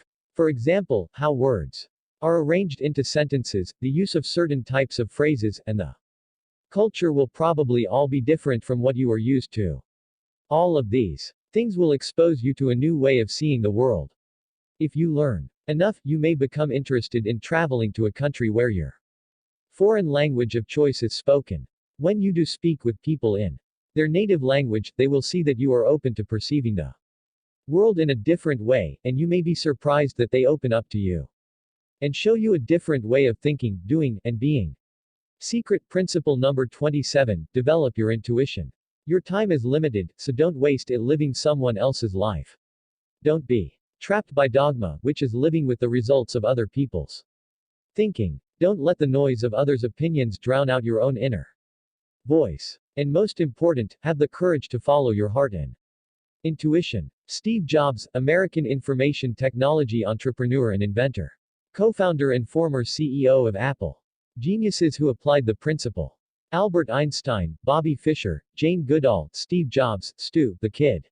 Unger. Description of the principle. I used to think intuition was a word that didn't have much practical use or meaning. But I was wrong. According to Merriam-Webster, intuition is a natural ability or power that makes it possible to know something without any proof or evidence, a feeling that guides a person to act a certain way without fully understanding why. In other words, intuition is about having a higher level understanding. It is what happens when you attain a high enough level of expertise that you seem to know automatically what needs to be done in a given situation in your field. You will perform the necessary actions, but may not be able to explain well what you have done, why you did it, or even why it ended up being the correct thing to do. To the novice, intuition may appear magical, like a trick, or perhaps blind luck. But it is the furthest thing from this. Intuition is the result of much practice and forming a true understanding. Consider Bobby Fischer, one of the greatest chess players of all time. He understood chess so deeply that he did not need to think through every possible chess move to know if it was any good. This played to his advantage in blitz games, or speed chess, where he was known to dominate. Despite having very little time to calculate moves. Instead of calculating, he had an intuitive feeling as to whether one path would be better than others. He could quickly focus his attention on the one or two worthwhile paths. Due to his intuition, instead of needing to waste time and energy on a lot of paths that would lead to a losing game. Fischer was able to understand positions quite deeply in very little time. Some people may confuse intuition for making fast calculations, but this is not how it works. Intuitive powers allow one, through great experience, to understand a problem well enough to know the likely conclusions without needing to think logically. Step by step through every detail. There are various jobs or fields where powers of intuition are greatly important. For example, some people make a living tapping watermelons, to check if they are ripe and good to eat. Others check newborn chicks to determine the gender. As reported in The Art of Chicken Sexing by Richard Horsey. Expert chick sexers are able to quickly and reliably determine the sex of day-old chicks on the basis of very subtle perceptual cues. They claim that in many cases they have no idea how they make their decisions. They just look at the rear end of a chick, and see that it is either male or female. You might wonder why anyone would want to determine the sex of a newborn chick in the first place. The answer is economics. To farmers, the more valuable chicks are the females, because they will lay eggs which can be sold. Therefore, they would prefer to invest their time and money on raising these females. And they prefer to identify them soon after birth, as opposed to spending energy on raising too many males which will not lay eggs. There are also professional poker players who do not focus on the math of the game. Rather, they are experienced enough that their intuitive grasp makes it unnecessary to do deep calculations. Consider Stu, the Kid. Unger, widely believed to be the best poker player who ever lived. He was also so good at Jim Rummy that most players refused to play him. And he won so much at blackjack that he was eventually unable to find a game in Las Vegas. Stu Unger, and players like him, develop a feel for how they should play their hand. This is based on the thousands of hands they've played in the past and seen others play. In Your Worst Poker Enemy by Alan N. Schoonmaker, he summarizes how intuition can work. The intuitive players have a gift, and it is as natural to them as Michael Jordan's miraculous moves were to him. When someone unexpectedly blocked him, he responded instantly by switching hands, twisting his body, and shooting the ball a little higher with a little Different spin. He could never tell you how he did it, it was just by feel. Or instinct. Some great poker players have that gift, they remember how you played a certain hand, or they see a look in your eye, or they sense something from the way you handle your chips, and they make exactly the right play. If you ask why they did it, they probably can't say. It just felt right. I think of intuition as a developed instinct. It is not a true instinct, because, by definition, instincts are innate, not learned. But intuition is a developed sense that becomes an automatic process, like an instinct. This intuitive feel helps us bypass the need for deep calculations, even when dealing with complex problems. Benefits of the principle. Intuition is not an ability we can choose to turn on and off. It is built up over time with expertise in an area. But when you do build up your levels of intuition, the benefits can be immense. To some people, you may even appear to have a special power, as silly as this may seem. You will be able to do things that astound people and seem impossible, simply through a highly developed sense of intuition. The key benefit is that you will be able to make precise decisions that lead to the best outcomes in a short time, and have great confidence in your abilities. Someone with highly developed intuitive abilities can be extremely productive and highly valued. Often, the intuitive person will be able to see things that escape others. One of the keys to achieving the highest levels of productivity is to develop intuitive skills, as this will help solve tough problems in a faster, more efficient way. Understand that intuition is a higher level skill set, and there are many people who will never fully develop this ability. An intuitive ability will be expressed differently in different fields. But in certain fields, as with watermelon checkers for ripeness and chicken sexing, intuition will clearly have very direct and immediate benefits. How to apply the principle. Gain expertise first. There is no simple shortcut to reach a high level of intuition. To develop it will require a great amount of work, probably over a long period, and to become an expert in a field. Even expertise alone may not be enough to fully develop your intuitive abilities. To develop the highest level of intuition will usually require ongoing practice using it as a skill.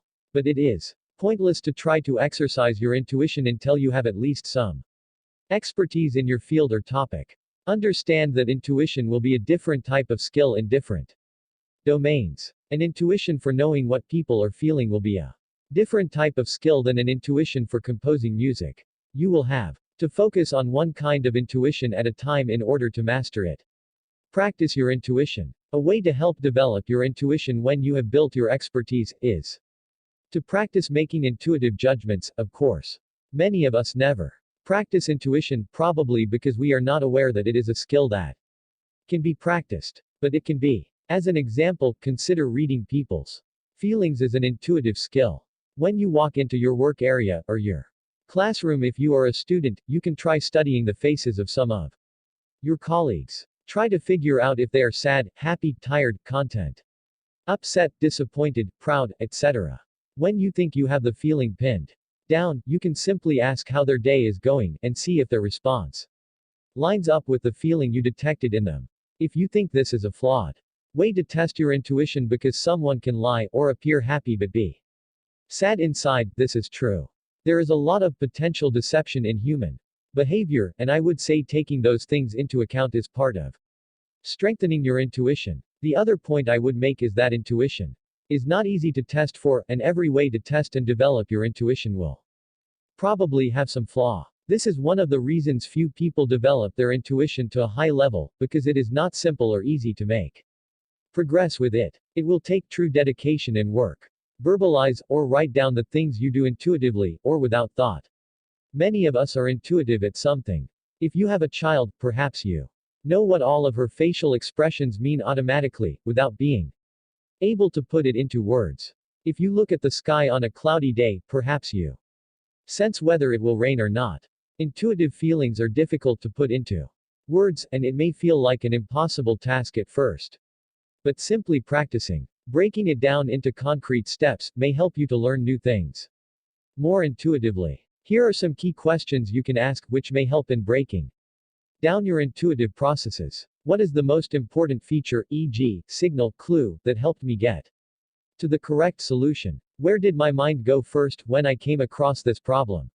What are the actions I take every time I have this problem? And in what order do I do them?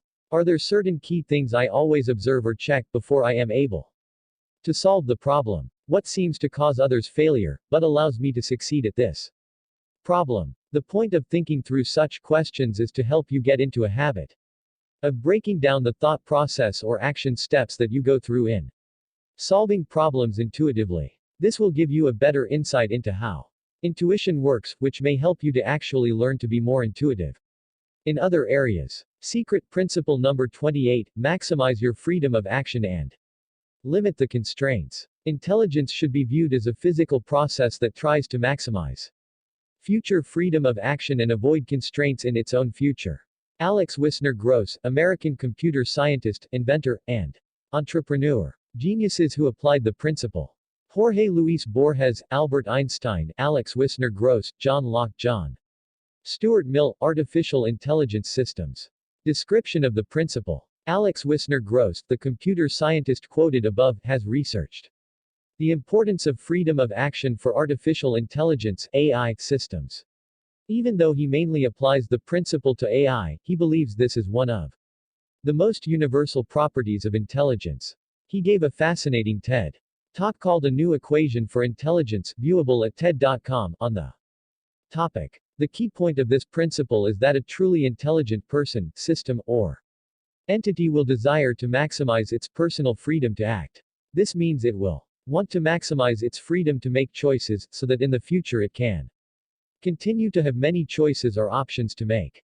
To understand why this principle is important, consider that the one thing we can be certain of in life and the universe is uncertainty. And this uncertainty exists because everything around us is constantly changing. Sometimes it happens in a minor way that is barely noticeable, and sometimes in a major way that can be unsettling. A way to help us make the best decisions, no matter how things change, is to pursue the freedom we need to always make the best choices. Keep in mind that another way to view this principle is that we want to limit the constraints placed on us.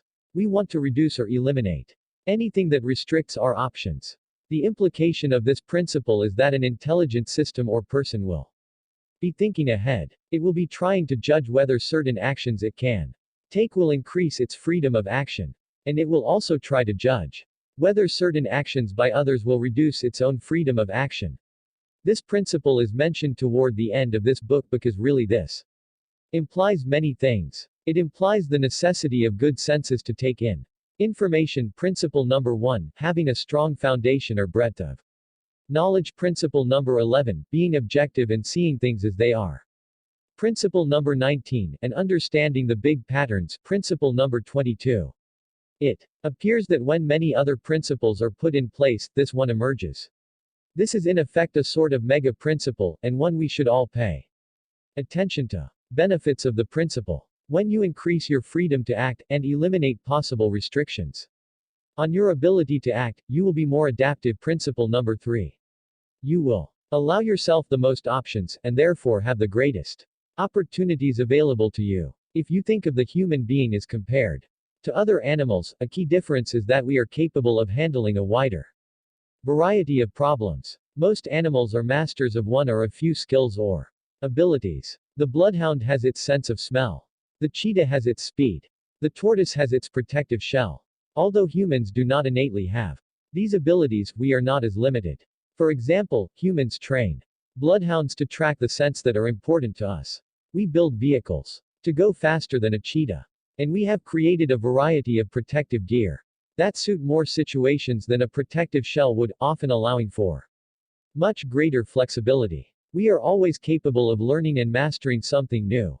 A key benefit of increasing our freedom of action is that the more freedom we have, the more options we have, meaning we have a higher ability to make good choices. For example, imagine that someone much bigger and stronger than you picks a fight with you, and keeps walking toward you until there is nothing between you and him. And you are stuck in the corner of a room. You have made the mistake of allowing him to restrict your freedom of action. Your options are now severely limited, and your opponent has every advantage. With such few options, it is much more difficult to engage in intelligent behavior. It would have been more Intelligent to have taken any action necessary to avoid this restriction. When you increase your freedom of action, you will release yourself from many limitations. You will be in a better position to solve creative problems.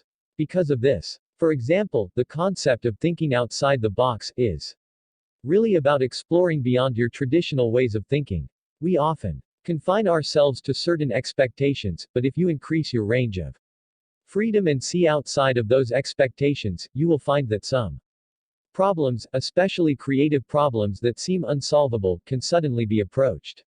Many creative problems are set in a way where people tend to define the problems more narrowly than they really are. For example, looking beyond those limitations will improve your ability to solve them.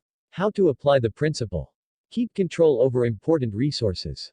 Keep as much control as you can over the major resources in your life. 4. Example: time, money, important material and resources for your field, your personal health, etc. Be cautious how these things are cared for, used, and spent, because these resources are incredibly important. For example, if you don't use your time appropriately, then you won't have the freedom or control to make good choices. If you spent your money on unnecessary things, again you may lose your freedom of action, unable to pay for the things you truly need. Rather than being able to take a job you like for slightly less pay, you may feel forced to take a higher paying job you dislike, because you have immense debts that need to be paid. Increase your own freedom of action, and restrict the opponent's. When you are in a competition where only one side can win, you should consider ways to improve your own freedom of action, and ways to restrict the opponent's freedom of action. You can also add constraints for them to deal with. In battle, one example of adding restrictions to your enemy would be to control their sources of food and water, which would cause their army to fall apart, thus winning without bloodshed. As reported at romanmilitary.net, the Romans realized that with the training a soldier requires, his food, his armor, his armaments, his salary, and his honorarium paid to those who received honorable discharges, a soldier was a very expensive proposition, and was far too valuable a resource to waste. Therefore, the best tactic would be the one that had the most effect, without exposing the troops to unnecessary risk. Their answer was to cut off their opponent from his resources. Armies run on their stomachs and equipment, and both require regular supplies. Without a steady supply of food and water, an army will starve or dehydrate, killing or demoralizing the troops. Eventually, the army would fall apart. For the curious, the Romans accomplished this in one of three ways. They would attack the resources themselves, interrupt the supplies en route, or initiate a siege, e.g., surrounding and attacking the city. Notice that such actions by the Romans or other armies could have two major effects. It increases the freedom of the friendly forces, giving them energy and resources to gain strength, if they manage to get a hold of the resources themselves, and it reduces the freedom of the forces they are invading, because they will have less supplies and resources to live off of. You probably aren't at war. But to apply the concept in your own life, you can re-envision a competition or game you are involved with. Then, make your goal to increase your freedom of movement and options, and to restrict the freedom and options of your opponents. This can apply to one-on-one physical competitions like wrestling, to larger team competitions like with soccer, or even with playing board games such as chess, checkers, Risk, or Monopoly, etc. Secret principle number 29. Focus on a big problem, or a network of related problems. Concentrate all your thoughts upon the work at hand. The sun's rays do not burn until brought to a focus. Alexander Graham Bell, scientist, inventor, engineer and innovator who is credited with patenting the first practical telephone. Geniuses who applied the principle: Albert Einstein, Johann Wolfgang von Goethe, John von Neumann, Isaac Newton. Description of the principle: the most brilliant minds tend to identify a big problem that they want to tackle, and then they move forward on trying to solve it with all of their intellectual strength. Of course, sometimes when you have a very large problem, there are actually many smaller problems that must be solved along the way to the big one. Whether you focus on one very large problem, or prefer to focus on smaller problems that are interrelated, the point is that you will have a firm focus in one area. Even if you study a given field, this principle doesn't simply mean to study problems within that one field. It goes deeper than this. It means to focus on problems that are related in some way. For example, an archaeologist who studies ancient cultures may choose to research them based on geography. If he chooses to focus on cultures in Central and South America, for example, he may choose to study the Aztecs, Mayans, and Incans. This would be simpler and more effective than jumping around to different continents to study different unrelated cultures. Notice that despite this principle, some of the geniuses mentioned in this book have been greatly accomplished in a variety of fields, e.g., Leonardo da Vinci, Johann Wolfgang von Goethe. However, for the majority, they chose to focus mostly on one area, or a network of related areas. For example, a writer may have written novels, as well as short stories and possibly some poetry or screenwriting. A filmmaker will tend to focus on related skill sets such as directing, producing, editing films, and possibly photography. A scientist may be well versed in chemistry, physics, mathematics, and some biology. Consider John von Neumann, a man who contributed to a great amount of fields, such as physics, computer science, statistics, and economics. But when you look at the fields he worked in, we can see a pattern. All of the areas he pursued were related in some way to mathematics. He was a man of numbers, symbols, and equations. He focused entirely on a network of related problems that dealt with math. Benefits of the principle. The benefit of focusing on problems that are interrelated is you will be able to learn more efficiently. Even if you study mathematics and you decide that you want to expand, you will be much more efficient in your progress. If you decide to branch out into physics and computer science, as opposed to if you choose to branch out into botany and sculpture, for example. To go into related domains will still take work and learning, but you will have the core knowledge base which will help you learn new things more easily. You won't have the disadvantage of someone who has no knowledge of the topic whatsoever. Of course, when you do branch out too far, e.g., from botany to sculpture, you will start out again as a complete novice. Your knowledge of botany will provide little help to you, unless of course you decide to sculpt plants. If you decide that you want to resist this principle, and use Leonardo da Vinci, the most famous Renaissance man, as an example, realize that he was not satisfied to stay on the surfaces of a new area. He immersed himself deeply into everything new that he undertook. He didn't dabble in art, science, and engineering. Instead, he took the time to master them all. If you choose the path of Da Vinci, realize that it will take great persistence to achieve mastery in multiple and unrelated areas. Although this is an honorable path, it is not the advised one. It is difficult enough to achieve mastery in one area, and to promote yourself as being more worthy than others with similar skills. The world today is hyper-competitive, and so it isn't good enough to be good. You have to be great. Those with a complete focus have the advantage in achieving greatness. Another benefit is that this is probably the most efficient path toward genius. Let's take a big picture overview of some of the names mentioned in this book thus far. Even at age 16, Albert Einstein was gazing into a mirror, wondering what it would look like if he were traveling the speed of light. He worked at a patent office for many years because it allowed him the freedom to focus on his work in physics problems.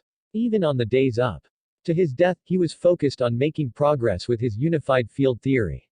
Bobby Fischer's life, from the age of 6, was essentially all about chess. If you weren't playing or talking about chess, he wasn't concerned with it. Prince played 27 instruments on his debut album, For You. His life revolved around his music. All of them had profound focus on a key area. For Einstein, it was physics, for Fischer, chess, and for Prince, music. Most brilliant geniuses in this book, or elsewhere, have followed a similar pattern. How to apply the principle. Master one field at a time. Tackle one subject at a time. Make sure you fully understand what you are doing before you move on to another topic. This can take great patience. It can take years. Many people are inclined to get bored, and will jump back and forth between different fields, but the way to make a lasting masterful impact in a domain is to focus completely in one area. Some people want to quantify the time or effort required. They may say it takes 10 years, or 10,000 hours, or something else. But there isn't necessarily one point where You wake up and you are an expert.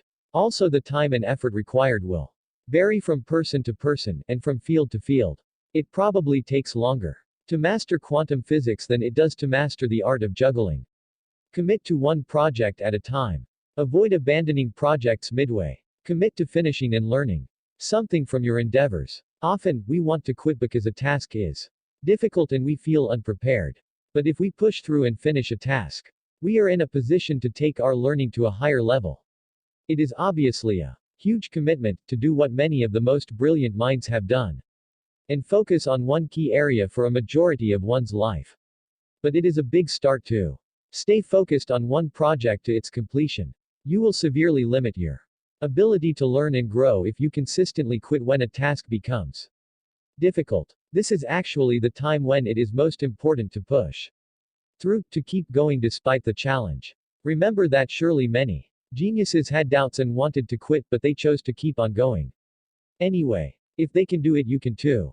Don't expect to be a star when you try something new. It takes time. Concluding thoughts. The fool doth think he is wise, but the wise man knows himself to be a fool. William Shakespeare, English poet, playwright, and actor. Stay humble. I want to tell you a story about the importance of humility. I saw a video the other day where a man was being harassed by two others. It was late at night. There was no one else around. The lone man insisted that he did not want to fight, and he told the other two to go away. They approached him closer and closer. The lone man stood tall, put his hands out front ready to fight since there seemed no way out. When one of the aggressors got too close, the lone man easily dodged attacks and managed to get some solid punches in. Shaken up, the two aggressors backed up a bit, but they still would not leave. The lone man warned them that they needed to leave or he would hurt them seriously. He said, "I'm not joking." The two men didn't seem to care, and the fight continued. The two men lunged forward, but the lone man was too quick at avoiding the attacks, and he hit them in return once again. At one point, the lone man even grabbed a dolly, e.g., a metal tool used to carry furniture, and he used it as a weapon, and also to protect himself. The two aggressors became more cautious and backed up a bit, but they would not leave. Eventually, the police did arrive to arrest the two men who started the fight. The lone man clearly knew how to fight and take care of himself, but he was humble. He didn't want to fight anyone. He didn't feel the need to show his superiority over others.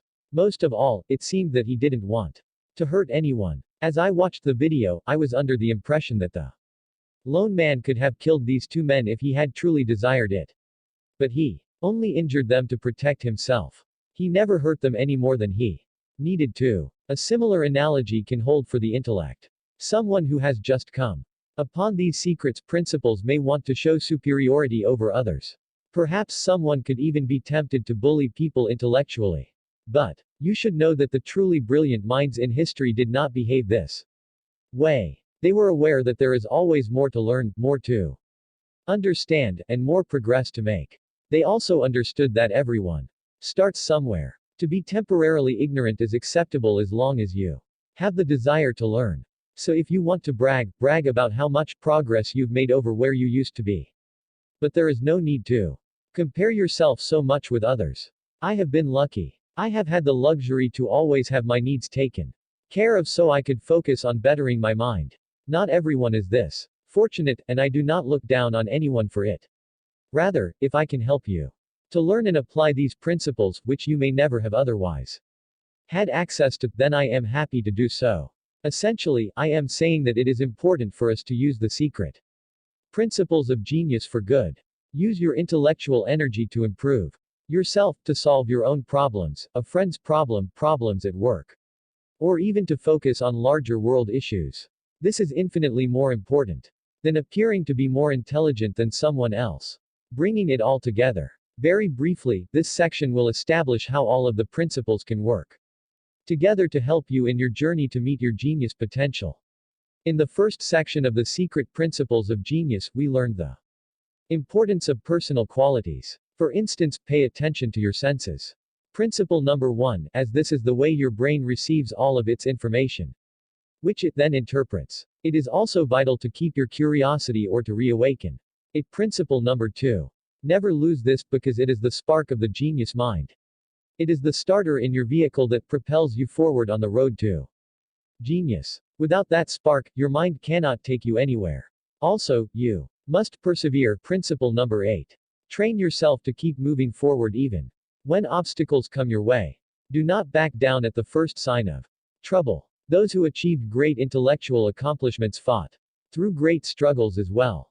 It wasn't easy for them, so don't expect it to be easy for yourself. Always have the highest standards for yourself and your work. Principle number 7. Genius isn't born in mediocrity, but through a desire to meet the highest level of quality possible. Ultimately, you will have to put in the work. Principle number 9. Even the most accomplished geniuses of the world were not able to create their ideas, inventions, and works of art through thought alone. The reason we remember the most brilliant people is often because they put a gifted mind to work diligently so we could bear the fruits of their labor. In the second section of the book, we discovered the importance of learning. A genius mind cannot get anywhere without some level of knowledge. First, work on your core foundation. Principle number 11. Learn the things that are important for every educated citizen to know. Understand basic math, science, history, geography, language skills, the classics, and so forth. When your core knowledge and skills are well developed, you are ready to start building expertise in one area that interests you the most. Principle number 12. You can pour your energy into this, but it will always be useful to have knowledge in other areas too. Put some of your time into learning new things happening in other areas. For the brilliant mind, learning is critically important. A good way to be sure that you are truly learning and digesting the information is to take notes and look back on them periodically. Principle number 13. Also, recall that you don't have to go alone on your journey. Many masters before you have walked a similar path, and you can learn immensely from them. Principle number 14. Ultimately, it will pay off to turn learning into something that happens as a normal part of your life. This is the way of the genius. In the third section, we learned the importance of using key strategies for thinking and problem solving. One of the core tools of a genius mind is to remain as objective as possible. Principle number 19. They conduct a search for the truth by trying to forget about their own desires or their own wishes for a certain outcome. Great minds like Albert Einstein also emphasized the importance of keeping things simple. Principle number 20. You should be able to explain your big ideas even to a child. This will help to communicate your ideas, but also to make sure that you fully understand everything about them. It is also important to think about and understand the big patterns in your field. Principle number 22. Know the general expectations and trends, and then it will be much easier for you to identify anomalies. Anomalies are the things that do not fit into the expected pattern. Principle number 23. Pay special attention to anomalies, as they are often ignored, misunderstood, or assumed to be errors. In fact, they can lead to a big breakthrough, as has happened often throughout history. One of the most important principles appears to emerge as we apply other principles in the book. This is the principle of increasing your freedom of action. All intelligent entities, e.g., from humans, to animals, to robots, will keep their own level of freedom as high as possible, while restricting the freedom of any opponent's. Principle number 28. And finally, the surest path to genius is to focus on one big key problem, or a network of interrelated problems. Principle number 29. This is the path that the majority of geniuses have taken for millennia. The secret principles of genius all work together in some way, which is what makes them powerful. For them to be useful to you, you will need to put them into action. I would recommend choosing 2 or 3 from each section of the book and starting with those. It can be overwhelming to attempt to apply them all at once. But if you apply a few to begin with, you will be able to start on your path toward genius right away. The path that was once blocked has been opened. Now there is nothing holding you back from reaching your genius potential.